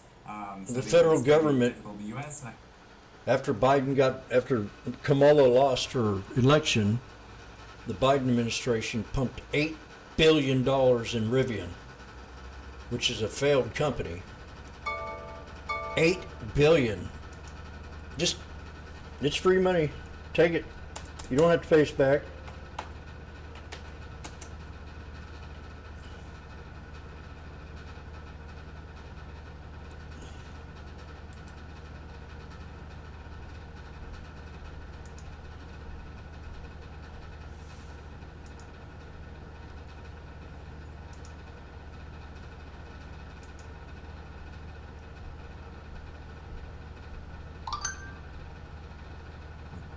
I'd almost short this thing to $12.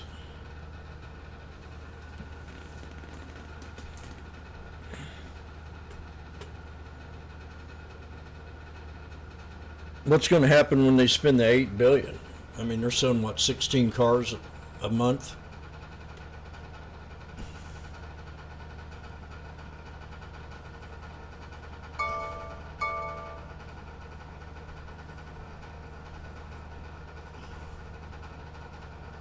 Rivian Automotive to redesign EV door handles.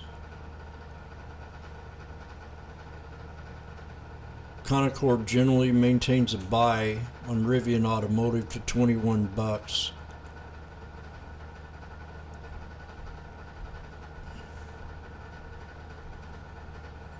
For the foreseeable future, and as you said, if you can pivot to gasoline vehicles, that's one thing, but if you're a pure EV seller in the U.S. primarily. I was talking to the IRS. They put the guy in charge up there to just buy EV cars for their fleet.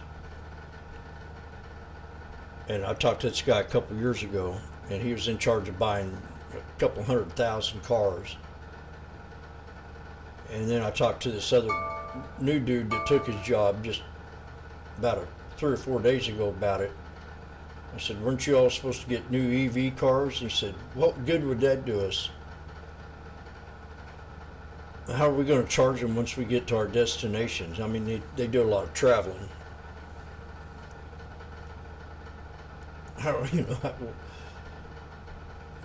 we go to a job, then where are we going to charge it at to drive us back?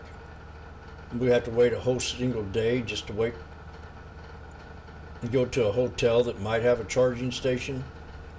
I mean, I said, you still have that idea? Are they still buying them? And he said, no, we never did go through with it. And they dedicated billions, the government did, for them to buy the EV cars. And I said back then, I said, this ain't going to work.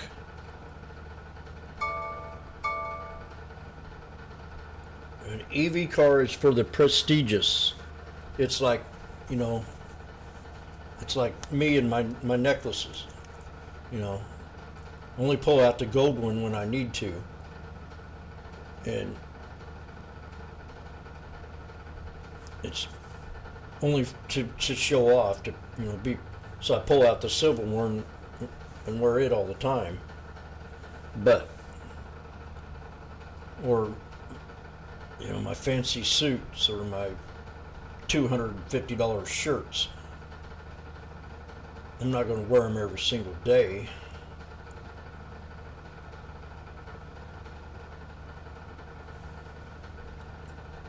George.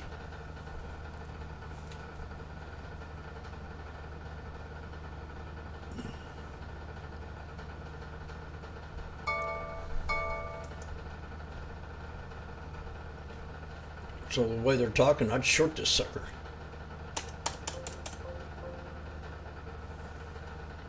But I ain't, I'm going to wait for Tesla for the right buy. I'm going to tell you where I think it is.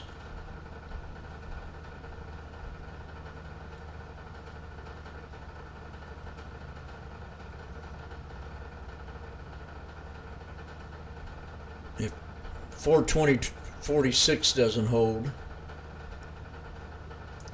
we have a 1, 2, 3, 4 breakout.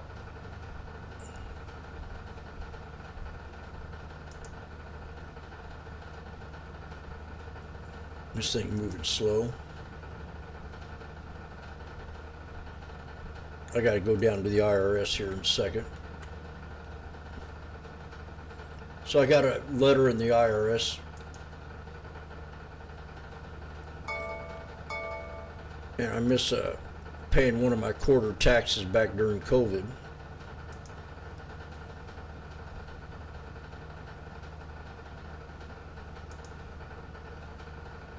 So they give me a big old $600 fine.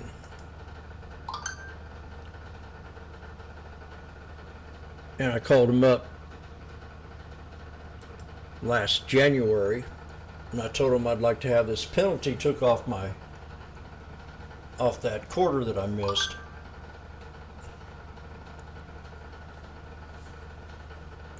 And they told me I had to fill out some kind of form and send it in. And I never did do it. I said, I'll just pay the frickin' fine. So I get a letter 9 months later that said they were looking at this court that, well, they didn't say why, but they said it was under investigation. So I took the letter to my accountant. He said it don't really look like much to worry about. So I had it on my mind for about a week, and I called him up last night. I sat here and waited on the telephone for 2.5 hours. I said, damn, almost 3 hours. Finally, about ready to hang up and go to bed, and all of a sudden they pick it up. So I asked her, I said, I got this letter. I want to know what you're looking at, because if there's something I missed, I want to take care of it. And she said, well, I got to put you on hold for 5 minutes, and I'll look into it. So I sat around there and twiddled my thumbs, and she came back on, and she was real nice. Said, looks like there was an inquiry about some kind of penalty. I said, yeah, that was 9 months ago.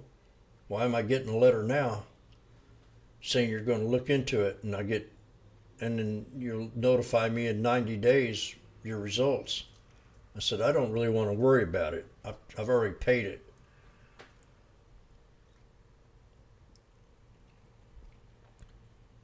And so she was real nice. I mean, so I mail my payments through a check. And she says, you know, you can get online and pay it. And I said, yeah, I know. And I told her about, I always get this letter, and then they want me to go ahead and pay the bill in 10 days, and I get it about 8 days before, get it out in the mail 10 days in advance, so that they'll get it. And I said, well, I never hardly get the letters until the 8th day that it's due. I said, is there a way that you can and get them to me faster? She said, no. So she said, you can pay them online though, and you won't have to worry about the post office, because it takes like 15 days sometimes for a check to go through. I said, well, so she says, we're not supposed to do this, but I'll take you through and show you how to do it. And I said, okay. So she got me online and run me through the rigmarole of paying it online, and I thought that was real nice of her. I told her, bless your heart. Then one time, about 3 years ago, I called up the IRS, and I was pissed off at them for something, and so I told them I want to speak to a supervisor. The supervisor gets on the phone and is acting like a real bitch. I finally got fed up with her. I said, man, you're a bitch. You're nothing but a bitch. She said, I'm done. And she hung up, slammed the phone.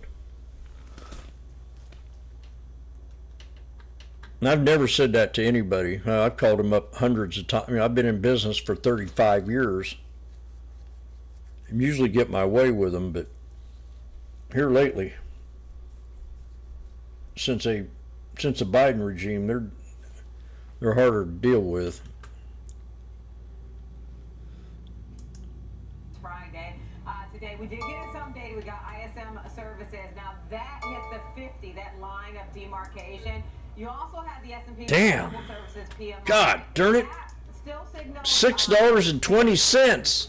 But it was, Yeah. not what the street was looking for. What's your take on this? Oh man. Sets any kind of tone. I'm still kind of getting $1,500. Bitcoin as a safe haven instrument. Oh shit. Yeah, let's just call that. It's a diversifying. Unbelievable. But I'm freaking out, man. I'm buying these and getting worried, buying the dip. And then they break out, and there's another $1,500 left on the table. 5 contracts. $3 a contract.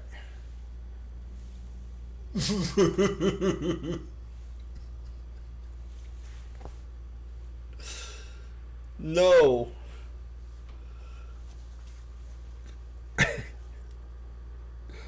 Yes, would you please send an ambulance over here to 232555 South Judson Street? Yeah, I'm about ready to go into a cardiac arrest. I've left over $44,000 on the table today, and I need some help.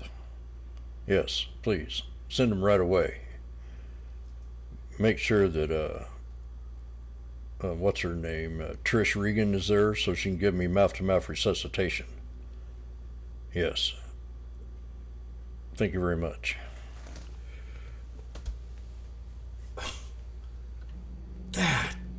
Gummit.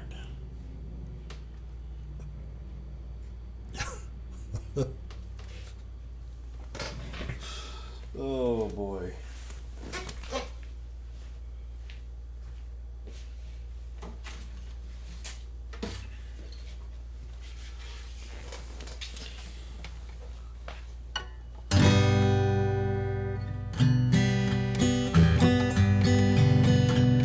Having an off day on a rant about the IRS. Then looked at the SPX trade he was in.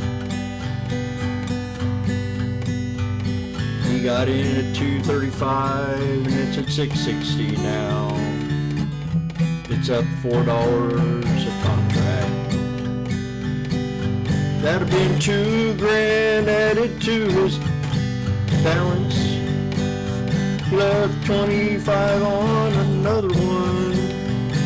He'd be up $4,500. Instead, he did a rant.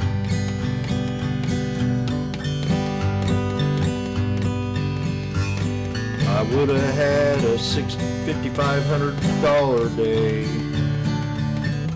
but I had to stop and give a rant. I don't care if your aunt wants to date me. Oh shit. I'd be up $4,500 if I stayed in.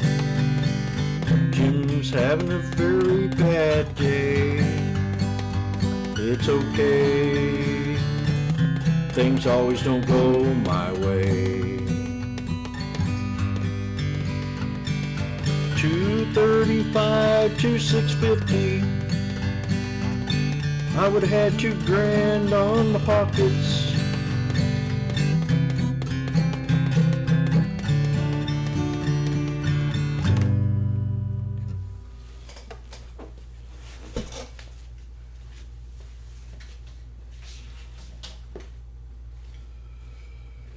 Okay, well, I'm gonna run down there and open up the door and come back and play some more. I can't believe this.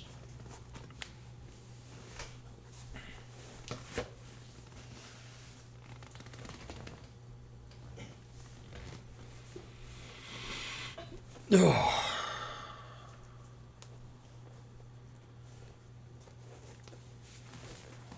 $6.50.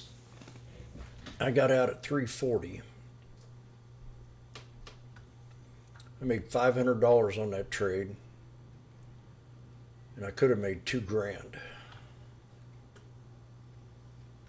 or more. $1,500 more. $2,000.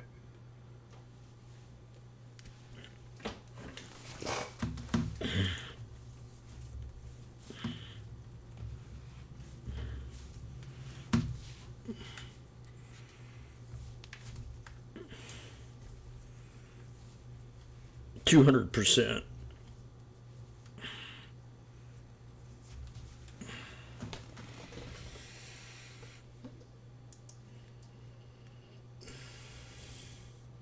Did you like that?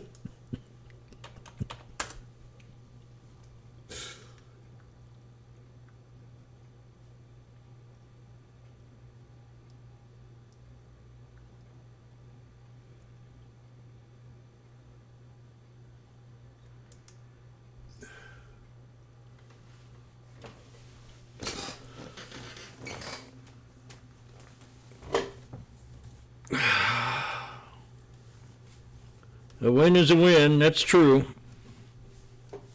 That's the way I'm going to look at it. I won't let it bother me. Once I come back, I'll be a new Jimmy.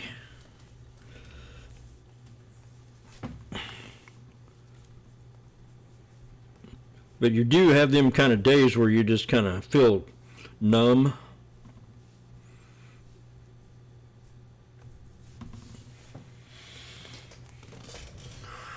That's so weird about the human psychology of things. You know, every day's not the same. I remember I used to be a guy that would deliver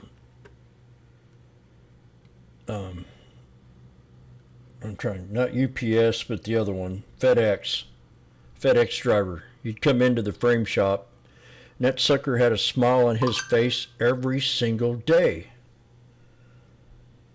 And I said, how in the heck do you keep that smile on your face? I mean, I never met anybody that could do that. You just got to be happy. But that you're still alive and you got another day. But he always had this smile. He always carried it, and so I nicknamed him Smiley.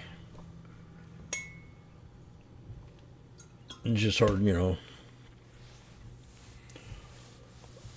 I'm getting ready to go down and open up that door and crack it.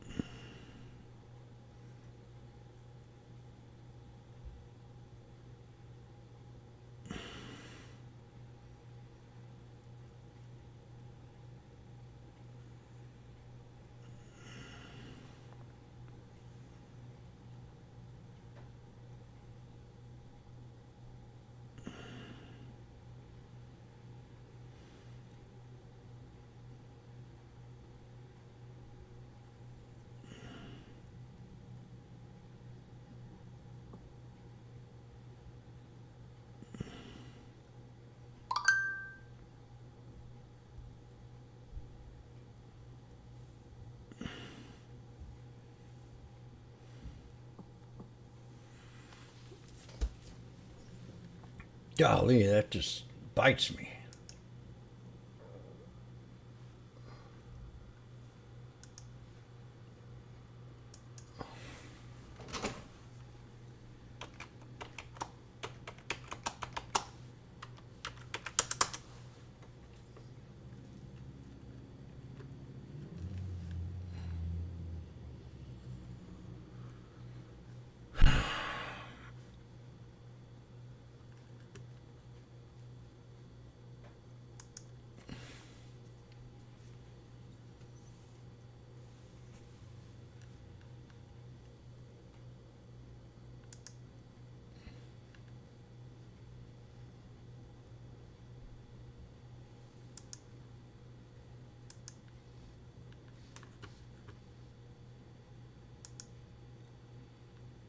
Come out since the Cybertruck and mixed reviews on that in terms of sales. They need to continue to push the AI. They need to continue to push the self-driving automation. They need to continue to push robotics. That's the story that they want to tell right now, because if we get fixated as investors on vehicle sales, well, then you're looking at premiums in terms of what that stock trades at, which probably don't make a lot of sense compared to.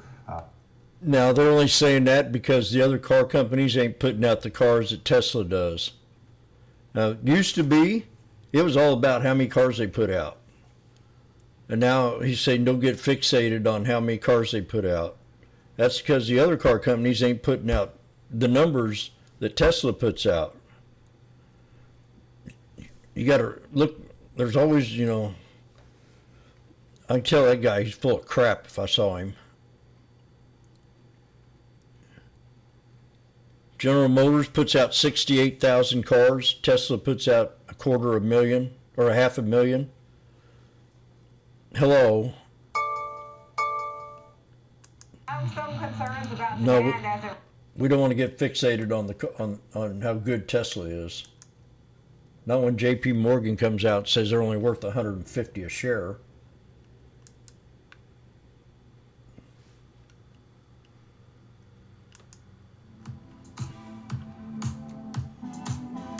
SPY new high.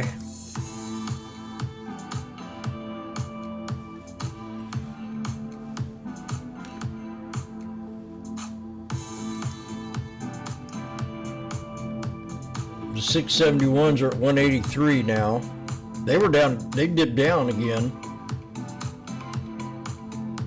Bounced off the orb. When I called the reversal on SPX.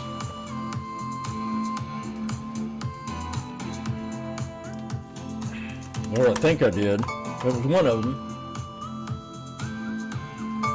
Yeah.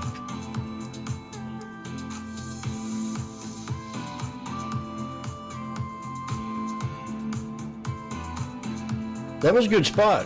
That really was. That was a good trade. I have to be glad about it. Not sad.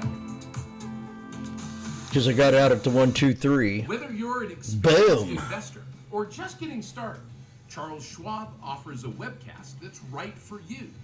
Are you an active trader? Our active trading webcasts are designed to help you develop a deeper understanding of technical analysis, options, futures, and more. Best of all, you can ask questions by chatting directly with an education coach. It's interactive learning at its finest. Tune in live or watch on demand. Head Daniel over had to a question. schwab.com/coaching and start learning today.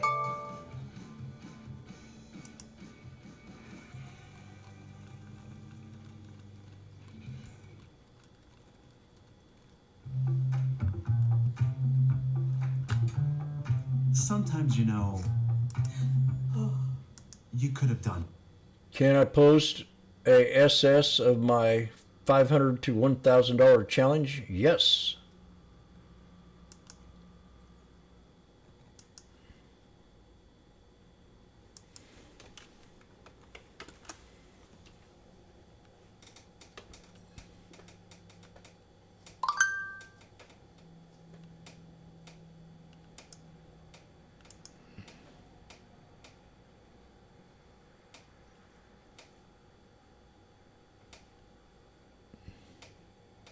Yes.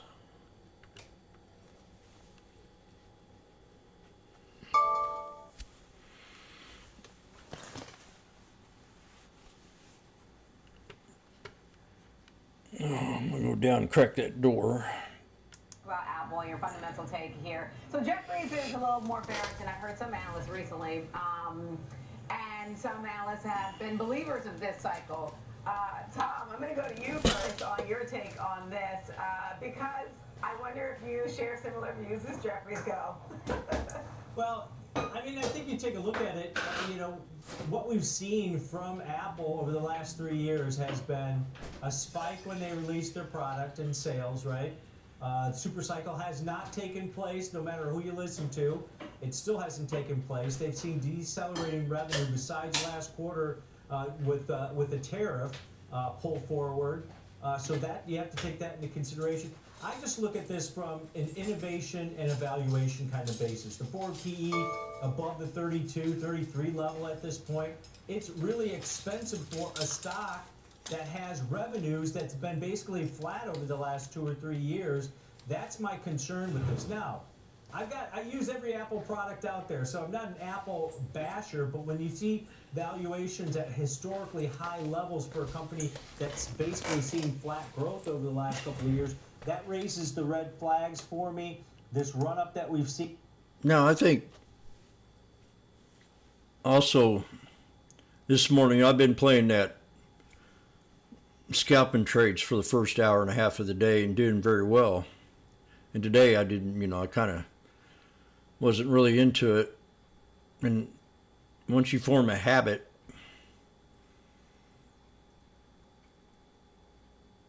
it kind of throws you off your strategy.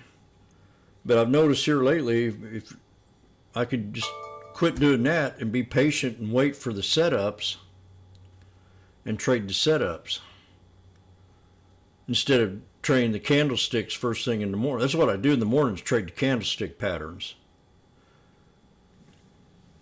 But later in the afternoon, I feel like I'm seeing more setups, more chart patterns form. So that could be another strategy that I could look at.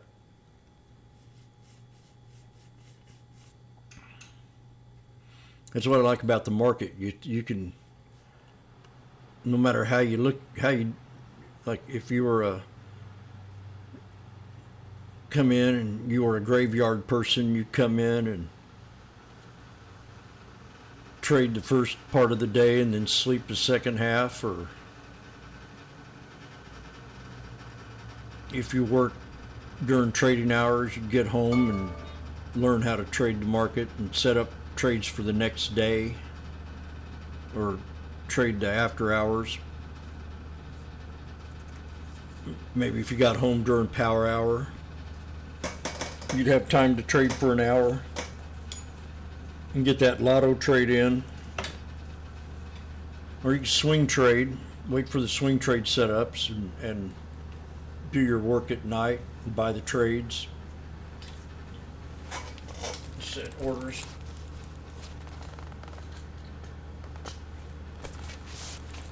So I'm gonna load it up. I'm gonna go down to the IRS and open that door up. I'll be back. I'll leave the SPX up here. I was still thinking about that trade, man. Another $1,500 left on the table. Selling the October 25th expiration, so this would actually expire before the earnings date on the 30th, and gives you a chance to get a roll in there. So if you wanted to kind of close that one short, I mean, $500 in 8-9 minutes ain't bad. Max losses, of course, what you pay for it unless there's some early assignment. The max profit should be in that range of around 450 or so, with a break even of about 250, 860. Now, why would you want to do this trade? Well, the reason you might want to look at this trade as opposed to like selling a put vertical if you're bullish is the fact that the implied volatility percentile is around 17% right now, so it's pretty cheap.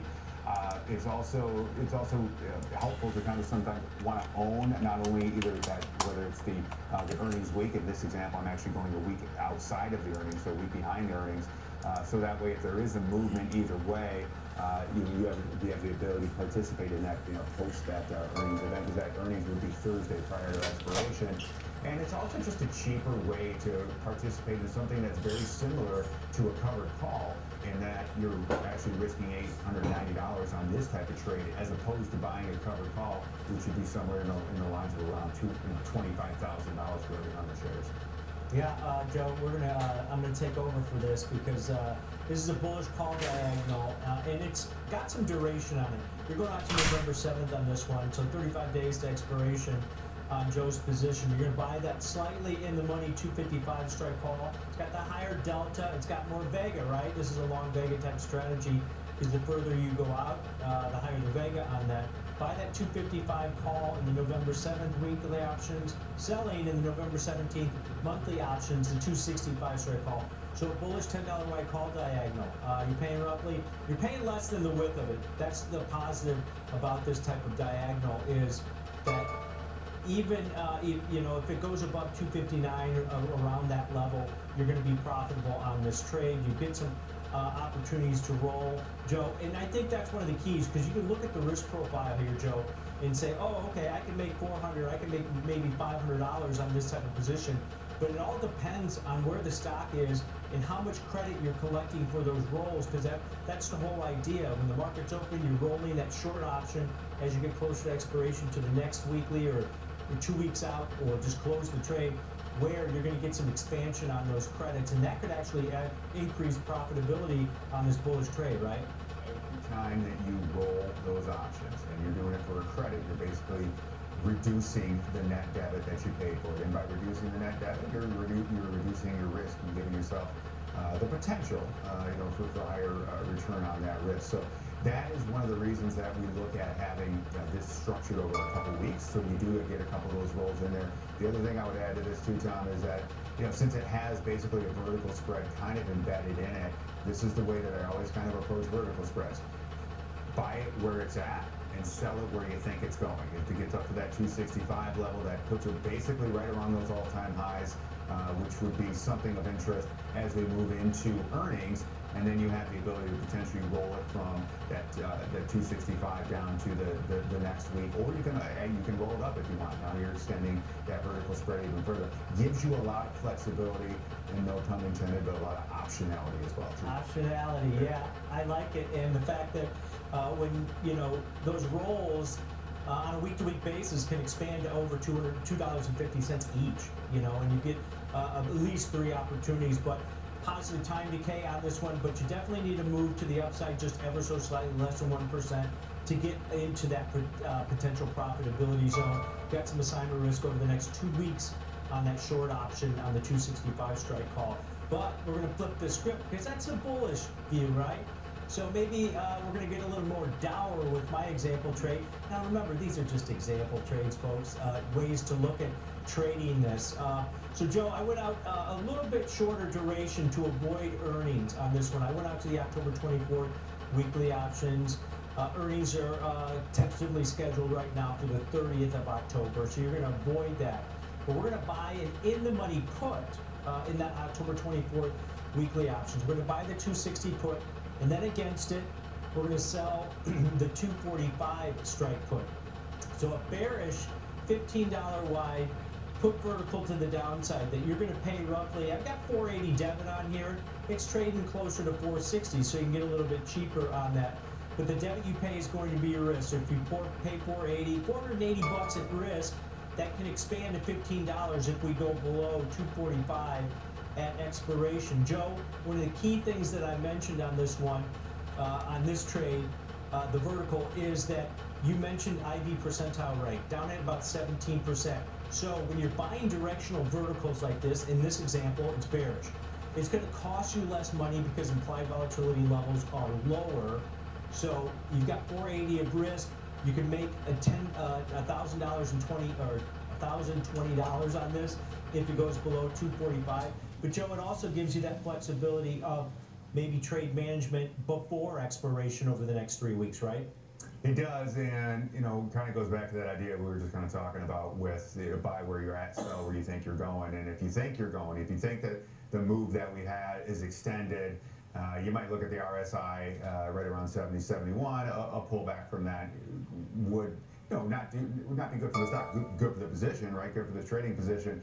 And a pullback to that 20-day moving average is basically right where that 245 is, where your 245 short strike is. It's interesting because you might be fighting the momentum of the stock by kind of looking at the fundamentals behind it, or maybe just saying this thing is running out of steam a little bit, given the fact that it's basically rallied 25% since August 1st. Off of what, right? Off of speculation on terms of what the new phone cycle might be. So yeah, I could see it either way, bull or bear case in this one. If you're bearish, you're bearish because of the fact that we've seen such a big move without the fundamentals supporting it. If you're bullish because the technicals look pretty darn strong. Yep, and this is a type of trade, this bearish put vertical. I always look at this as if you own the shares and you think it's run and you've got good profits in it, this is a way to maybe hedge those gains that you've had so far if you want to take some exposure to the downside. But you do have 480 bucks at risk. You need the stock to go below 255.20 to be profitable on that trade. So Diane, two ways to look at this, and I'm sure you're not surprised which side my example was on. Not surprised at all. I mean, two different ways, and honestly, it does make sense given what you mentioned with both the chart, how expensive it can be. But one approach is believing in an apple a day keeps the doctor away. The other approach, looking for a bite out of Apple. All right, guys, good stuff. Coming up, Cash X, team from Lightfolio will be along with a new data on Best Buy. Stay right here on Schwab Network. Fast Market will be right back.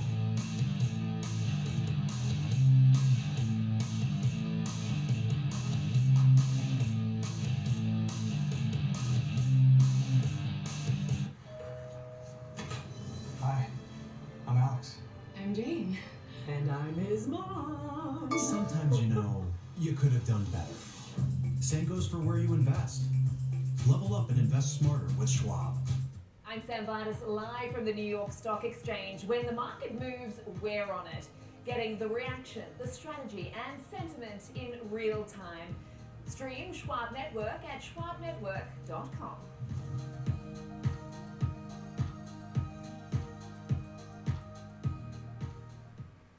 Trading at Schwab is powered by Ameritrade, giving you even more specialized trading support. Connect with the Schwab Trade Desk, our team of passionate traders ready to tackle your trading questions, no matter how complex. Plus, get 24/7 live help and access support by phone, email, and in-platform chat. Trade brilliantly with Schwab. Whether you're an experienced investor or just getting started, Charles Schwab offers a webcast that's right for you. Are you an active trader? Our active trading webcasts are designed to help you develop a deeper understanding of technical analysis, options, futures, and more. Best of all, you can ask questions by chatting directly with an education coach. It's interactive learning at its finest. Tune in live or watch on demand. Head over to schwab.com/coaching and start learning today.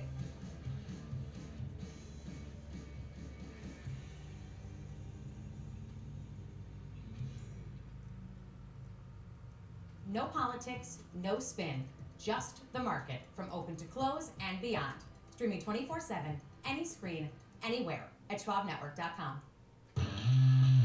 Welcome back to Fast Market here on Schwab Network. I'm Diane King Hall alongside our Tom White in our Chicago studio. Time now for our hashtag segment. For that, we want to bring in our next guest, and that's Megan Brantley, Vice President of Research at Lightfolio. She's taking a look across data trends for Best Buy versus other retailers. Happy Friday to you, Megan. Let's get right into it. I know that I've seen one of your charts, and you have some trends as it relates to Best Buy, and you've got some other retailers on this list. Talk to us about what you're noticing in the latest trends.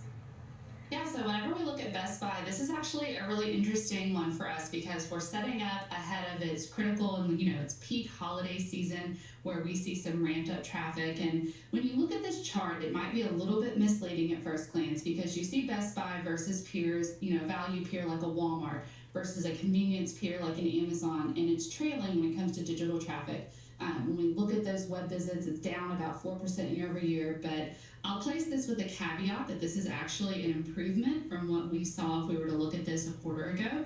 And I'll also note that it's accelerating if you kind of tighten up this moving average. So, I actually pulled this and looked at this just in the last couple of weeks, and that already has shifted into positive territory for Best Buy. And so I think that this is an interesting name to watch because the company has made some strategic moves to kind of expand its marketplace and also take a bite of some of shoppers who may typically not have reached for a Best Buy when they were looking, to buy their electronics. One of the things that we've been tracking is its partnership with Uber Eats. The company announced this earlier this month, and it really expanded its assortment. So if consumers, need to grab a pair of headphones, a charger, some of these low friction items, they're able to, now grab that and order that from Best Buy. And that's a consumer that may not have been previously reached. So we think that this is a smart move for Best Buy, especially ahead of this holiday season. And then we're also watching just adoption of its marketplace at large. Best Buy is expanding to some third-party sellers, doubling its product assortment, and also opening up its ad inventory, right? And so this could be another potential growth lever for Best Buy. So I think that this is one where when we look at this company, we see, the stock has rallied off of those April lows, but it's still trading around 10% lower year to date. And we're starting to see some signs of life and some signs of improvement in Best Buy ahead of a really critical holiday season. Earnings aren't until the end of November, so we've got some time to monitor this, but it's certainly starting to feel like a bit of an inflection point for Best Buy, at least in our data. I gotta kind of get into this. The one chart that you have, the web visits versus the stock price. The stock price is still above, your data as far as web visits. I just look at the competitive landscape here, whether it's Amazon, whether it's Costco that sells a lot of TVs now, and from my own personal experience, are you guys, on the data that you guys are seeing, are you guys seeing the competitive pressures being there where maybe people aren't buying these big ticket items, especially in electronics? And if they are, maybe they're not going to Best Buy as much as they used to because there's so many other ways that you can purchase this stuff at this point? Or is it because more people need help and the Geek Squad's good for Best Buy? Are you seeing those type of trends that are actually helping maybe your sentiment? We're actually seeing both kind of scenarios unfold at the same time. I think, as you mentioned, there's a lot of people who, are already going to Costco to grab that TV from Costco. We saw last quarter pressure on those big ticket items, even, Best Buy acknowledging that weakness there, even in regard to appliances and things like that as home renos kind of fall. And so I think that those are certainly headwinds. But on the tailwind side, we have seen an improvement in our sentiment readings, partially because of that Geek Squad, like you mentioned. Another area where we're watching that's kind of a unique tailwind for this season is we have a lot of really cool products that consumers seem really excited about heading into this holiday season. Notably, we're watching a really strong Apple upgrade season. Whenever we looked at our keynote demand, we have that demand about 6% higher on a year-over-year basis versus last year. And for us, that tends to be a really strong indicator of Apple demand. And so, you know, a lot of consumers want to go in and they want that help if they're buying a new Apple device. They want to understand what they're getting their hands on, and I think Best Buy has an advantage there. And then another one is Meta is actually setting up some in-store demos for its Ray-Ban smart AI glasses in Best Buy. And we've seen a lot of people who are going in to experience that, and you can't necessarily get that hands-on experience at an Amazon, at a Walmart. So Best Buy certainly has some differentiators that we're watching right now that's helping to kind of boost that sentiment that we haven't necessarily seen, and we didn't see that last year. So that could be somewhat of an unexpected catalyst heading into this holiday season, and certainly something we'll be tracking, because if you look at that stock chart, you're right, the web mentions haven't caught up yet, but Best Buy is also a very seasonal beast. And so this is one that we're watching really closely, because we would expect that traction and that traffic to really increase, especially as the holidays, you know, as Black Friday shopping picks up. And we're starting to see signs of maybe Best Buy has reached that inflection point of that weakness, that they're starting to kind of overcome some of those obstacles and those competitive barriers and be more attractive to consumers, whether it's in regard to pricing or whether it's just in regard to how they can receive their item, that they can receive it quicker. I feel like, so I want to dig into that point you made about the seasonality, because besides the holidays, you also have Amazon Prime Days coming up, right? And so, you know, there's often this kind of pressure for the competition to also cut prices and also offer deals during this time period. So next week, Amazon has its Prime Days. You know, and then we'll see the Walmart, the Target, etc., offering their deals. What are you going to be, what are you looking for on that front? Are you expecting that to be potentially a tailwind, but at the same time, you wonder how much impact that will have to both pressure on margins because of some of the deals they would have to offer to keep up? What's your thought on that, Megan, in terms of the data that you all analyze? Yeah, I think that that's a really good point, and that's something where we would want to see some tailwinds there. You know, we would want to see some increases in web visits. We'd want to see some increases in sentiment from people who are, you know, competitively pricing out and saying, okay, Amazon's having their Prime Day event, but are other companies also following suit? Will Best Buy follow suit? We certainly expect it to. How competitive can it be? And if we don't see that boost in Best Buy, obviously we don't expect a significant boost as we would in, say, Amazon itself in terms of that traffic, but we would expect to see some type of a bump there to just show that the company is able to be somewhat competitive here. And we'll certainly be monitoring for that, and then also into those holiday sales to see, you know, how attractive does Best Buy look to the consumer, and can that in-person, in-store edge help it this season?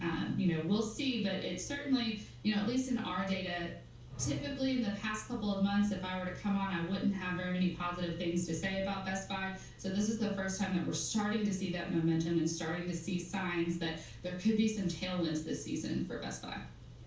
Megan, real quick here, the last thing, you know, Best Buy relies on foot traffic also. They do have their, you know, their e-commerce arm also, but they rely on traffic. Are you guys seeing anything? Because keep hearing reports that, you know, consumers are going to be spending less this holiday season than they did last season or the season before. Are you guys seeing any data that traffic's actually pulling back just in the retail, in the retail space in general? You know, I was just looking into this, and I think the August retail numbers actually were stronger than expected. Those look strong, and we're seeing some consumer resilience in our data. So we may have a little bit of a contrarian view. I was just looking at a couple of retailers this morning that were surprising, unrelated to Best Buy, but one is a Birkenstock. That we see a lot of consumers clamoring there, and so it's interesting for us to see. You know, I think that there's some expected weakness this season, and we just aren't seeing that weakness yet.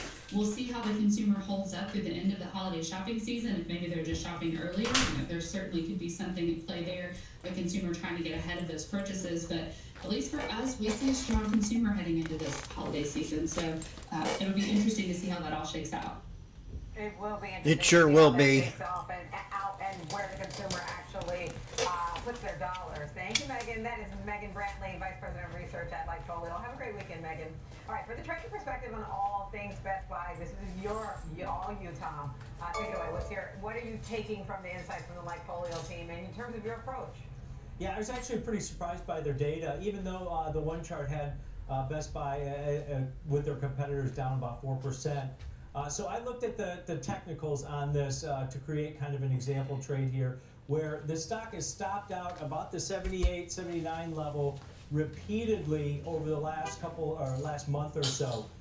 And we're getting back to levels that we haven't seen since March for this stock. So if that resistance level around the 78 becomes something, and you mentioned prime days next week, target circle days, competitive pressures for this stock.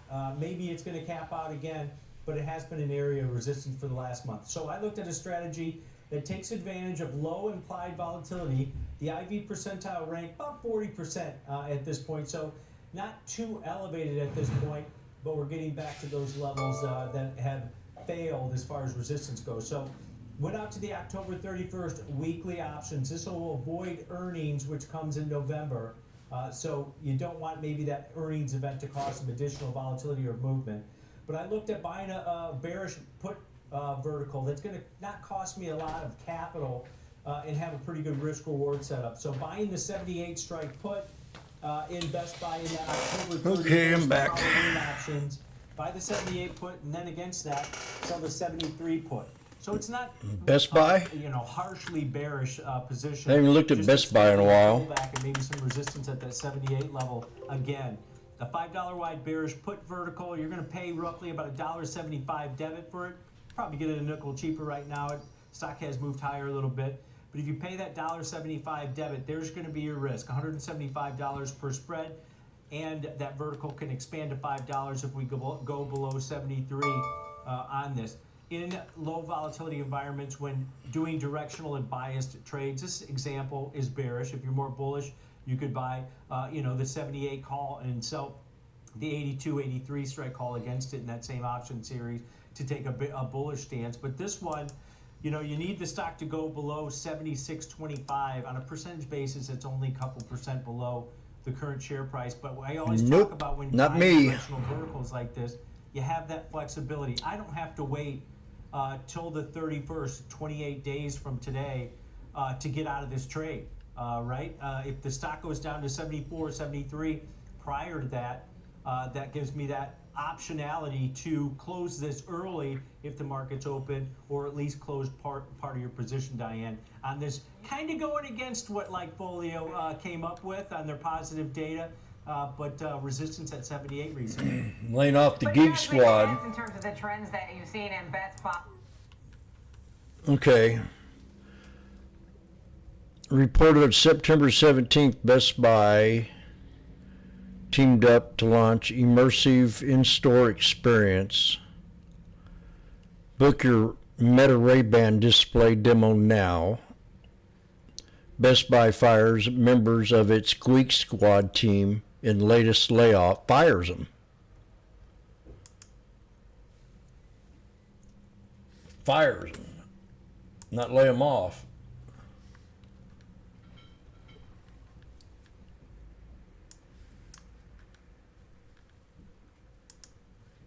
Best Buy lays off Geek Squad team, members of the latest job cuts.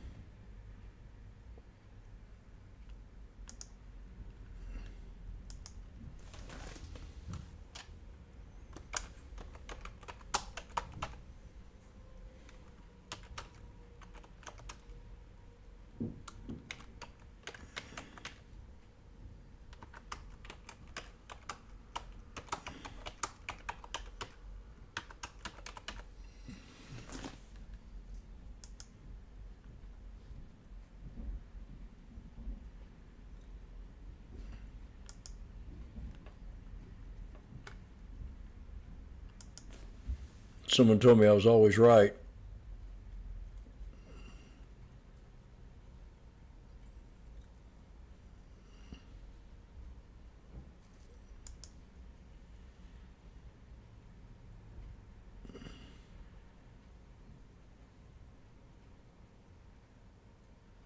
I said, not always, most of the time. Because I'm arrogant Jim.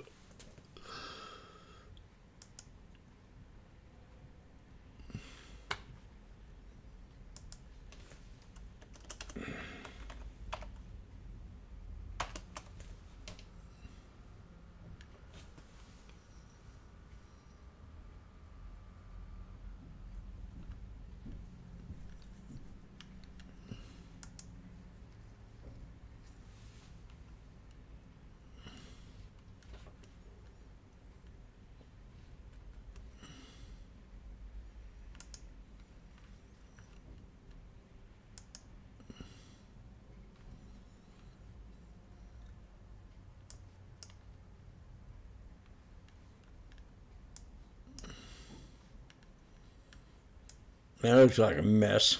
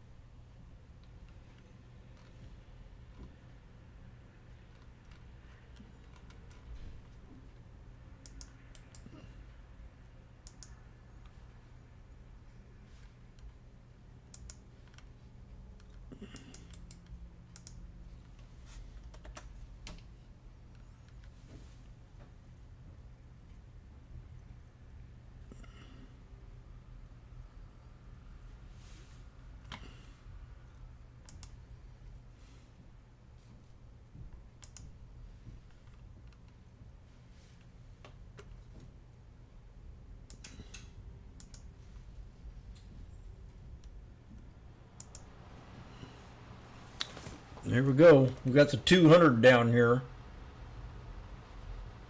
I'm going to set an alert. Let me see where I can set it.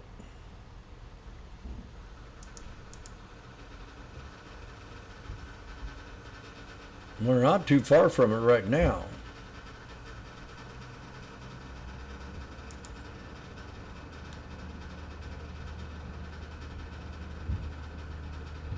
I could go a little lower than that too. So this is what I'm going to do. I'm going to take the bottom of that one and run it with that one.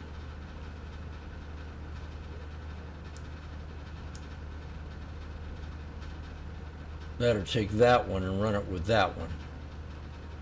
So I'm going to put 2 supports on here.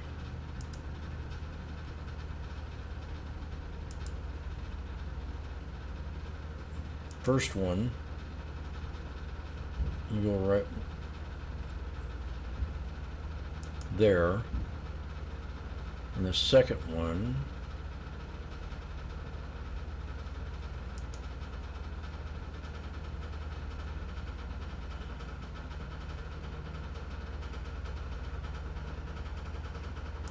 I'll go right there. Using this candle here and that one, and this one and this one.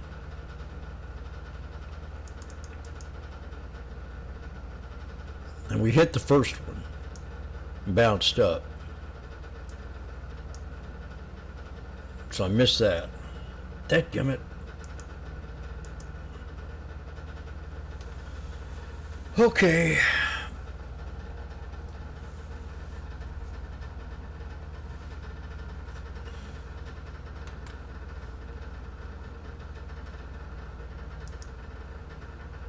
That's a double confirmation. That could have been a good shot.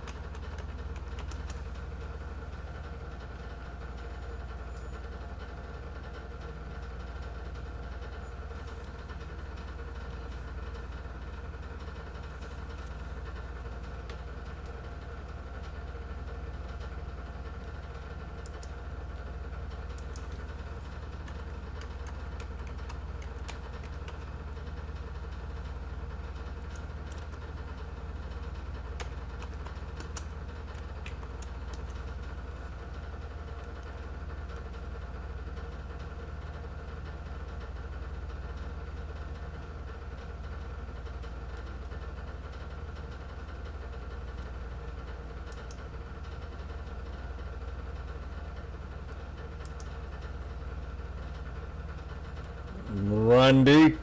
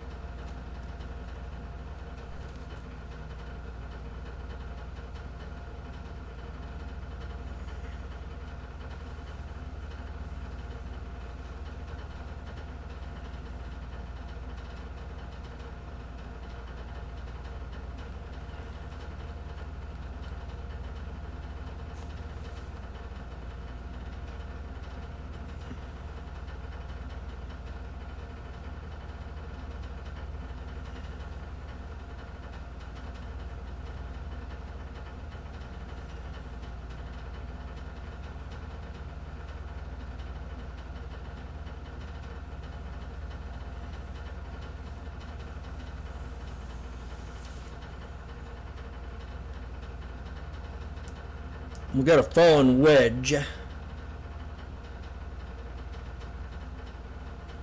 Not a real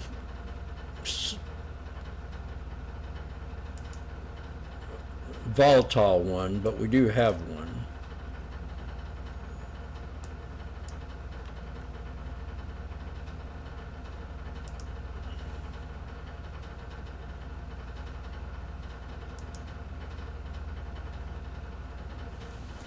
If we break that wedge, I think I'll jump in it, but not till then, unless we pull back and do it right here. Prepare ye in the name of the Lord. We're at $3.90, 67.50s.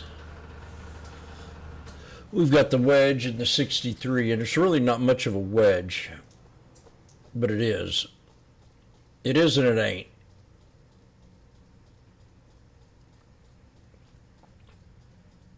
But you see, it just broke out. If you can count to 4, but this is a 5. 1'em, 2 bits, 3B, 4bis, and Phoebe.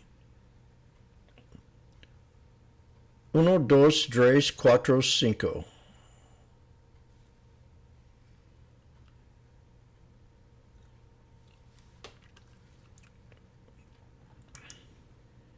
Spike had hit the 200.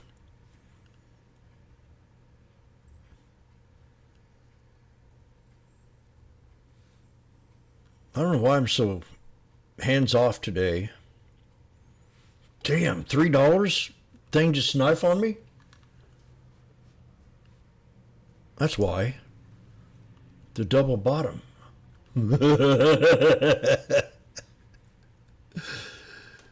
This is Washboardjim with a sneaky snake trading strategy. He's looking at the 200 SMA right now. The time is now exactly 12 o'clock here in Missouri, 1 o'clock Eastern time in New York. The 67.50s are now at $2.60. Prepare ye in the name of the Lord.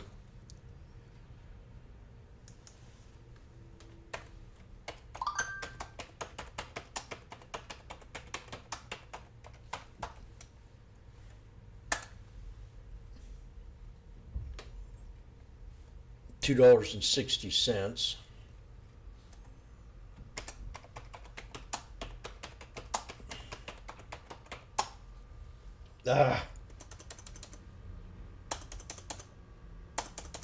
What the fuck are you doing here?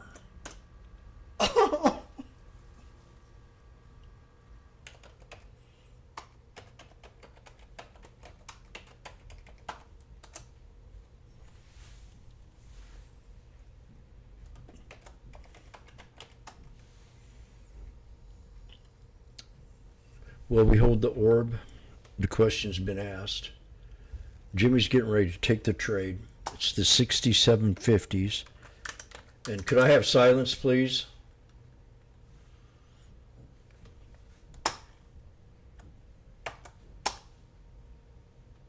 Shh.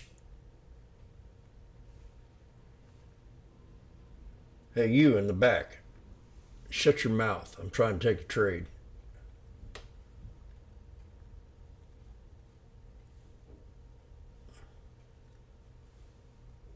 You don't ask no questions, you just shut up.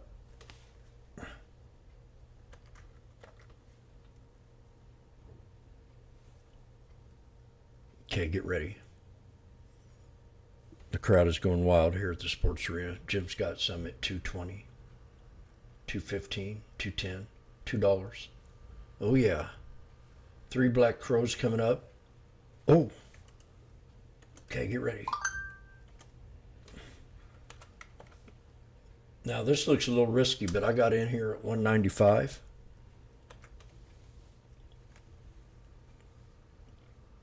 Small. Oh, God.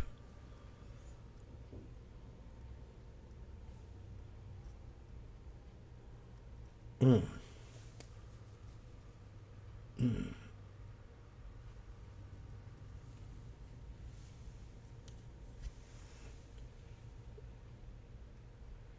Dear Abby, could I have a conversation with you here?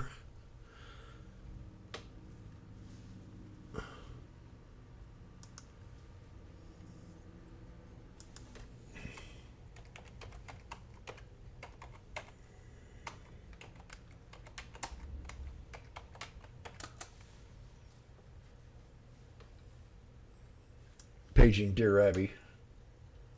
They're now at $1.60.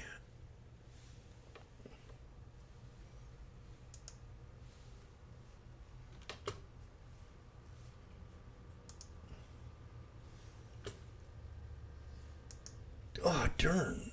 What the fudge? You're talking about a sell-off. Did somebody die?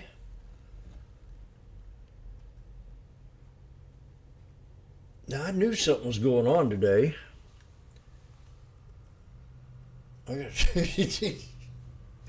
It's not funny.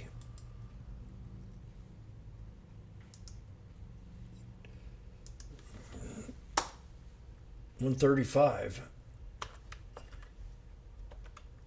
So I got 6 at $135 and 3 at $195. I did not expect this.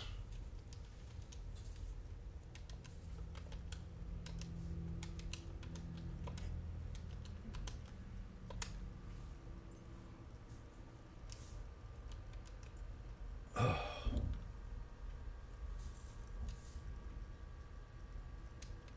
Golly.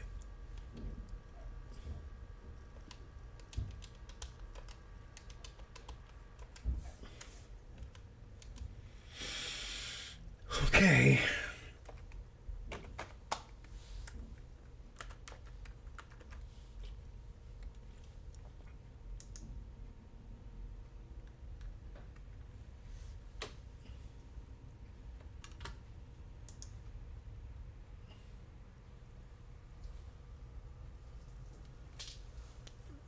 Wow, what a sell-off.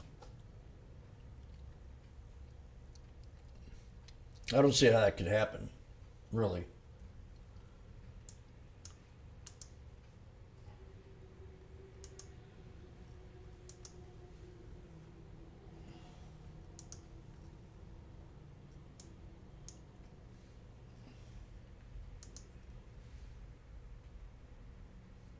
Dear Abby.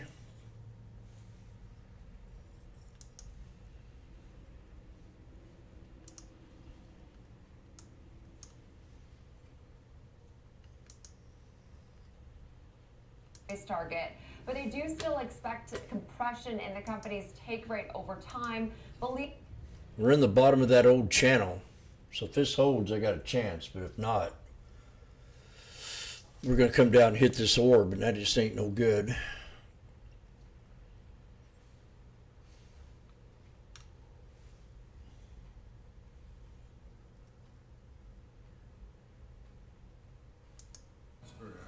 Dear Abby.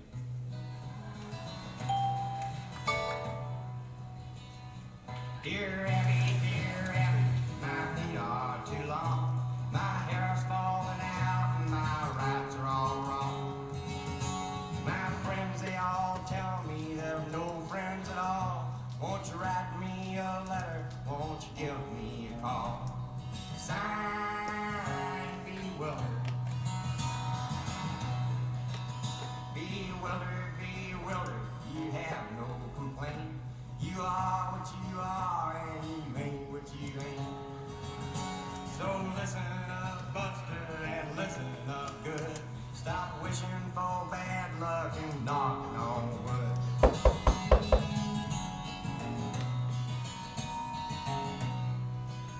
Dear Abby, my fountain pen leaks. My wife hollers at me and my kids are all freaks. Every side I get up on is the wrong side of bed. If it weren't so expensive, I'd wish I were dead. I'm Rabbi. I'm about even. Unhappy, you have no complaint. You are What you are and you ain't what you ain't. So listen up. up, fella, and listen up good. Bad luck and walking on wood.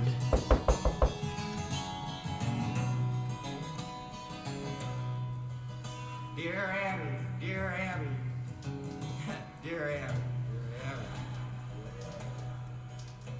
dear Abby, dear Abby, you won't believe this, but my stomach makes noises whenever I kiss.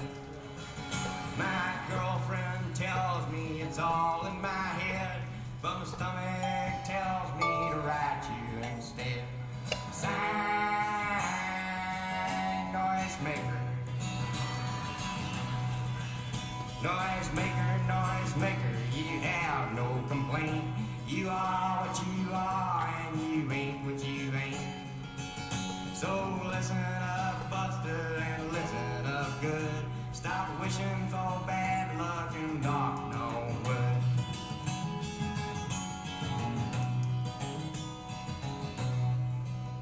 Dear Abby, well, I never thought that me and my girlfriend would ever get caught. We were sitting in the backseat just shooting the breeze, with her hair up in curlers and her pants to her knees. Sign, just married. Just married. You have no complaint. You are what you are. You ain't what you ain't. The Buster and listen up good. Break the 9 EMA just like you should.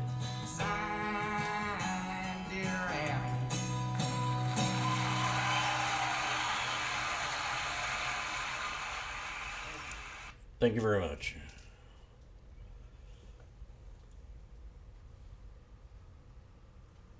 Well, that was kind of a sell-off. Exchange-traded funds rise as equities climb after midday Friday. Equities indexes scale new peaks in midday trading.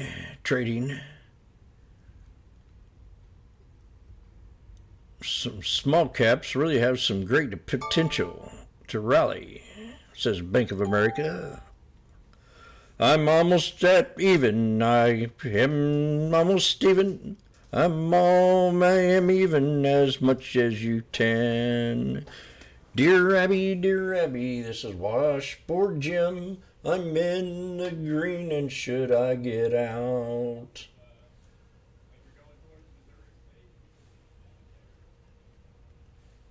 I think I should, because this was an unexpected knife, and when I get out, it'll double and come to the top like they always do, and I'll be whining and crying boo-hoo. 170, I've not reached it yet. Can you break out of the top of the orb? I'm gonna sell it, 'cause I don't give a damn. 175 like a big country ham. 180, 190, don't let it go. I got out of this stock, don't you know?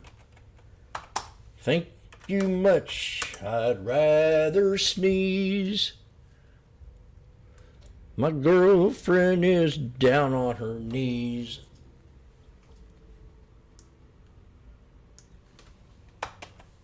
Unbelievable. Stuck in a knife. Cost average down. Could have got it for $1. Out at 190. Average 155. Give me a hell yeah.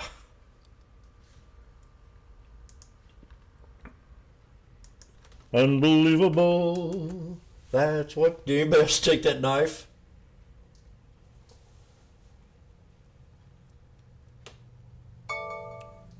Angel,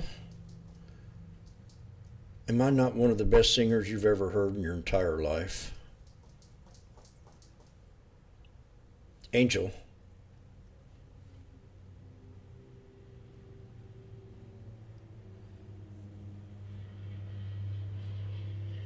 Paging Angel.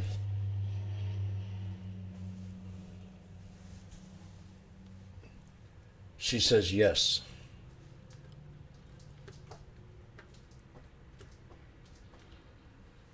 With a happy face and 2 hearts.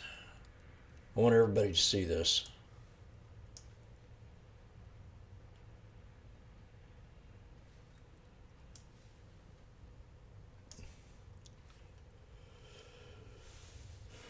Well, I'd like to have a grade for that, please.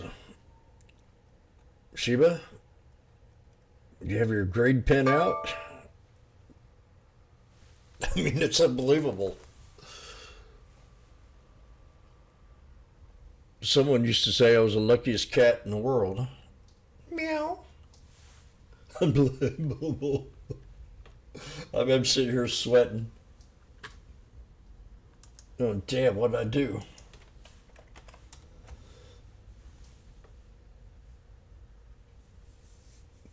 Ugh.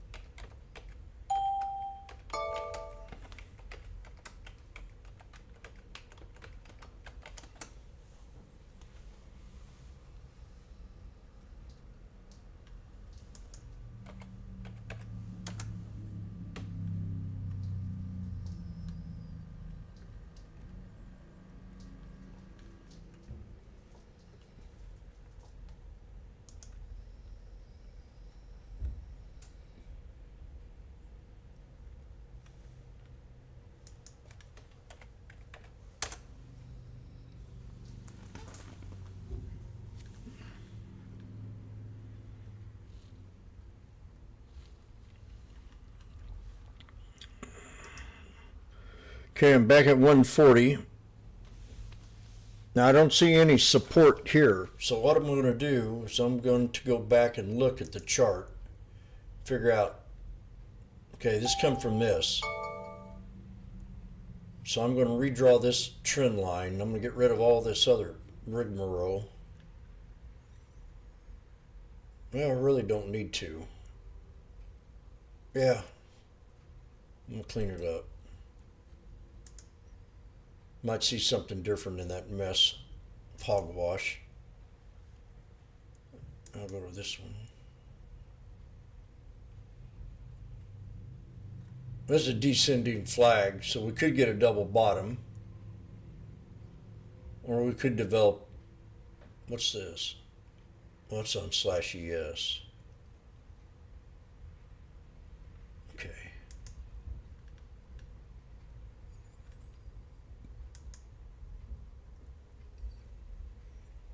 Man, I love this here old resistance right here. If this thing really had some drama and pulled back, that would be a great spot to take this trade.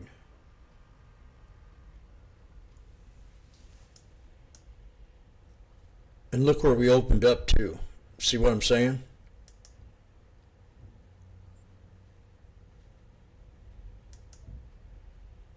We opened up at that previous high. Man, that'd be a good spot. Let me get a bigger chart. I don't know how he does it. Everybody, oh, we're at $1. Prepare you in the name of the Lord. Hurry up. God.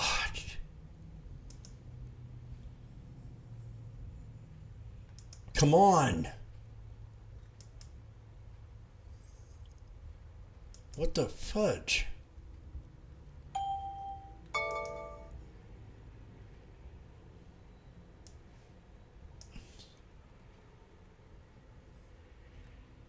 Oh, that's a real good spot. I really like that spot right there a lot. 2 or 3 reasons why I'd take it there. 2 major reasons. 1, we kind of was finding a resistance up here, then it failed. 2 was that high into close. 3, we opened up there, and it could fall just a little bit shy right here.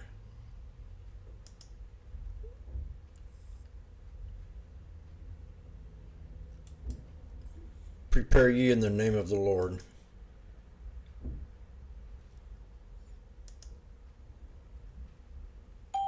Everybody's wondering, how does he do it? How does this cat get so lucky?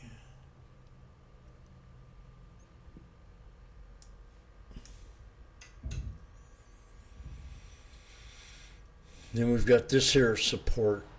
So let's make this flag. Let's raise. It's a fallen wedge. So we'll make a fallen wedge. It kind of respected that old trend line right there. So let's do that instead.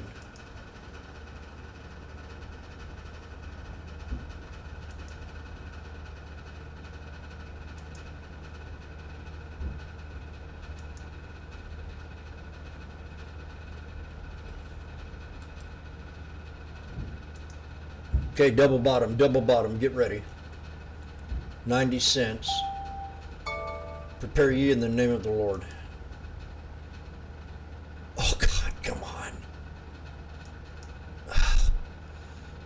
Man, this thing's acting all up.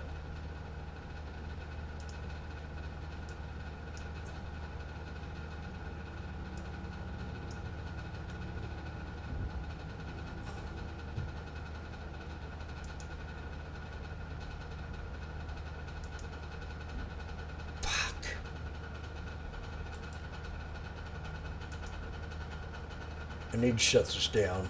After this trade, I might just do it because I'm sick of this.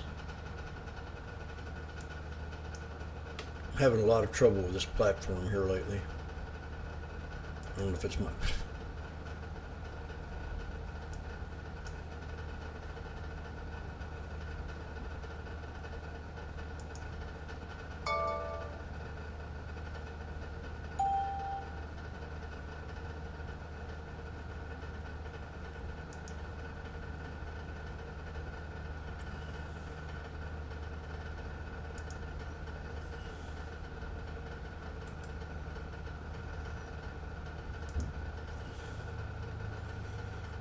I mean, this is perfect setup.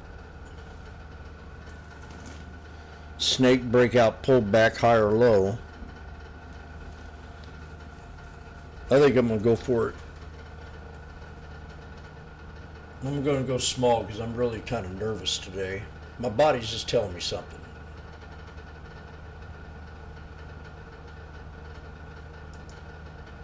The 67.50's at $1.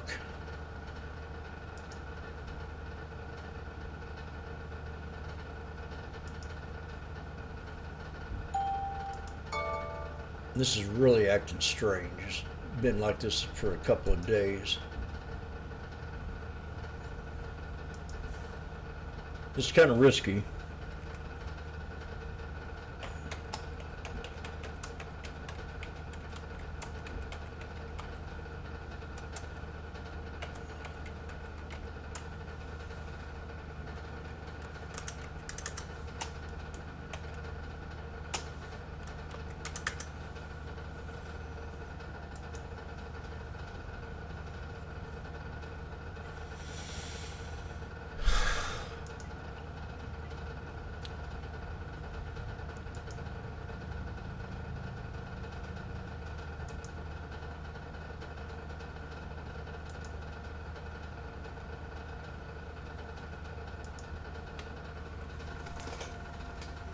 So I got 5 contracts at $1. If I buy more, it would be 10.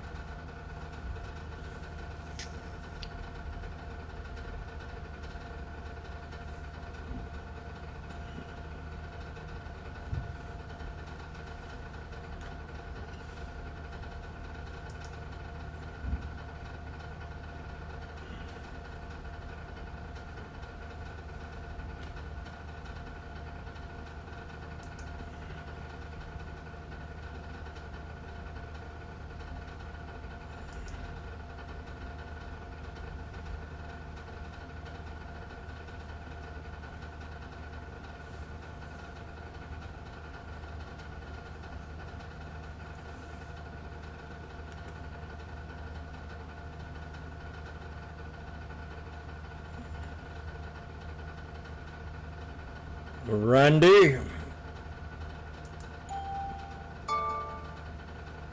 I'm in a risky trade.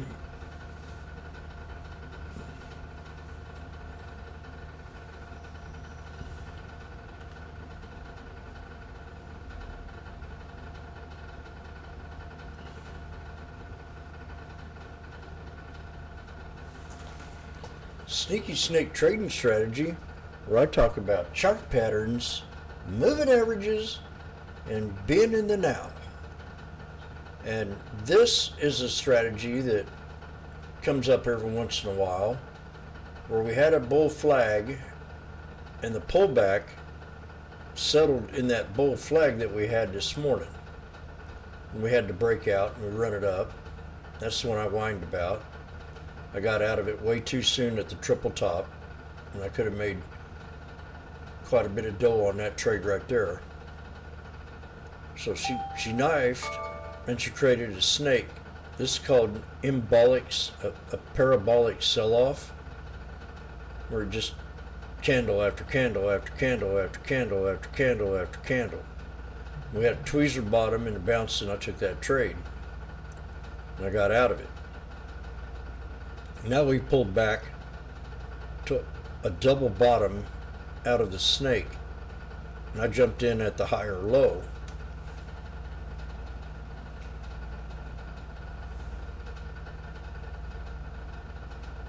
So we've got this channel right here. We need to break this trend line to run up higher.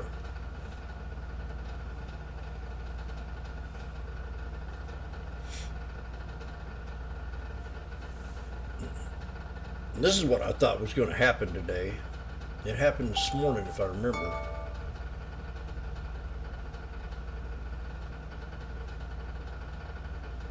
Now it could get a lot nastier. I mean, this sell-off was just boom, boom, boom, and I don't know what triggered that. Nothing really triggered it. Matter, it just couldn't break out of resistance. Finally, they just gave up. or the M market makers got a little bit under the table. Said, we ain't doing nothing, man. Put a knife on this and we'll give you 10 grand a piece. And we'll pay off 4 or 5 of you.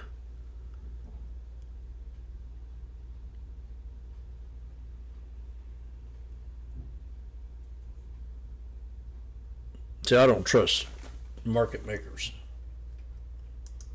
If there needs to be an investigation, it needs to be on them, because they just sit there and push buttons and pick and choose winners and losers. Come on, you idiot.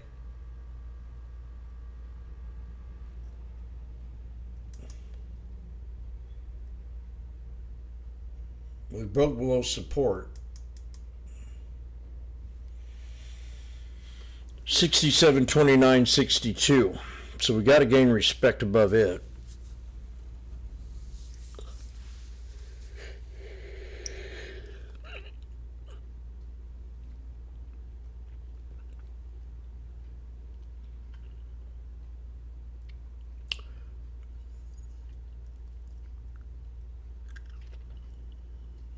Tempting to go in there and make a little cup of coffee, or make another bed. Well, tea dries me up too much.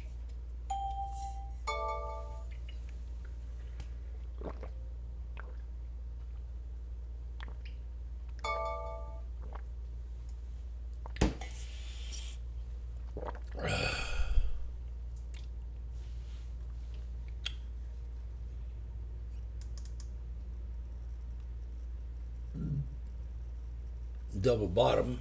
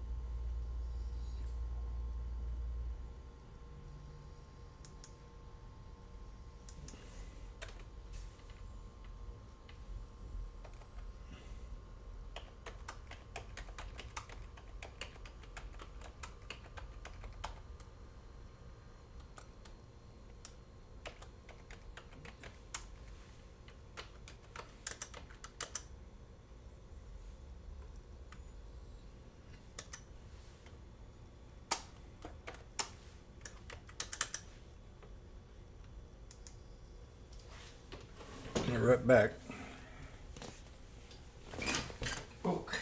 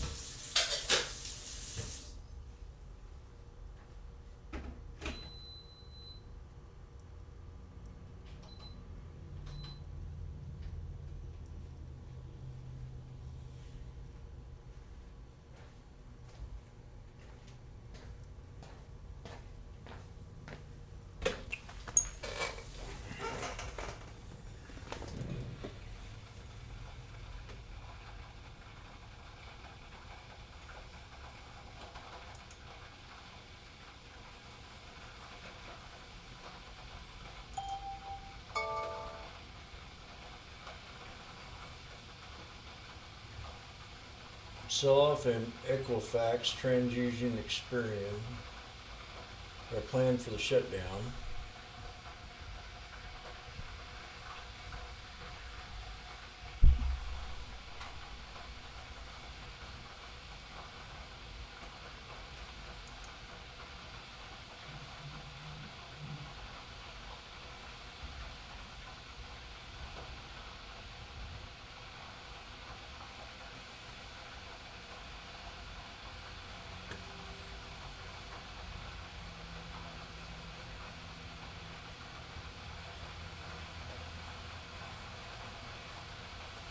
Well, we're at that time of day where things could get a lot worse if we don't reverse soon.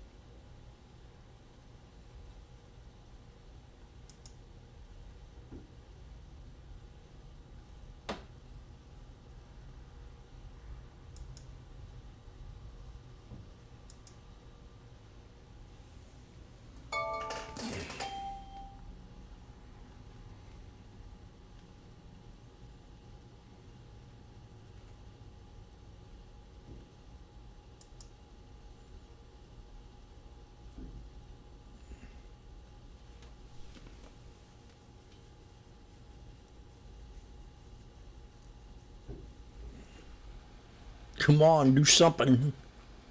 We're waiting.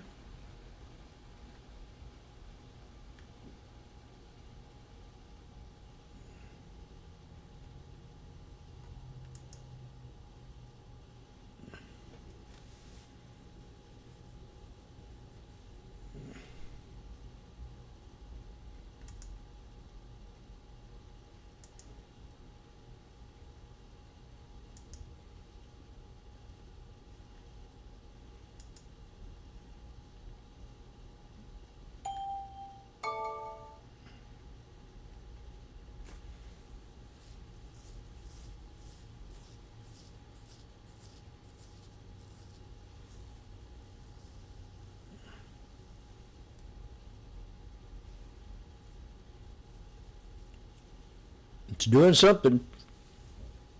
Not what I wanted it. Jim, you're down 95%. Have you ever thought about selling? Yeah.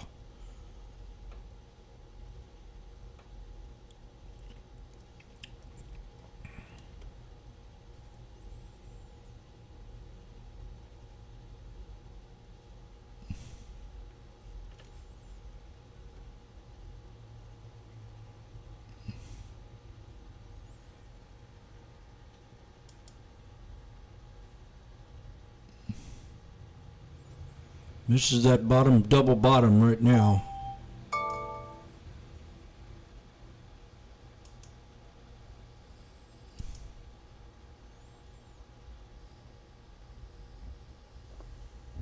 No, not yet.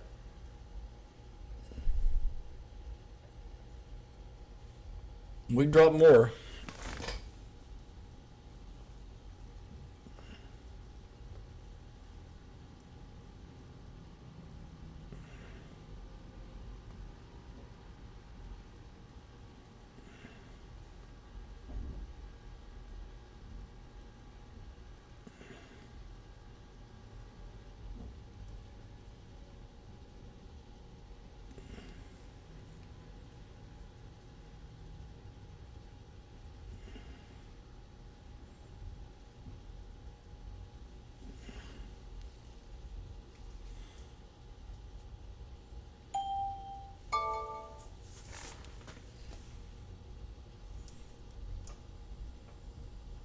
We'll drop another line here.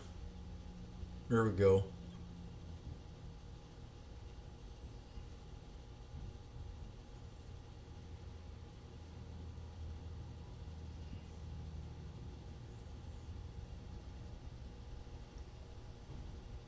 Let's see if we hold. This is double bottom. Opening price. We know how that goes.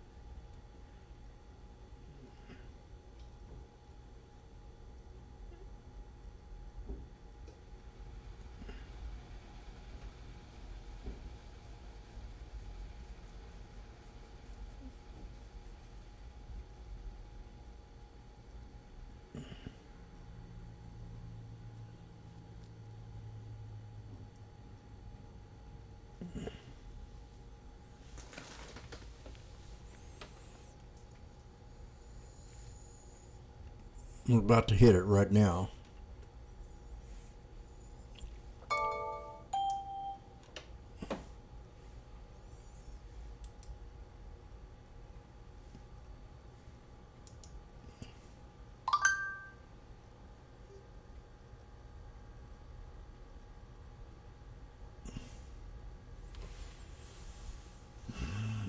There we go. That's what I wanted.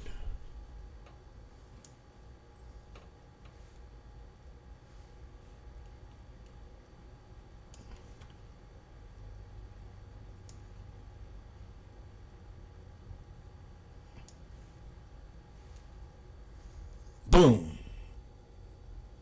Right there.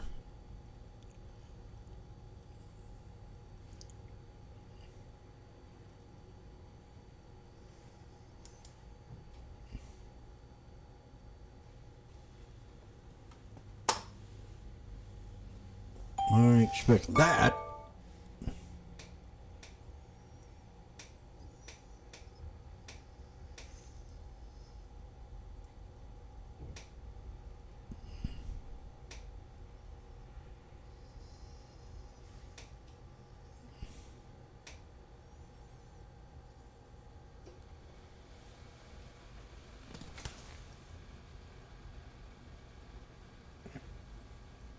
How investors can think about the potential AI market bubble.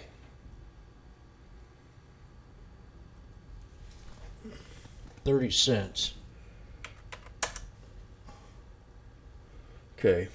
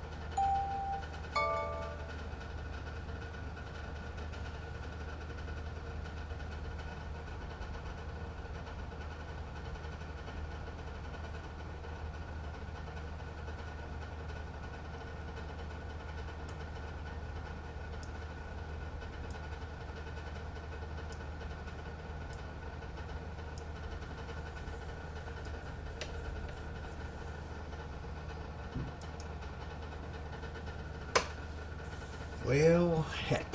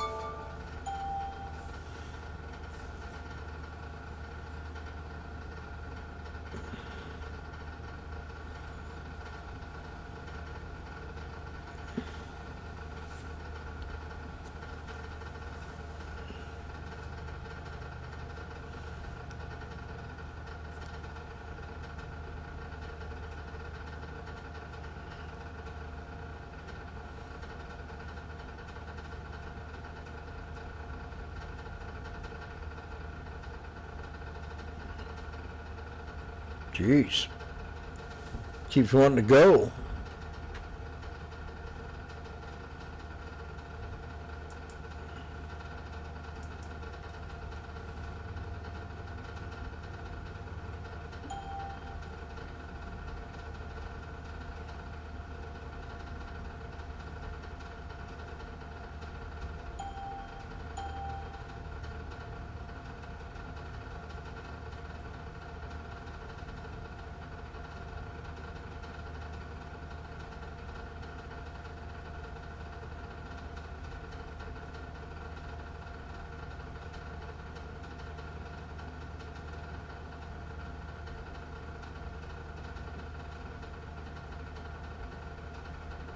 Israel and USA to attack Iran.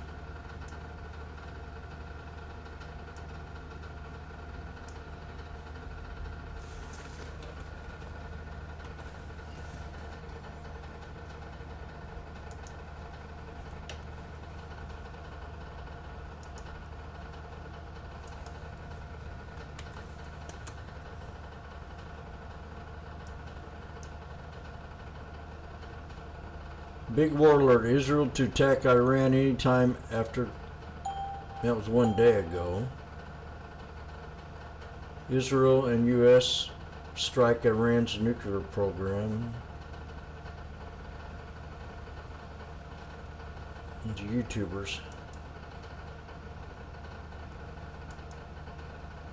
Israel and Iran on the brink, preventing next world war.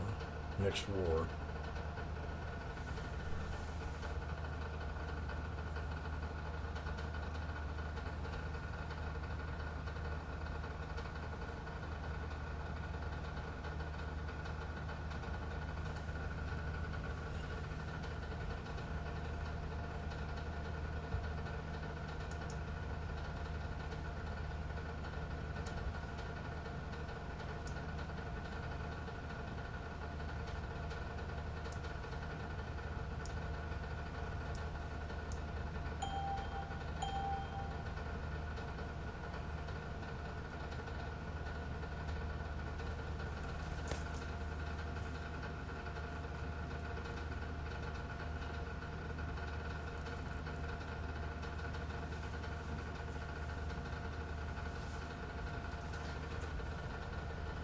Let's keep on selling.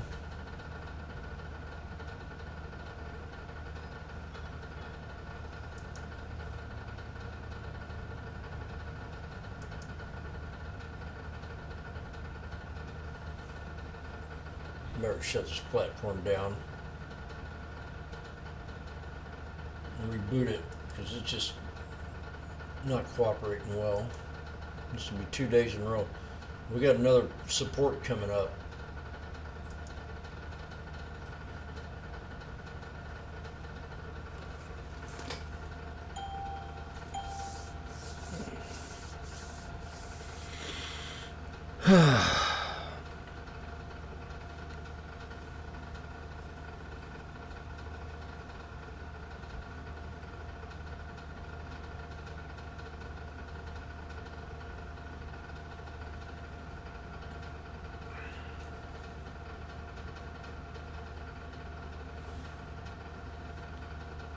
Well, that was fast. A lot faster than yesterday.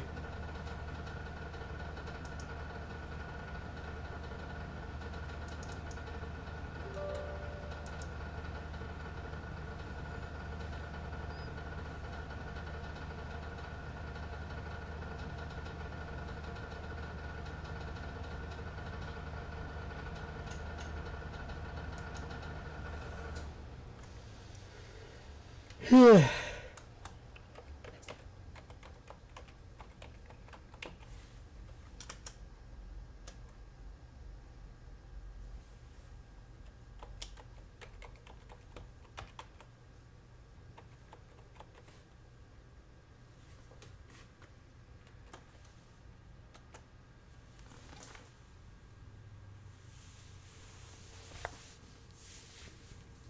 Come on, I need a big breakout. I don't know if I'm going to get it.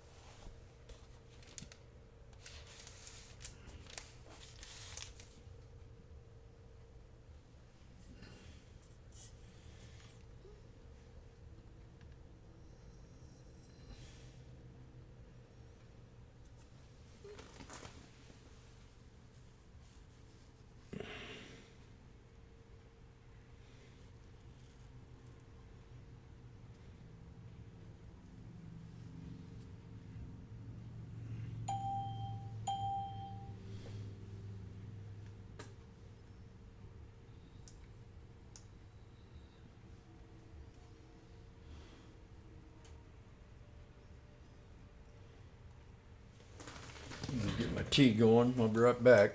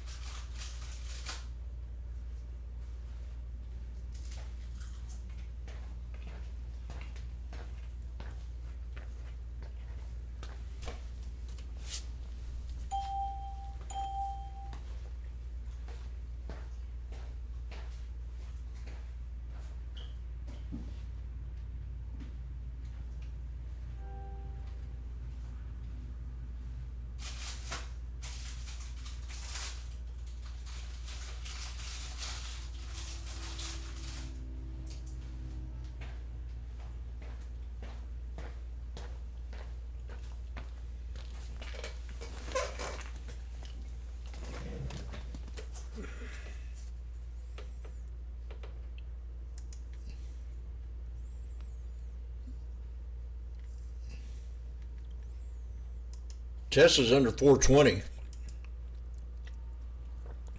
This is definitely what I say earlier.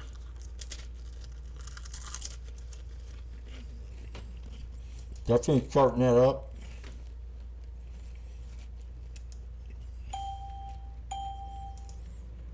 No, I don't think I did.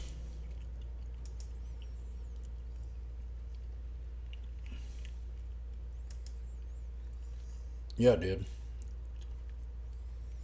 We got a triple bottom right here. Ah, darn it.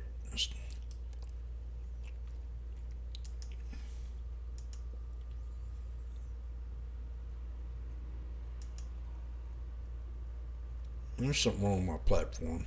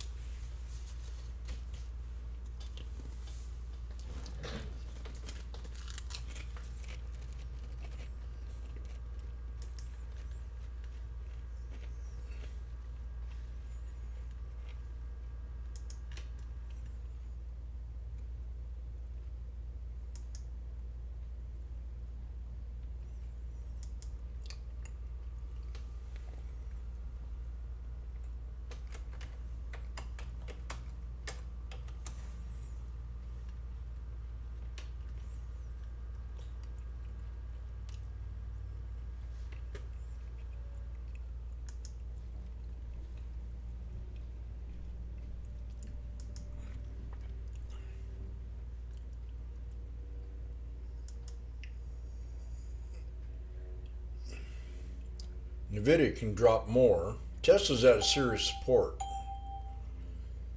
which can drop more.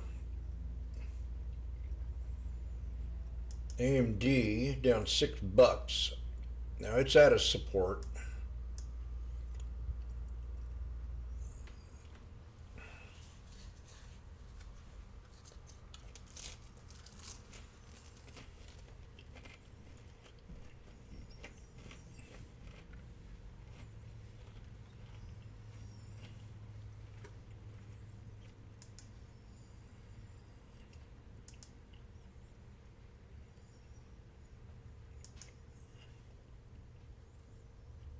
Come on.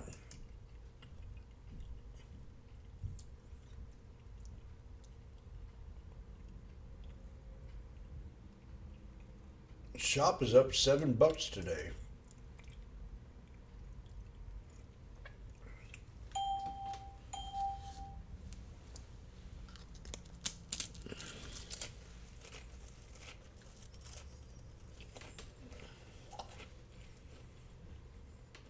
Past its price target.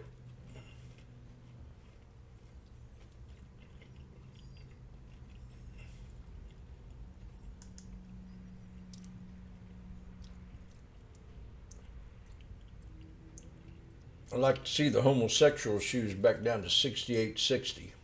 Nike.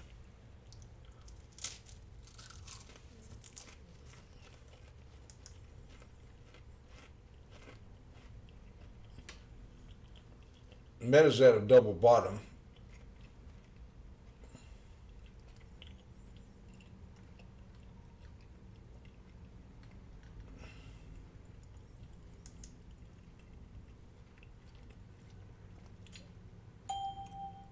Disney's up today. What a shame. It's held up support. It was there yesterday, and the day before, and the week before, and the 2 months before.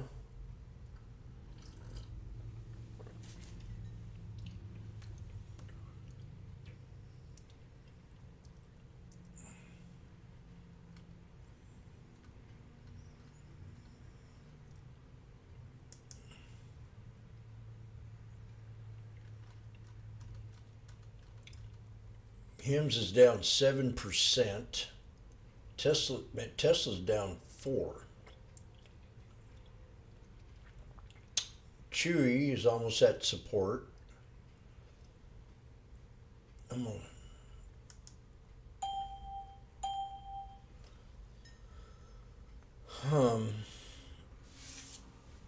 160 what I have for AMD. But we're at the top of a channel right now.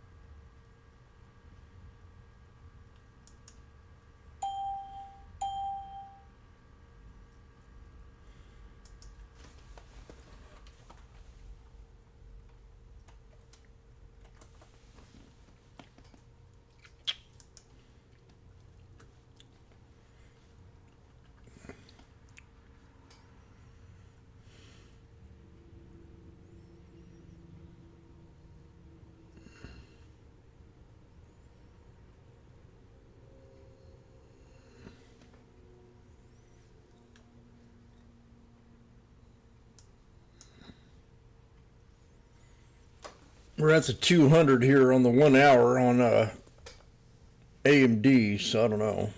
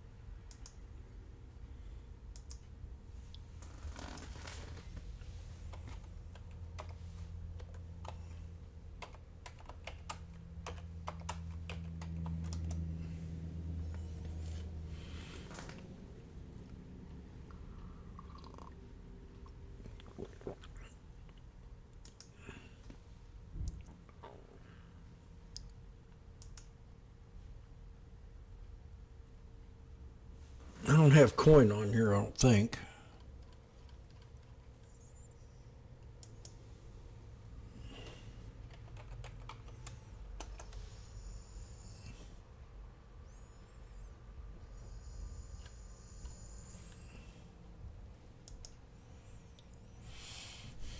Waiting for the reversal. If we get one.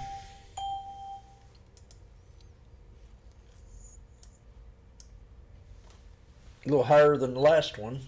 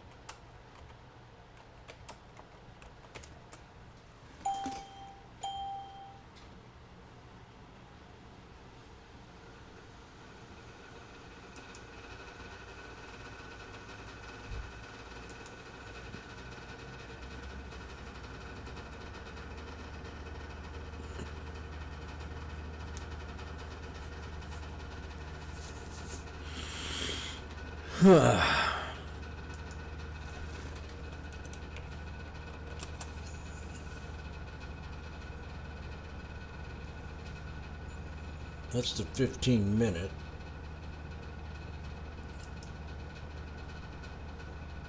Definitely, it's a real strong spot.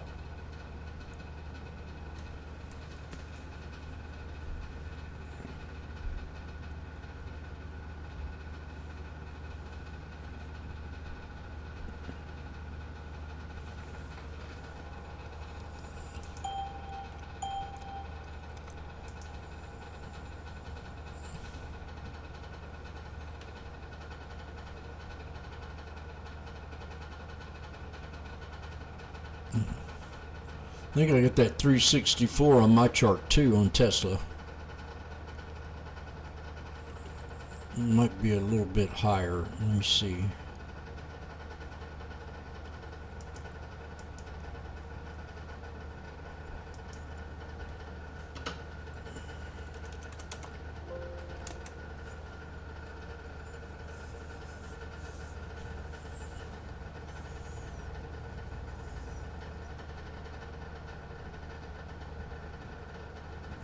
$374, $375.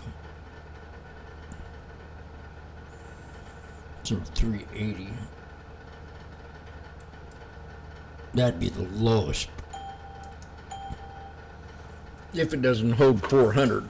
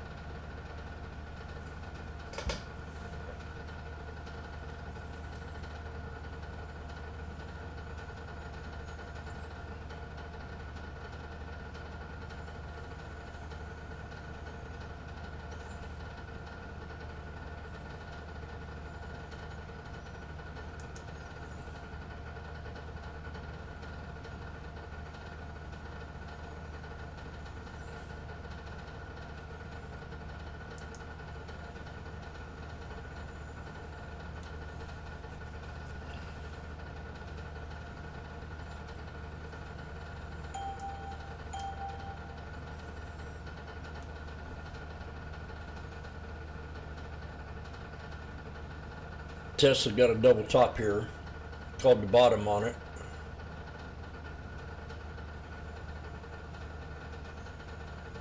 Got a triple top.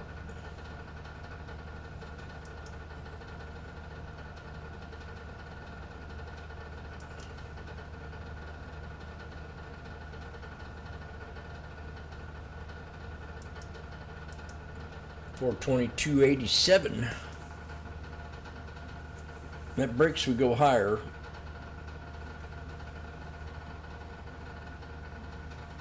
$2.50.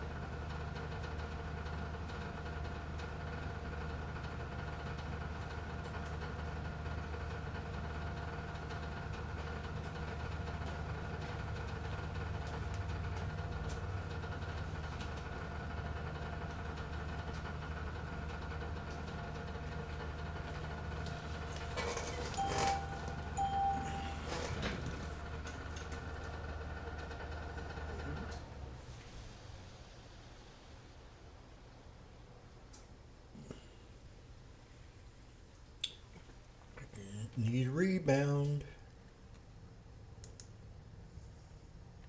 We broke to 63.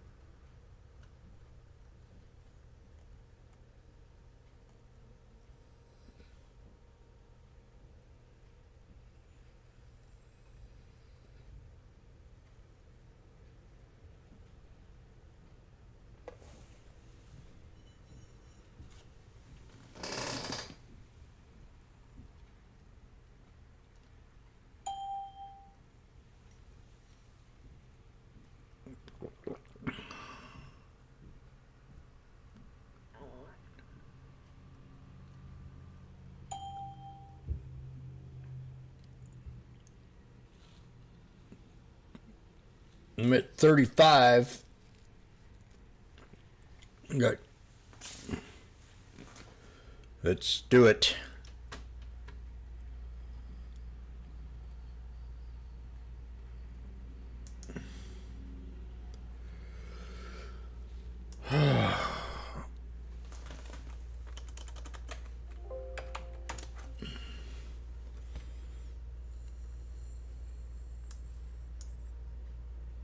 Get it up. We're back to the resistance channel.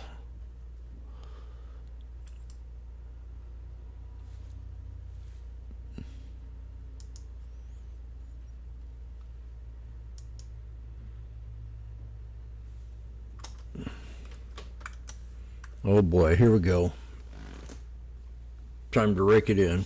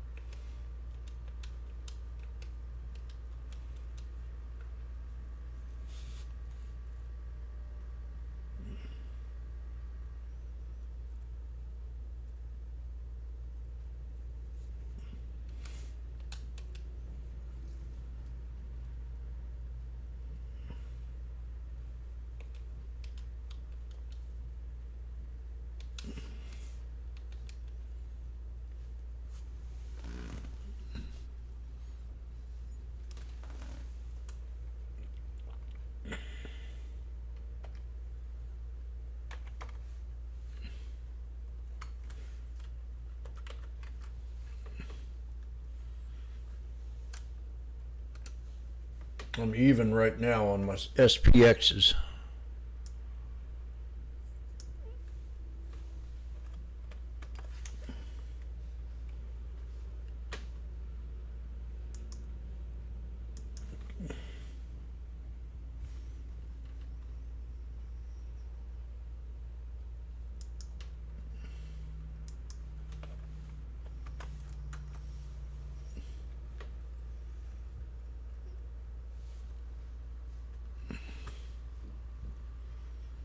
Come on, baby.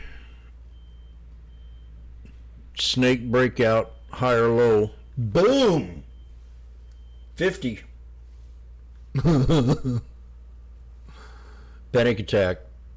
Panic attack. We're at the 200. Fuck yeah, there's 60. I'm going to sell these suckers. You never know.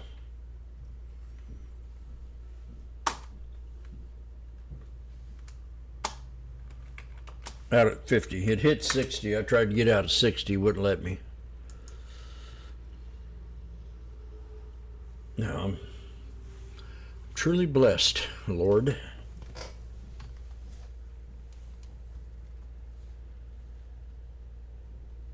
Hit the 200 EMA.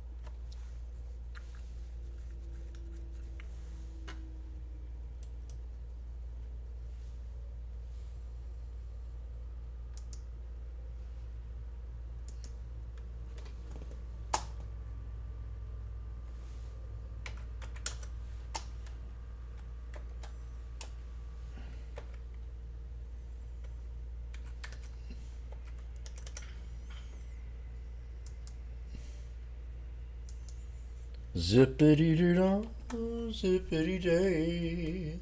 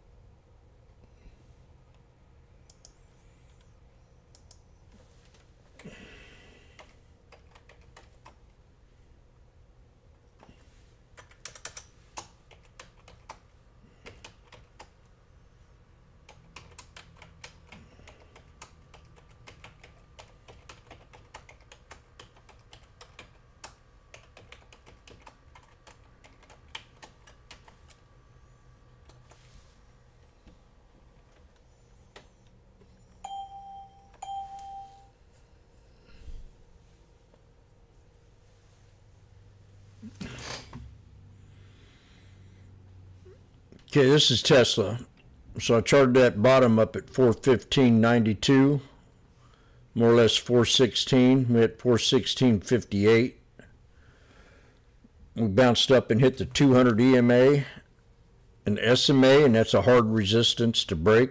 If it breaks, boom. If not, I think we'd come back and double bottom and be another buy come Monday.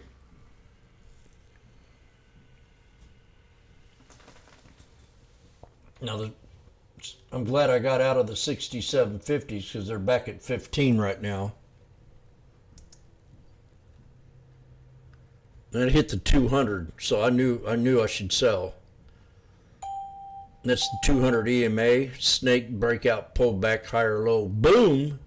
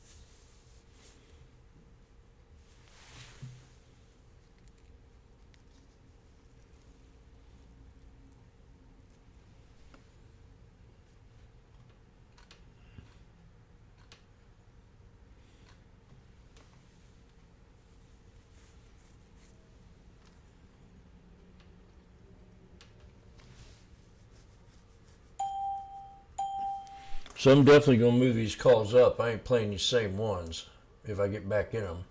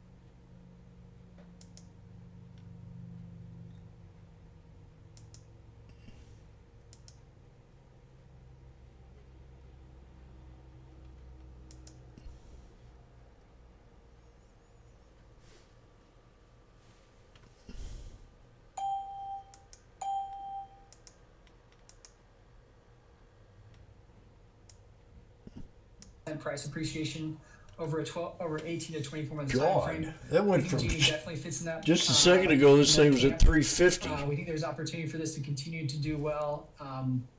I would not be surprised if they The continue price. to I mean, add these additional prices value, are add freaking additional out. value to the stock as well.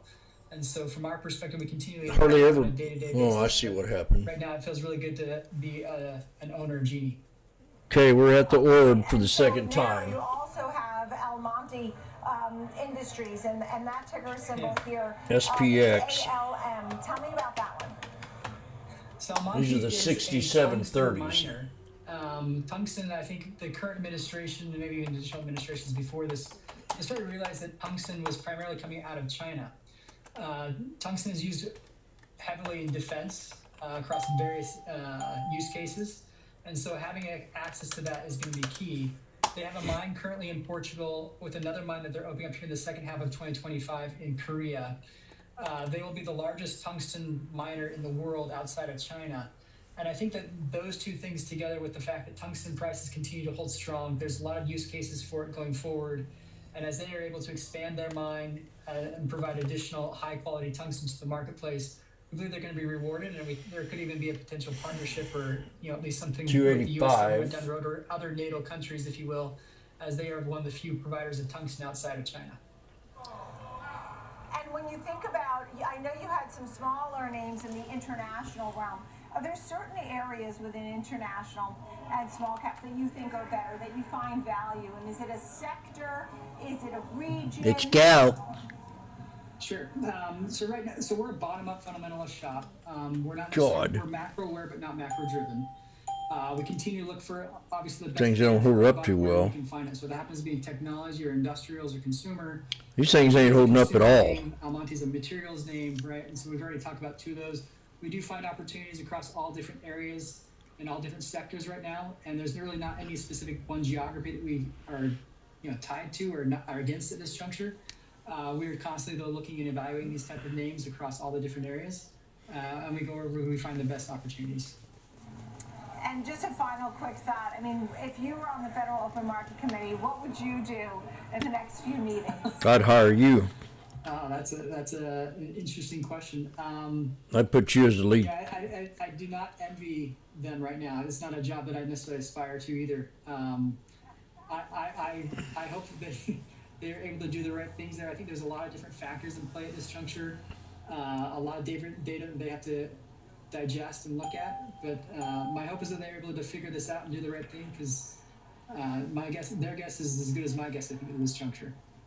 All right. Well, it's great to see you, Lance. Lance Cannon, Portfolio Manager at Hood River Capital Management. Wonderful to speak with you. Really appreciate it. Thank you. I love you. We'll bring in our panel, talk all about the labor market. We didn't get the jobs report today because the government shut down, so we're lacking in some data. And what does the government We don't need it. mean across the board? And all things, whether it's economy, AI, how things are working, the watch list continues. We're at 250 and I'm at 285. The final 90 minutes of the trading day. Tell you what, my timing sucks. And traders make decisions.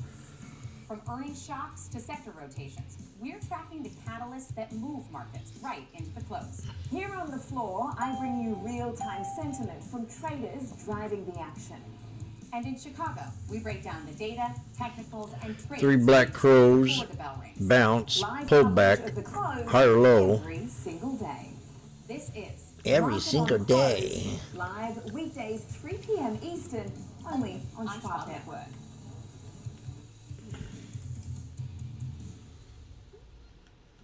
I'm about ready to stop trading today. Opportunities don't stop when the market day ends. So neither do we. So far, Schwab gives you round-the-clock access to over I haven't 100 lost of the one. most popular stocks and ETFs, plus a wide variety of futures markets. All with 24-hour support from trading specialists who understand the ins and outs of 24-hour trading. No matter the hour, you can trade brilliantly with Schwab. Hey, investors, you know the market moves, and Schwab is here to help you move with it. So, whether you're buying, selling, holding, or planning, whether you're ETFing or 401k'ing, saving, spending, or even retiring. You can count on Schwab for market insights, live support, powerful trading platforms, and 400 branches. All at your service, all so you can invest your way. Sounds nice, right? Sounds perfect. I'm Sam Vardis, live from the New York Stock Exchange. When the market moves, we're on it. Getting the reaction, the strategy, and sentiment in real time. Stream Schwab Network at schwabnetwork.com.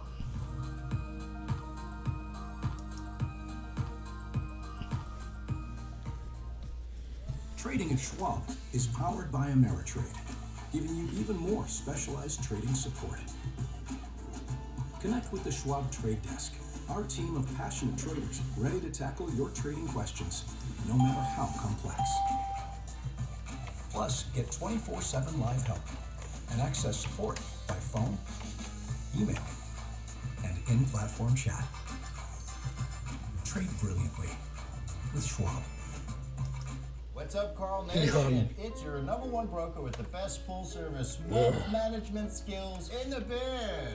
Actually, I'm seeing something from Schwab. Uh-oh. Yeah, Schwab lets you invest and trade on your own. And if you want, they can even manage it for you. Not to mention, Schwab has a team of specialists for taxes, insurance, and estate planning, all with low fees. We're experiencing technical difficulties. Carl. We're experiencing technical difficulties. Schwab, a modern approach to wealth management.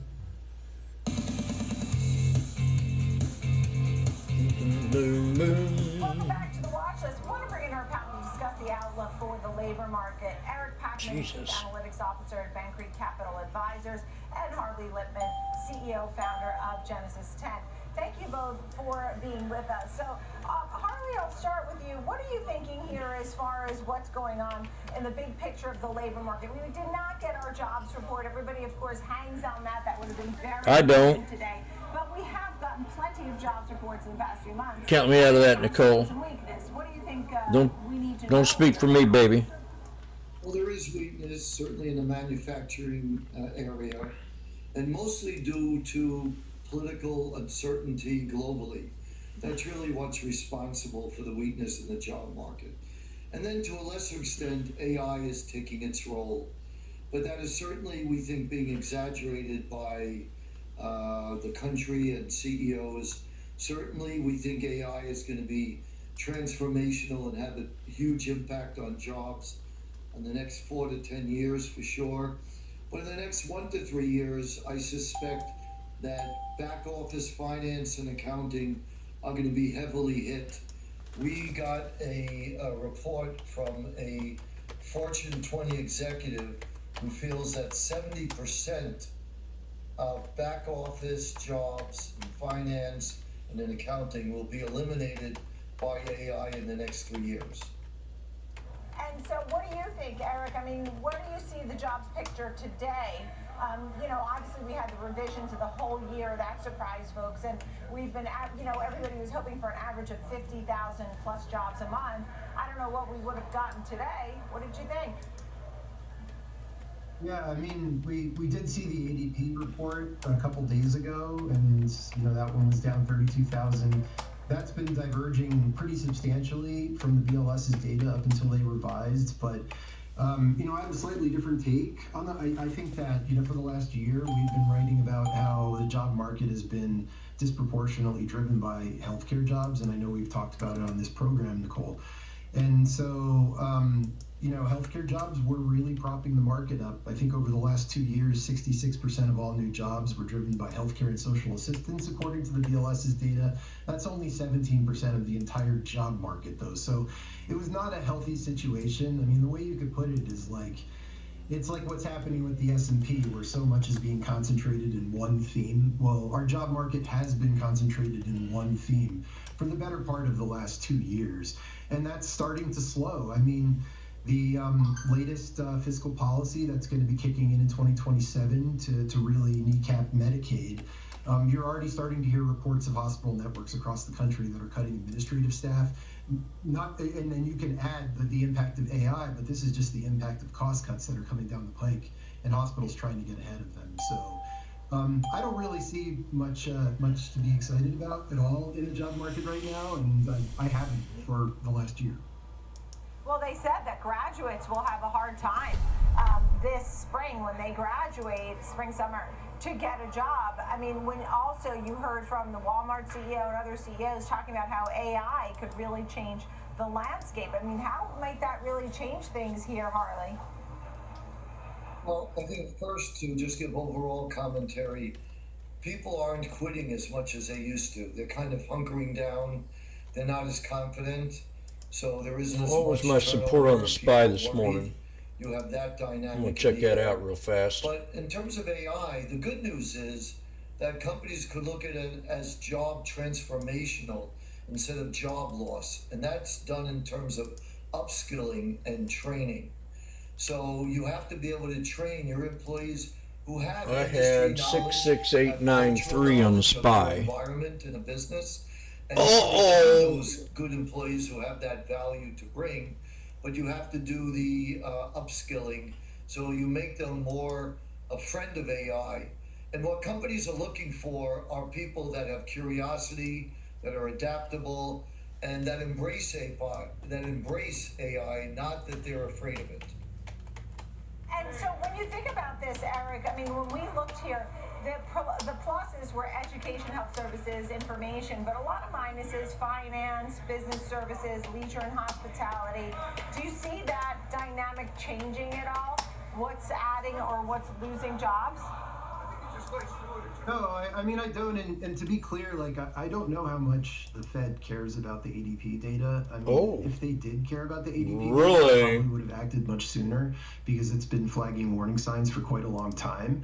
And the ADP data over a short period of time, at least this year, has diverged substantially from the BLS. So when you just look at the latest BLS data that we got, it's all healthcare and social assistance, and every now and again you have a good print for leisure and hospitality, but I kind of look at that industry as like a knock-on effect from a strong economy, right? I mean, if you have a lot of layoffs in hospitals and in the healthcare services space, then people may not take fancy trips anymore. So professional and business services is really where a lot of the technology employees, like the coders, the accountants, the consultants, the jobs that are likely at risk, that's where they live, and that has been one of the largest drivers as the service economy has evolved in this country over the past like 20, 30 years. And that has been declining for the last year. This has never happened outside of a recession before, and we're a year into that. And that's based on data going back to 1930. So to answer your question, like, no, I mean, I think it's healthcare or bust at this point in time, and probably starting earlier than 2027. I mean, I think I've been saying this for a while, but we're probably, moving towards the bust side, and I don't know what else kind of picks up the slack from that. And then Harley, last thought here is that you said the employers are hiring, but they want people who are adaptable or maybe learning more in AI, or who can have upskill and have a better story going forward. Is that right? Tell me more. That's right. Yes, because there are opportunities. Problems are opportunities in general when you look at business. If you go back, the horse and the buggy ended, but it created an automotive industry that created even more jobs when people were frightened at the time. So I make that analogy today with the AI transformation. So I think that people have to show employers that they are that they want to work with AI. They want to use it as a tool to be able to be more productive and accomplish more. I think that a lot of employers are seeing potential employees or existing employees that are worried about AI. They're worried about it taking their jobs. And I would encourage people to be positive about AI, because it's here, it's going to grow, it's going to have a massive impact on not only this country but the world. And the sooner they take that into account and embrace AI, the better everybody will be. But it's really in terms of upskilling. Companies have to embrace upskilling, like what my company does and other companies do. Training, that's going to make the difference. So training has to take place, and that'll cause greater opportunities for everyone. In the meantime, the U.S. Senate rejects Democratic government funding bill, voting next on Republican Stopgap funding bill doesn't seem to be going smoothly, so we can probably still count on maybe the government shutdown and lack of data, maybe even into next week when we're supposed to get the CPI. Eric Packman, Harley Littman, thanks for your chat here on the labor picture. And thank you, friends, for being with me here on a record-setting day where we saw all four of the major averages hitting record highs. We've had some volatility today. Keep it right here. Have a beautiful weekend. Market on Close is next.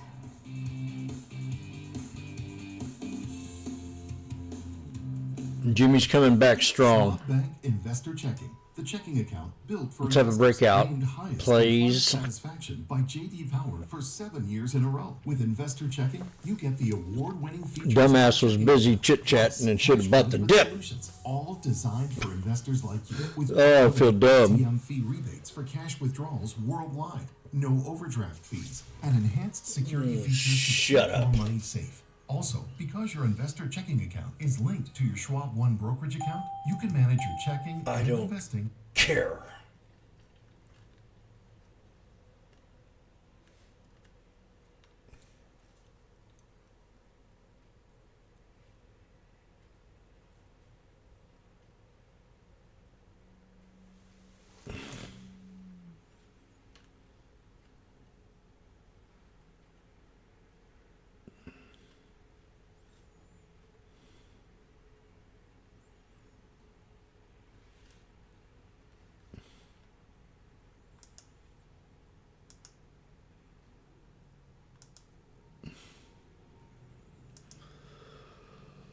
Oh boy.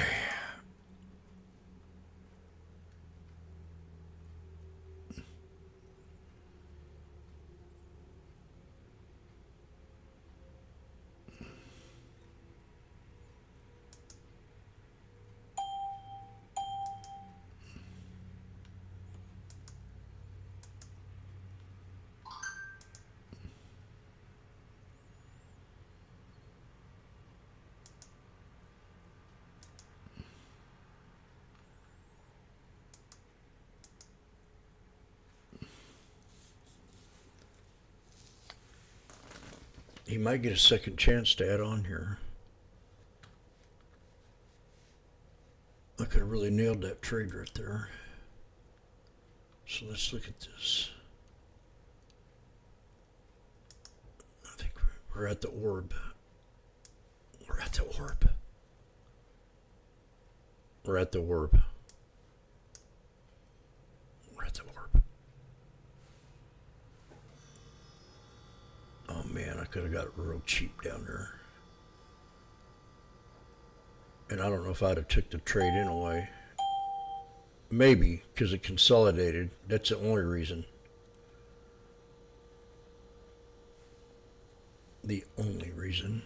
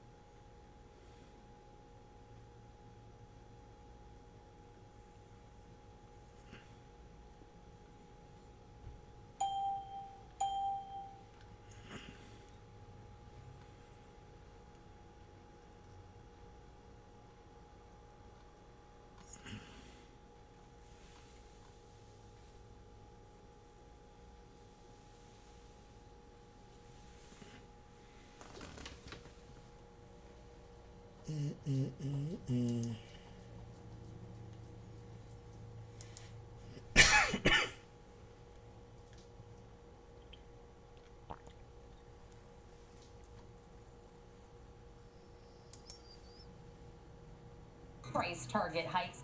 Analysts say that the crypto exchange is now a diversified, full-scale crypto outfit that's capable of serving both institutions and individuals. We'll talk through those news coming she's up. Also, on. Palantir Palantir stock falling on reports of an internal Army memo revealing that there are serious security flaws in its new battlefield communications system.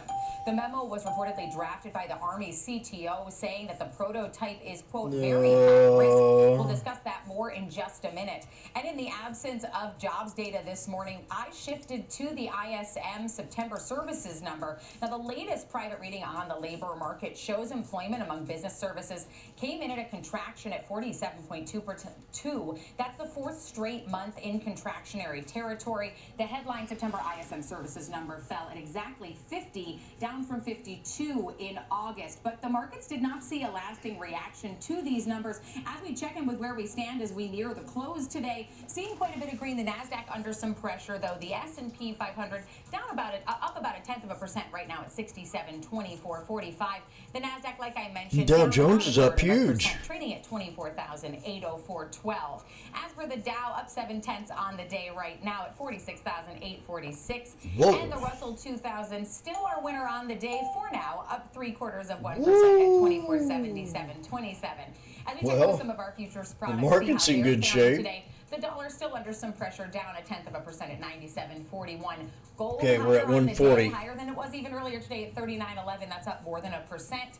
Crude Marley, oil that's a up pretty 0.5% dress on at you. 60.78 a I have to barrel, admit, I like close to that. $60 Black and white threshold that a with lot of black traders hair. we speak to have cited as a resistance area. And Bitcoin up to 123,000. If I was at a bar, I'd try to pick you up. And a third on the day, rallying off of those 110 levels that we saw just last week. Now, Sam, I'd love to know what's catching your eye on the floor of the NYSE today. Yeah. Well, we've seen some of those chip names under pressure today, Marley. Applied Materials is lower after the company disclosed that a new export control will hurt its China sales, and the semiconductor equipment manufacturer expects the new China to reduce revenue by $110 million in the fourth quarter, roughly $600 million in fiscal 2026. China made up for about 30% of Applied Materials sales this year. AMAT shares hitting Snake breakout, pulled back, higher low to the VWAP. Shares in KLM also down today, but today's moves, suffice to say, are just a dent in the gains we've seen in these chip companies this year. Now, casino stocks are getting hit hard today, among the biggest losers on the S&P 500, although that doesn't seem to be hurting the index, which of course did hit an all-time high today. But names like Melco, Wynn, and Las Vegas Sands all pulling back. Mother Nature seems to be partly behind the move with a typhoon, or as you call a hurricane, in Asia, putting the gaming hub of Macau on high alert. Unless there is a big hit to infrastructure, it shouldn't impact gaming revenue too much. But the worry is the timing here. It's Golden Week in China, which is a big holiday where we typically see a lot of spending, which could be affected. And USA Rare Earths getting a big lift today, rallying and hitting a 52-week high. It comes after the CEO said that they're in close communication with the Trump administration, and the government has recently taken equity stakes in Lithium Americas, seen as strategically important to shore up domestic supply chains and compete with China. USAR is up over 130% year to date for now, so that one is soaring in trade today. But I'll send things back to Marley, who's with Jenny Horn in Chicago with some of today's top movers. Thanks so much, Sam. Yes, like you said, Jenny Horn joining us here in our Chicago studios, the co-host of Next Gen Investing. Jenny, lots to get to today, but I want to start with a sector. We're seeing a massive boost in healthcare today, and it all has to do with subsidies from the Affordable Care Act.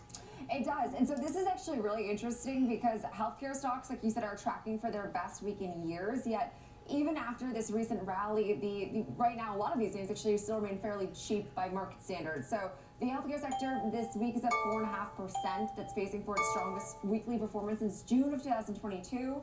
I mean, just fascinating. And again, tied to a lot of the news we've gotten from really a lot of these President Trump supporters that are back keeping enhanced subsidies for the Affordable Care Act plans, which the central obstacle is ending the government shutdown. So that will right now be a overall, I'd say, hurdle that we have to clear, according especially to this nonpartisan health group policy research called KFF. But it was conducted from September 23rd through the 29th, just days before Congress actually failed to pass a funding measure to keep the government open. More than currently, though, 22 million people receive these subsidies, which are set to expire at the end of this year unless Congress extends them. But losing these subsidies could mean that the average out-of-pocket premium payments could double now in 2026.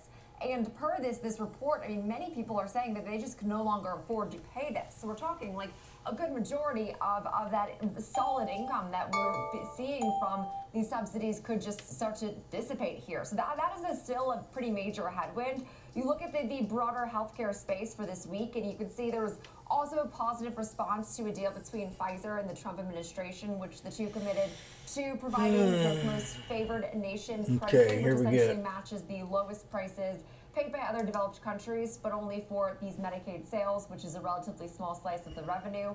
So on the flip side, companies though with this outsized exposure to Medicaid are like Gilead, for example, likely to face more headwinds. While several analysts look at names like right now Johnson & Johnson, Eli Lilly, got a symmetrical flag. Of course, Pfizer, as right now historically. Yeah, I kind of screwed up there. Their past multiples, and also on a pretty nice recovery after we've seen underperformance from the healthcare sector. I want to add on to these at the best price possible. Yeah, and we have Humana's chart here up more than 10% on the day. As I'm looking at the top performers on the S&P 500 right now, the tops are Humana, Cigna, Centene, Molina Healthcare, Elevance Health. So I mean, it's a big day in healthcare and in healthcare insurance specifically, but also on the heels of that Pfizer note, you know, a boost for the sector overall. Also seeing a boost in Coinbase today. We saw Coinbase get an upgrade.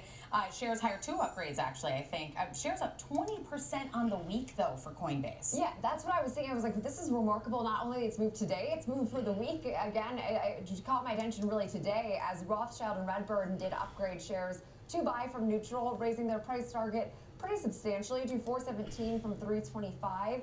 They do still expect a compression in the company's take rate, but they believe that this retail volume growth will help mitigate this. Now seeing some strong growth in their institutional trading. That's support right here. Growing institutional adoption of these crypto assets, as well as the strength of the company's positioning following its investment into derivatives capabilities. So all that to be said, transaction fees are now roughly 50% of their revenue, which while the per trade take rates may decline. Yesterday, my end of the day trade didn't turn out too good either. Most of these institutions Lucky for me, I don't have a lot. Assets, but that's also, I've seen a narrative that's been used against a name like Coinbase. Like if you have right now this ease of access, which is a wonderful thing as far as trading volume for the crypto space, you're no longer seeing Coinbase have this dominance, this control over the crypto. I'm kind of liking it here. Again, we're seeing a lot of other companies make it a lot easier for the everyday person to get to 6 so. of them. That give me 8. That's a edge that we could see slightly waning, but obviously that's more the long term. Goldman, though, today with a more neutral note, $363 price target with a. And they can easily pull back to 67.18. Over this name, I think it just sort of depends on your conviction right now in Bitcoin for the crypto world as a whole, because many believe that October is actually historically one of the strongest months for anything related to that asset. So correct. We've certainly seen crypto performing well today, certainly better than last week. We saw Coinbase and also Strategy take a rise as Bitcoin prices went up too. But Alibaba also got an upgrade today, but shares down a little bit, alongside it. The NASDAQ also down here as well right now, but shares are just slightly under the unchanged line, but a positive note on Alibaba. A positive note, adding to also a positive week-to-date performance, up almost 19%, up 123% this year. But Ernst Group upgrading shares to buy from hold, saying the company is developing very well in these various AI applications. And meanwhile, their e-commerce business and international segments also remain strong. So they do view the stock as now having a risk and reward profile that remains attractive. And I will say that as far as street skew on this name, there's a lot of optimism to be had. You have 38 buys, 3 holds, 1 underperform, and no sell per FactSet. And right now, the average price target is $190 a share. So I know that it only is very modest upside, but it's really hard to find a lot of these names that ran up so substantially in the last 60 days or so, where the average price target still implies upside, which I think speaks to more of the long-term pain we've seen in Alibaba shares as we are nowhere close to our all-time highs. But an outperformer, really leading this charge as far as these Chinese tech companies go with developing now their own offerings into AI. Yeah, their own offerings in AI, their own data centers. We're getting a lot of announcements from Alibaba. Now, under pressure heavily today, Palantir, not a strong performer, down more than 6.5%. On the reports of this internal Army memo saying that their new battlefield communication system has some potentially significant cybersecurity flaws. Yeah, this is an interesting report, and we got this news that broke about midday, and then we saw shares immediately fall 4%, and unfortunately, we've taken it on the chin really ever since, as we're down about 6.6%. Now, I will say, Alibaba makes these moves to the upside all the time. As we know from covering this name, I mean, anytime there's any development, I'm back to we see even. this to be an absolute boom Can't for believe shares. it. So I think naturally you can expect some pressure when some of these contracts are under scrutiny, but per Reuters, the U.S. Army's critical effort to Unbelievable. And I didn't buy the dip either. Shit. Network, which is led by Anduril and Palantir, as well as other firms. A double bottom. Serious fundamental security flaw and should be considered That a really very pisses me dangerous, off. to quote this report that cited an internal Army memo. Man, you turn your head for a Platform second. developed by Anduril under a I'm sitting here looking at something else. I should be looking at my stock. Microsoft and some of these other smaller defense names is designed to connect various Dadgummit. soldiers, sensors, vehicles, and commanders with real-time data. But many said that as a result of this Unbelievable. deal, they're seeing right now a security concern. I And had- right now, Palantir's AI. I had it. Oh, God. And things were at 110. And I almost pulled the trigger. Then I looked at 120 and I said, okay, and 130. And I'm going, well. And then I turned my head. And boom, I'm looking at it and it's at 285.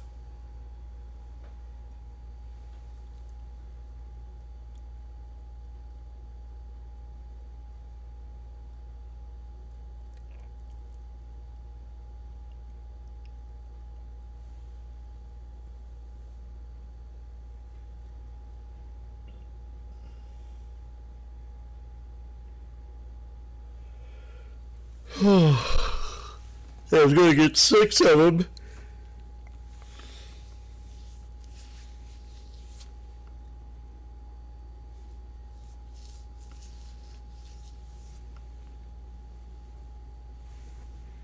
It's been my kind of day today.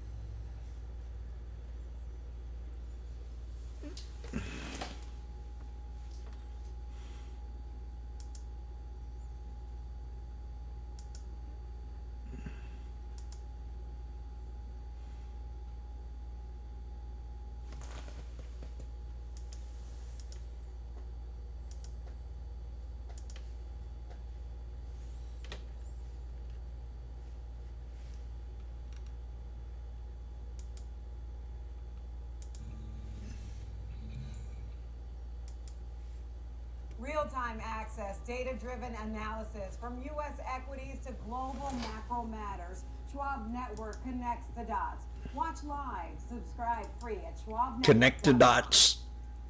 Let's connect them.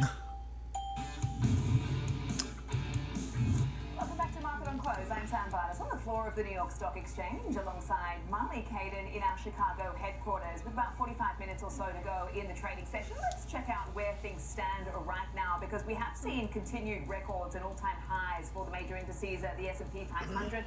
Still fractionally high there. The Nasdaq 100 has been sort of knocked off its perch today, sitting down 0.4%. So it does seem like we've seen the market rolling over in some sectors like technology. I'll get to that just in a little bit. The Dow Jones is holding up at 0.7%, and it's also been a really nice rally for some of the small cap trade. The Russell 2000 sitting up almost at 1% higher.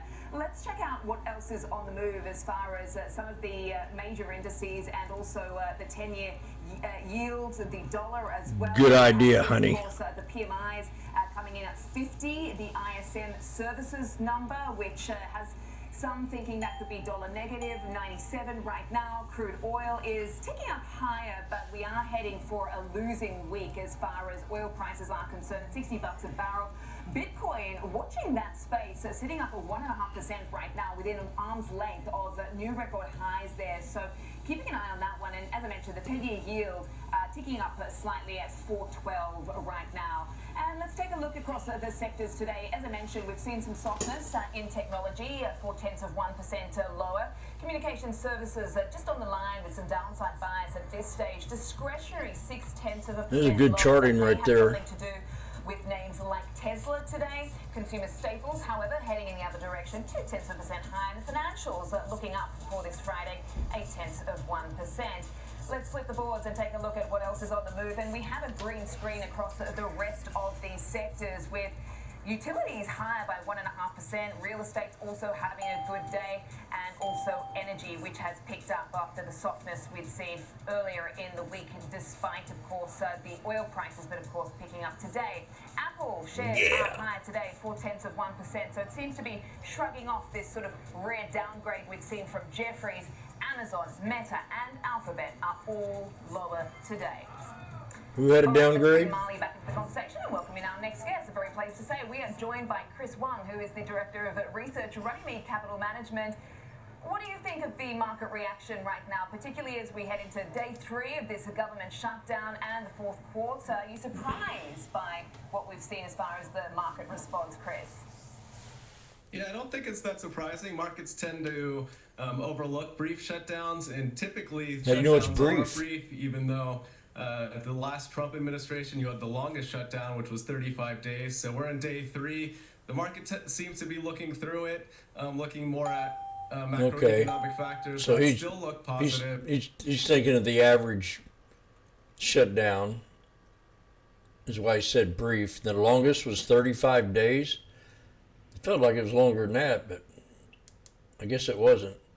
Safe haven assets, just in case this is a longer drawn-out shutdown as well. So it's kind of interesting. A good point there, Chris, with the rise of gold that we've seen this week, sort of a potential hedge against this being longer term. You know, historically, shutdowns have not had a significant impact, if not a positive one, in fact, on the markets. Do you have any concerns that this time could be different because we're in a historically unprecedented time and place? Yeah, for sure. I mean, the Trump administration, they had the longest shutdown, and they are known for shock and awe, and I think this time it could be different. The Trump administration definitely is. They did shock and awe earlier this year with the tariffs. This time they're kind of threatening mass layoffs. So it's kind of a question of what is going to force both parties to come and make a deal. It's probably going to be when the constituents feel the most pain and demand a deal. So hopefully we don't see a new record shutdown. Shutdowns can impact the economy, but so far in the past it's been like 1 to 4 basis points a day drag on GDP. So the longer it goes, the slower the economy will be, but hopefully they come to the table and make a deal soon. Okay, so for now, at least, U.S. investors seem to be looking past sort of the political drama, as you point out. And Drummer? Some of the reasons that I've been listening to as to why we're seeing them largely sort of shrugging this off is because we've got expectations of continued corporate earnings strength, but also this whole AI hype and that narrative really driving that global chip rally we've seen this week, and also the expectations that the Fed's just going to cut anyway. So what are you watching in particular, and what do you think will be the sort of next catalyst? Yeah, you make some great points there. I mean, S&P earnings, they just printed 10% earnings growth for the second quarter. Tesla. They're looking for 10% for the full year and looking at even stronger earnings next year. So the corporate earnings backdrop is very positive. And like you said, the Fed is going to be cutting rates. The market pricing in two more rate cuts this year and 2 to 3 more in 2026. So as the risk-free rate kind of heads down, everything prices off risk-free. So it's going to make equities look more attractive. It's going to push people into risk assets. And on the AI front, OpenAI they just raised money at a $500 billion valuation. AI is definitely a hot topic. I mean, Sora 2 became the most downloaded app this week. OpenAI set a goal to hit $200 billion in revenue by 2030. This year, they've only printed $4.3 billion in the first half. So that's a huge, huge number. I don't think any of us can wrap our heads around what the growth of AI will be. But if OpenAI even comes close to that, I think maybe we're not in a bubble. I mean, there's definitely spots in the tech area that are probably a bubble, but some of these names are going to grow leaps and bounds because they have just massive, massive growth. Yeah, I mean, OpenAI handily became the most valuable private company after that private stock sale. But as far as the bubble concerns, you said, maybe there are bubble concerns in certain areas. What are some of those areas that you're keeping a watch on?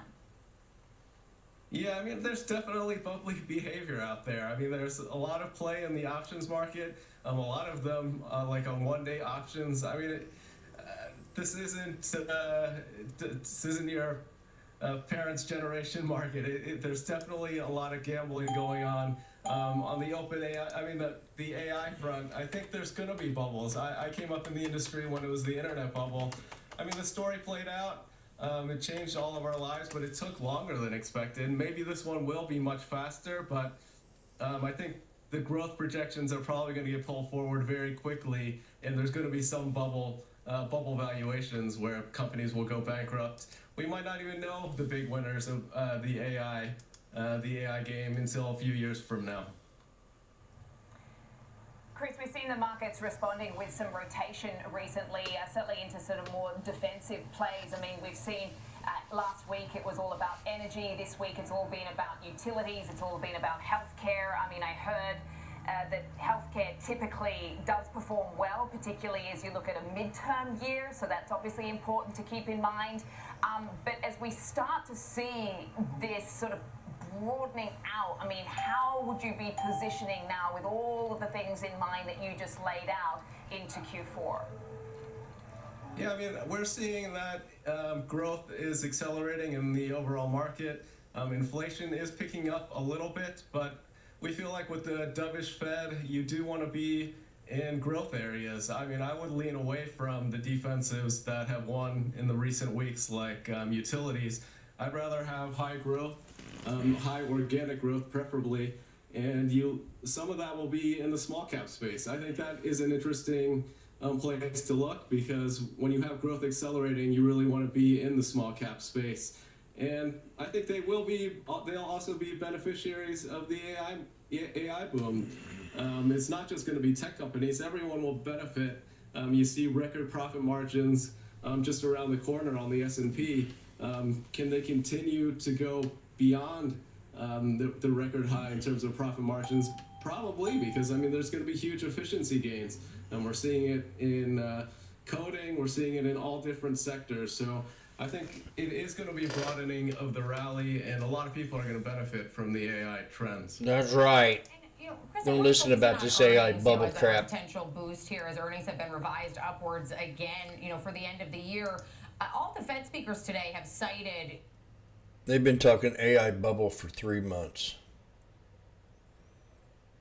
It gets a little old, Schwab. We're smart enough to know that you're saying this so the fat cats can buy the dip. I'm smart enough to figure that out. And then if it does pull back, they'll go, oh, well, we caught the bubble. Everybody get in it. offset some of the price increases. We that now have we've coming 34 down the minutes left in the market, Thank you so much and the for market's joining us going today. wild Really here at the insightful sports conversation. arena. That's Chris Wong from Runnymede Capital Management. And coming up next, we're going to look at ETFs and discuss the SEC approval of the ETS share classes. I don't want to do means for that. The industry. Market on close. We'll be right back. God, this girl, man. They don't talk about... She's ruined this channel. I want Caroline back.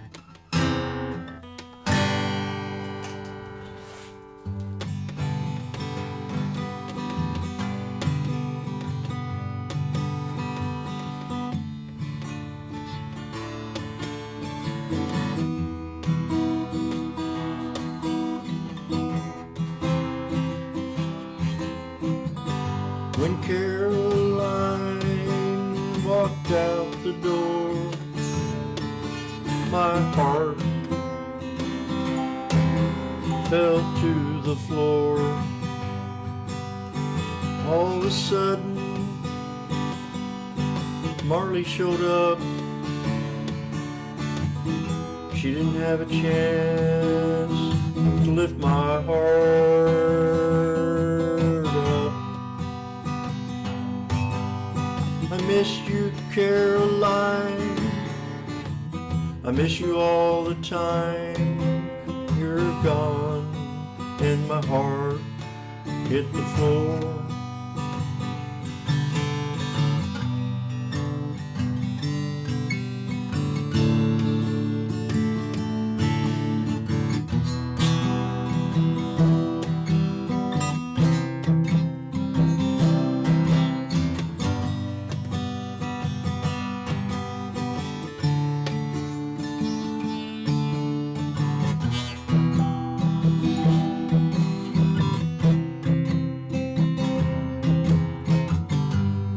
When the job was done, we used to go out to the bar.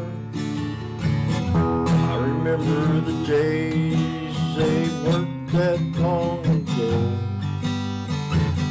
I miss you so when you walked out the door.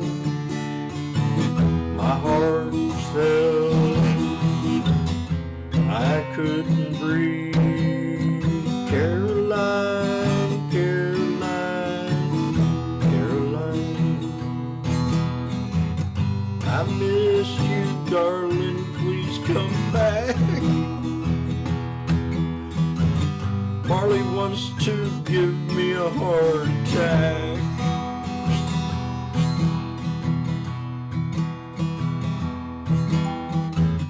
I remember that freckle on your right titty. I miss it so much that all I do is pity. Caroline, please come back. Marley's about to give me a heart attack.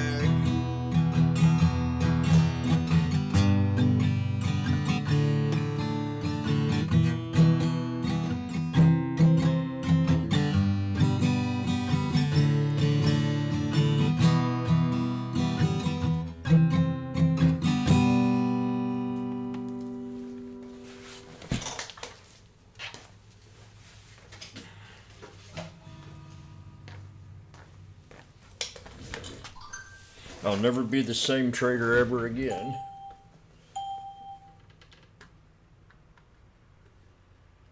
I guarantee you, if she shows up one day, you'll see one of the happiest guys in the whole wide world. We didn't hold the Head and Shoulders. This is the second time now. I got out of this trade with a very small loss, so I'm not too... I want to buy the dip and let it rip, but I just don't trust it.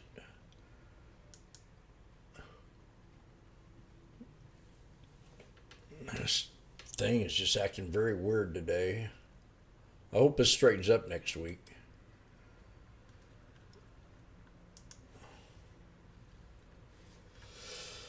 Okay.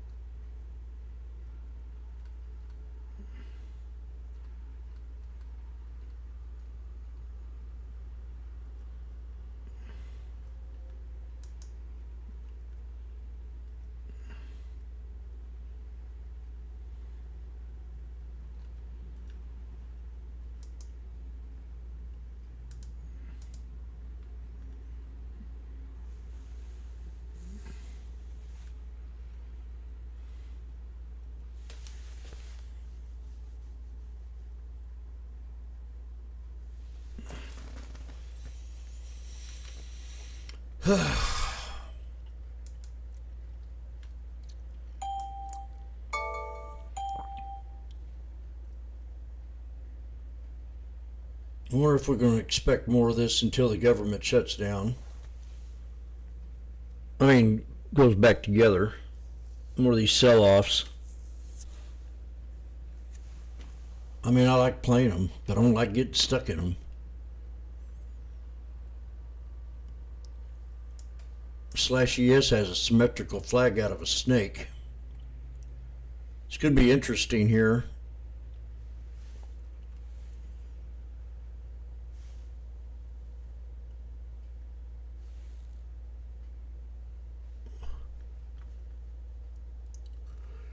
Snake breakout pullback into a symmetrical flag. So there's your chart pattern.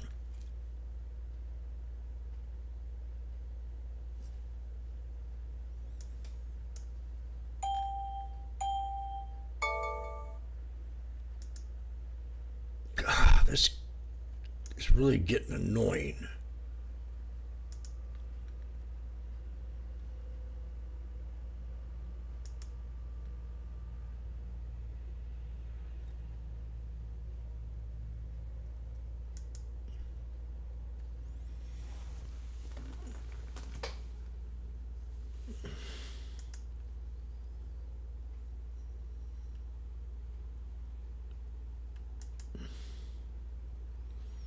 There's your squeeze.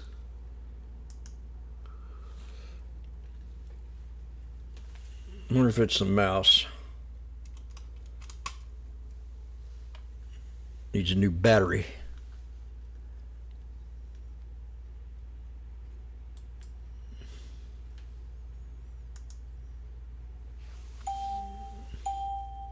We had a 1, 2, 3 and a 1, 2, 3, so we're at the sweet spot.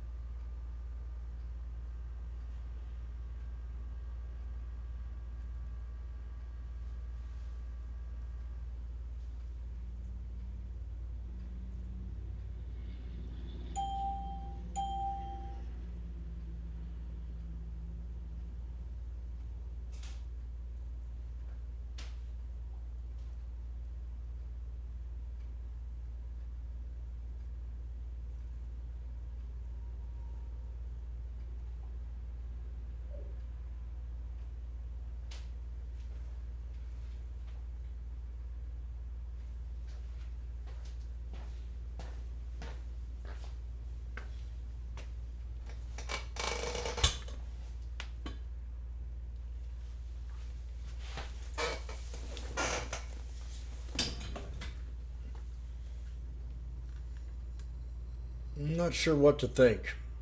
We'd have to break the 200s. Kind of just taking it easy now. It's not been my most coherent day. You got to really be in it.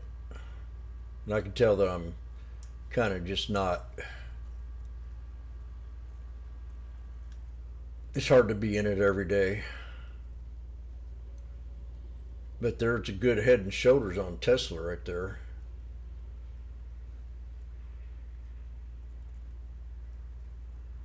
That's another right there when I called that bottom and that pullback. You got that two head and shoulders, inverse head and shoulders.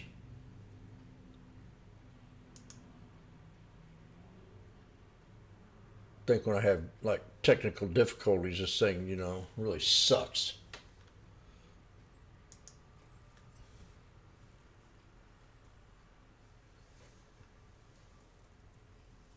I forgot how to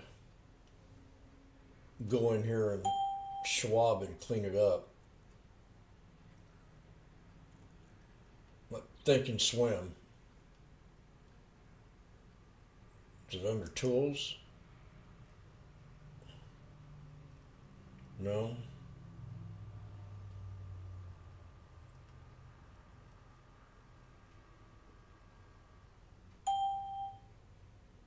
There used to be a way to go in here and clean it up.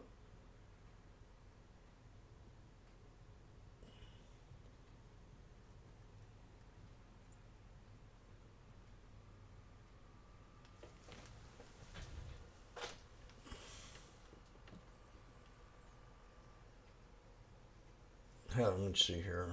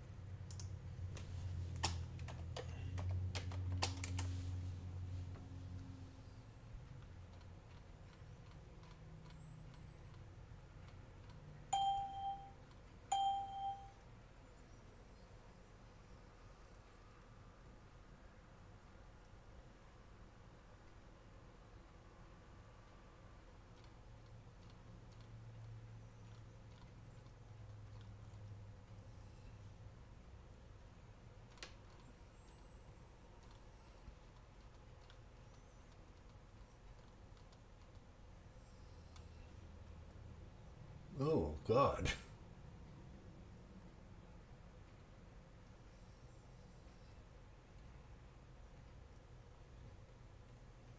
Ugh.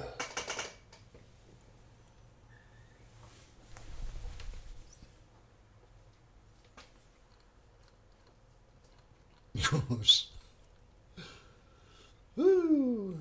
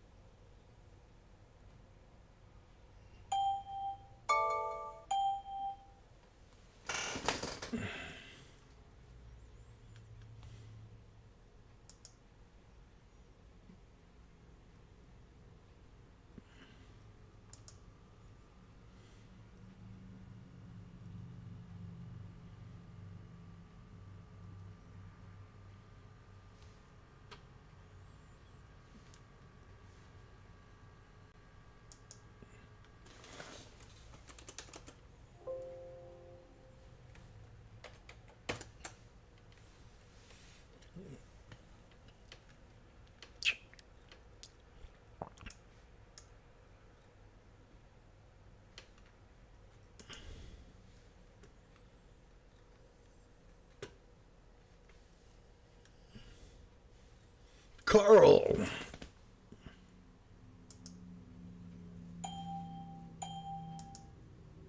Ah, there it is. It's under help. Collect garbage. Let's see if that makes a difference.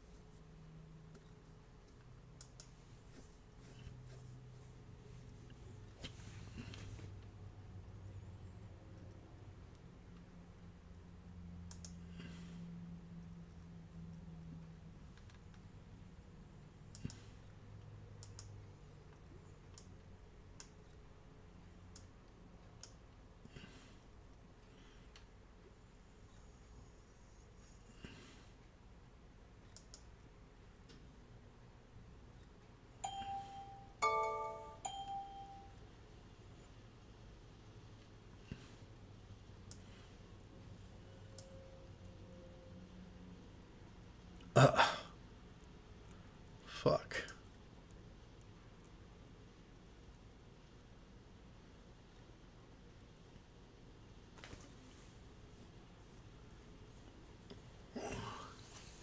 Maybe I have too much stuff up.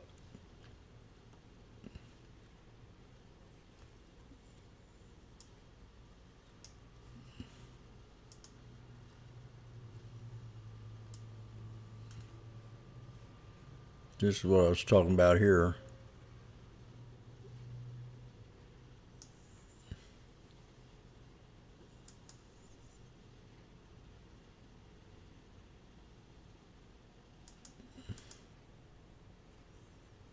It ain't doing no difference.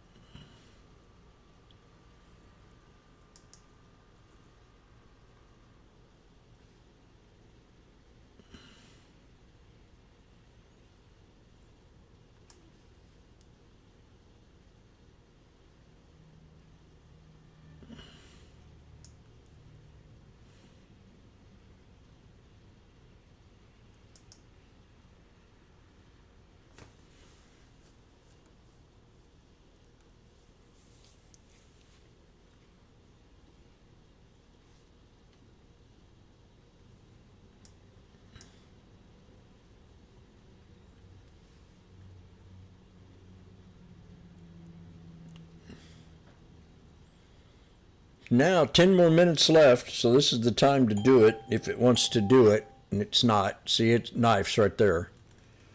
So bring these up to 60/25s.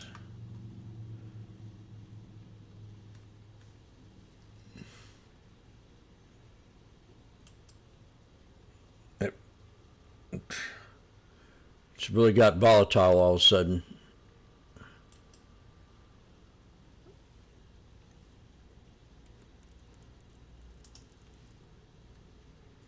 And get a buck.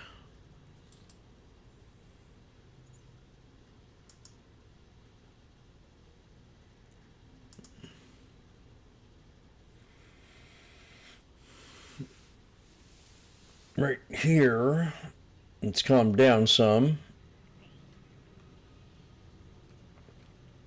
There it is.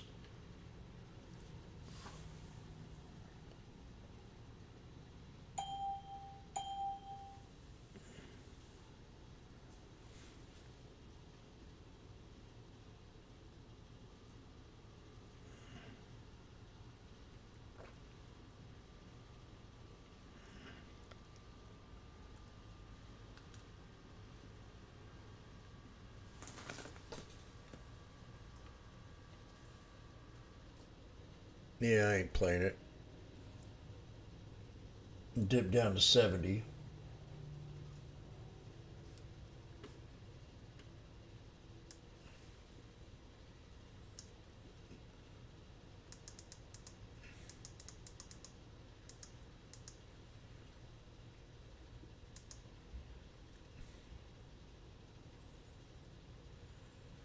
Just not doing what I want it to do.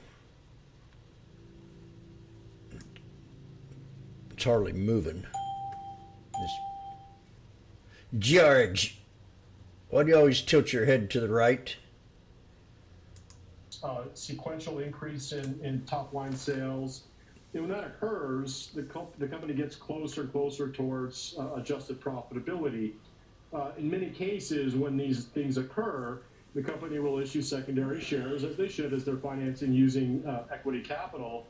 But they're not raising that capital to offset some of the cash burn they have. They're actually using that capital raise, like I said, over $230 million, to buy other companies, to make horizontal and vertical acquisitions. And so, with that said, that increases the revenue base on top of, like I said, as well, sequential revenue growth on that quarter from Q1 to Q2, which grew sequentially at 55%. So for what it's worth, that financial metric matches again the movement we've seen, in particular the breakout that occurred on the stock going back to essentially late June, early July. Yeah, I mean, I'm just looking at a one-year chart as well. I mean, it's shot up 1,198%, so it's been quite a remarkable run up here. Thank you so much, George, for getting us across to that one. Have a great weekend. George Tillis there, Senior Markets Correspondent. I'll send things back over to Chicago with Marley. And thank you, Sam and George. We're nearing the end of our market session for the week. We'll bring in Kevin Green to break down the levels he's watching on the S&P 500, as well as the action that we saw next on Market on Close.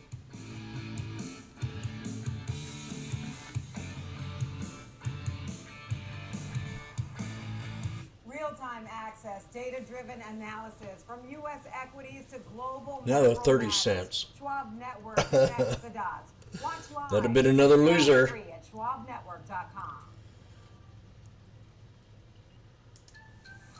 Opportunities don't stop when the market day ends. So neither do we. Schwab gives you round-the-clock access to over 1,100 of the most popular stocks and ETFs, plus a wide variety of futures markets. All with 24-hour support from trading specialists who understand the ins and outs of 24-hour trading. No matter the hour, you can trade brilliantly with Schwab. I'm Alex Coffey. And I'm Jenny Horn. This is Next Gen Investing, where we track the trends shaping tomorrow's markets. From tech to energy, crypto to consumer, we focus on what's driving investor sentiment right now. Clear analysis and forward-looking market coverage every trading day. This is a make or break level for this stock. And that could certainly be a short to near-term catalyst. Next Gen Investing, 1 p.m. Eastern. Only on Schwab Network. Boom, boom. Sometimes, you could have done better. Same goes for where you invest. Level up and invest smarter with Schwab. Morning Movers brings traders the biggest headlines to start the day, from volatile overnight swings to the earliest analyst calls. Get your watch list ready. 8 a.m. Eastern, Morning Movers, only on Schwab Network.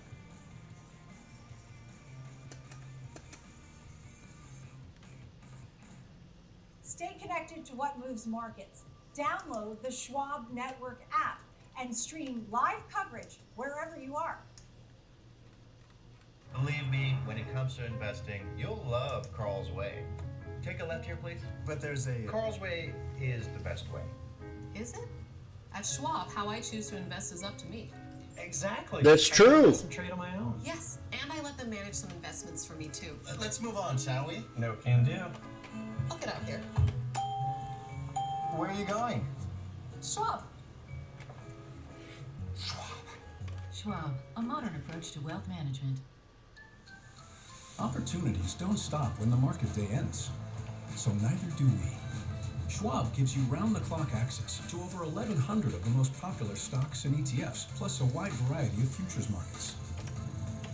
All with 24-hour support from trading specialists who understand the ins and outs of 24-hour trading.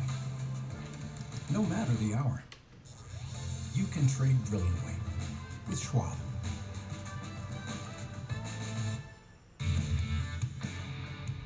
We're back here on Market on Close. I'm Sam Barnes here on the floor of the New York Stock Exchange alongside Marley Cagan in our Chicago headquarters. There's just a few minutes left in today's session, so let's welcome in Kevin Green, Senior Markets Correspondent, to help close out today's session and drive it home for this Friday. Kevin, What levels are you looking at on the S&P 500? Because it seems like we're not too far off where we were 24 hours ago when we were speaking.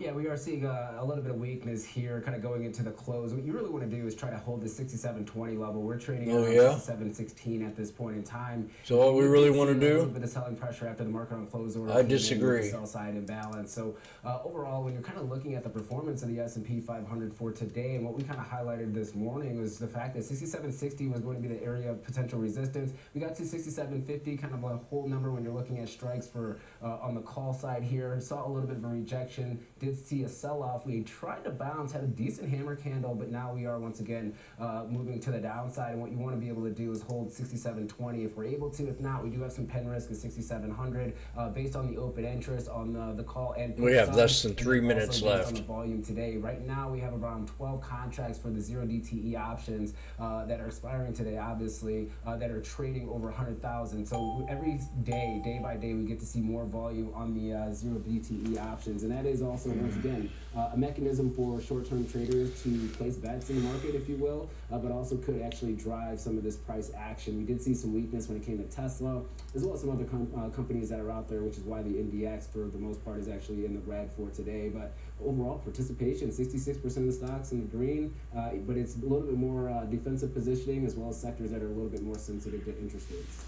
And KG, as we close out the week here, and seeing a little bit of weakness, certainly more than we saw this morning. In terms of volatility, we've mentioned in our talks with you that we're running the risk of it rising with the shutdown and also the start of the new quarter. How has that looked today in terms of volatility and also in the volume conversation as well?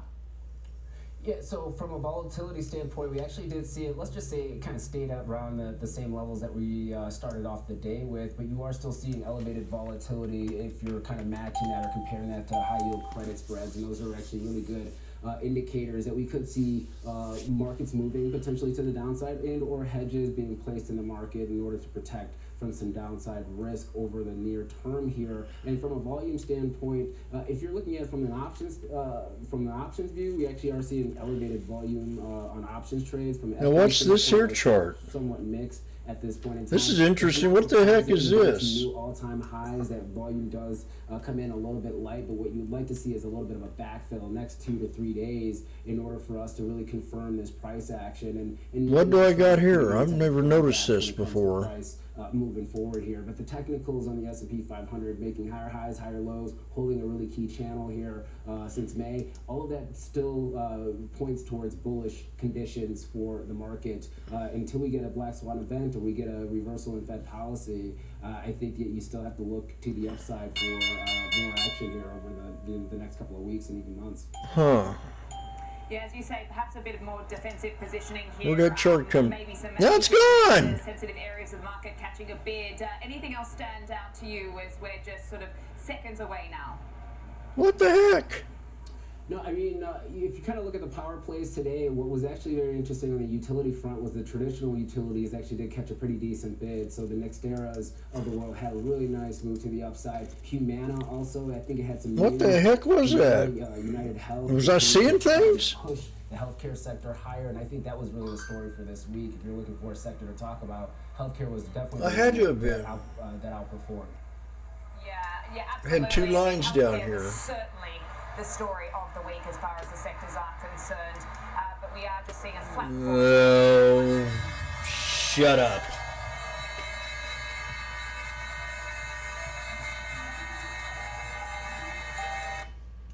Well, today could have been a real good day today. I left at least $4,000, $4,500 on the table by getting out too early. I mean, the trades were great, and they hit my goals a little more, and I still got out. But if I would have had 5-fold on just 2 of my trades. And then getting stuck in a couple knives didn't help.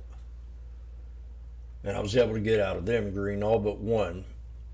And I just took and I was down huge on that one that I took the small loss on. I mean, sometimes you take your eye off the ball for a minute or 2 minutes, you could miss out on hundreds of dollars. I mean, I was looking at something and it looked like it was kind of moving a little bit. And then I turned my head and watched a little video, and I turned back. I wasn't even a minute or two, and I'm going, 285? And I wanted to buy the dip at $1.05. And 2 minutes later, it's at 285. I mean, I've heard so many people walk away and be in a trade and have to go to a meeting or decide to go out to lunch and come back and they just cry a bucket full of tears because they could have got out and made a killing, but they held it and come back and the thing's down on them. So if you're a scalper, you need to stay glued to the screen. I mean, I have it to where I'm in and out of a trade every 10-15 minutes, and I can go up and go do something, then come back and get back in it. And there's days where I can average two trades an hour, sometimes one an hour, or sometimes three in the morning, and be done for the day. But today, I mean, I sat there and just looked at the thing run, and then we had the big knives, and just all of a sudden, just you're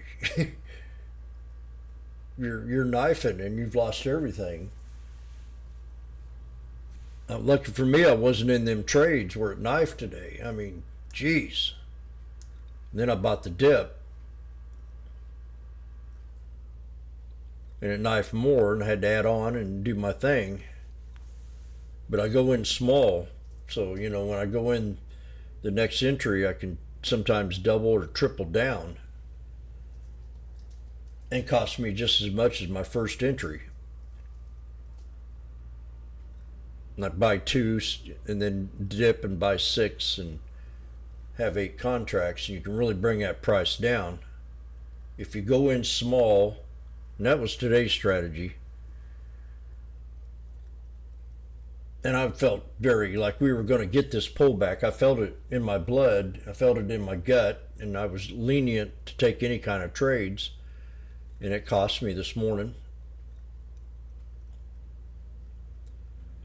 It's hard to determine if it's going to be one of them great scalping days where you can get 10 or 12 trades in and you're banking $300 or $400, $100 contract.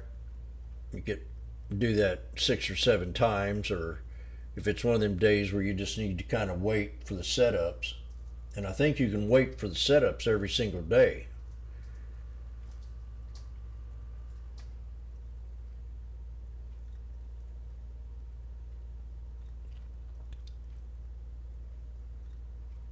Like Jim Cramer says, every day's a bull market.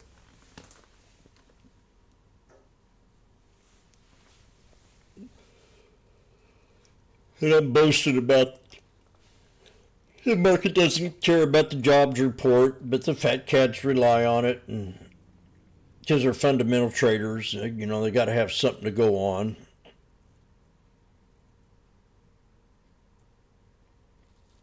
So I'm going to get out of here and relax and think what I want to do.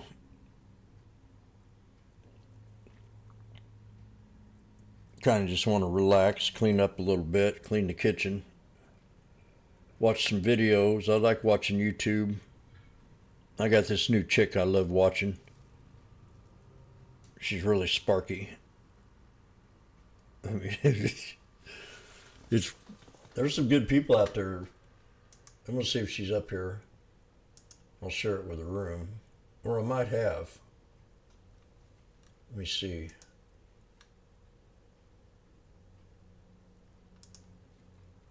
I posted something in Bureaucrats. It might be her. I think I need to clean up this room because I don't know if we go into all them channels and look at them. Just kind of make it. I ain't got the time to sit here and put out watch lists and stuff like that. I don't think anybody in here really cares about him either.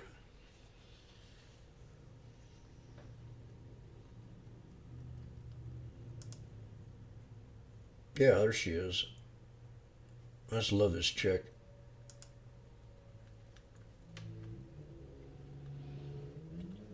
Especially if you're single. I'll share it with YouTube too. I just come across her. She excites me.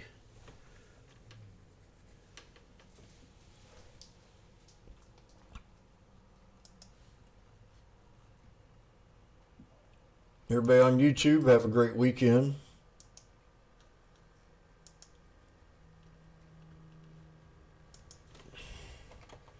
I'll do another video this weekend on some kind of run we had and see if, like at Tesla, you know, I called that bottom on Tesla. On technical analysis, where I talk about chart patterns, moving averages, and being in the now. So everybody take care. Have a nice weekend. Don't drive drunk.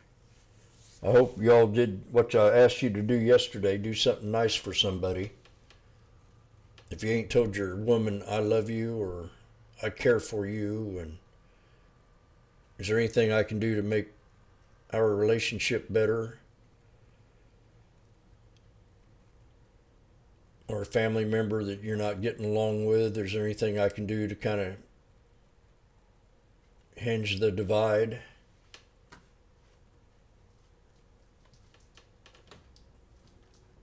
So,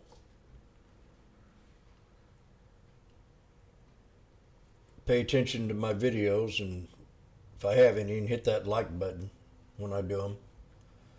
And I'm out of here. See you later, YouTubers.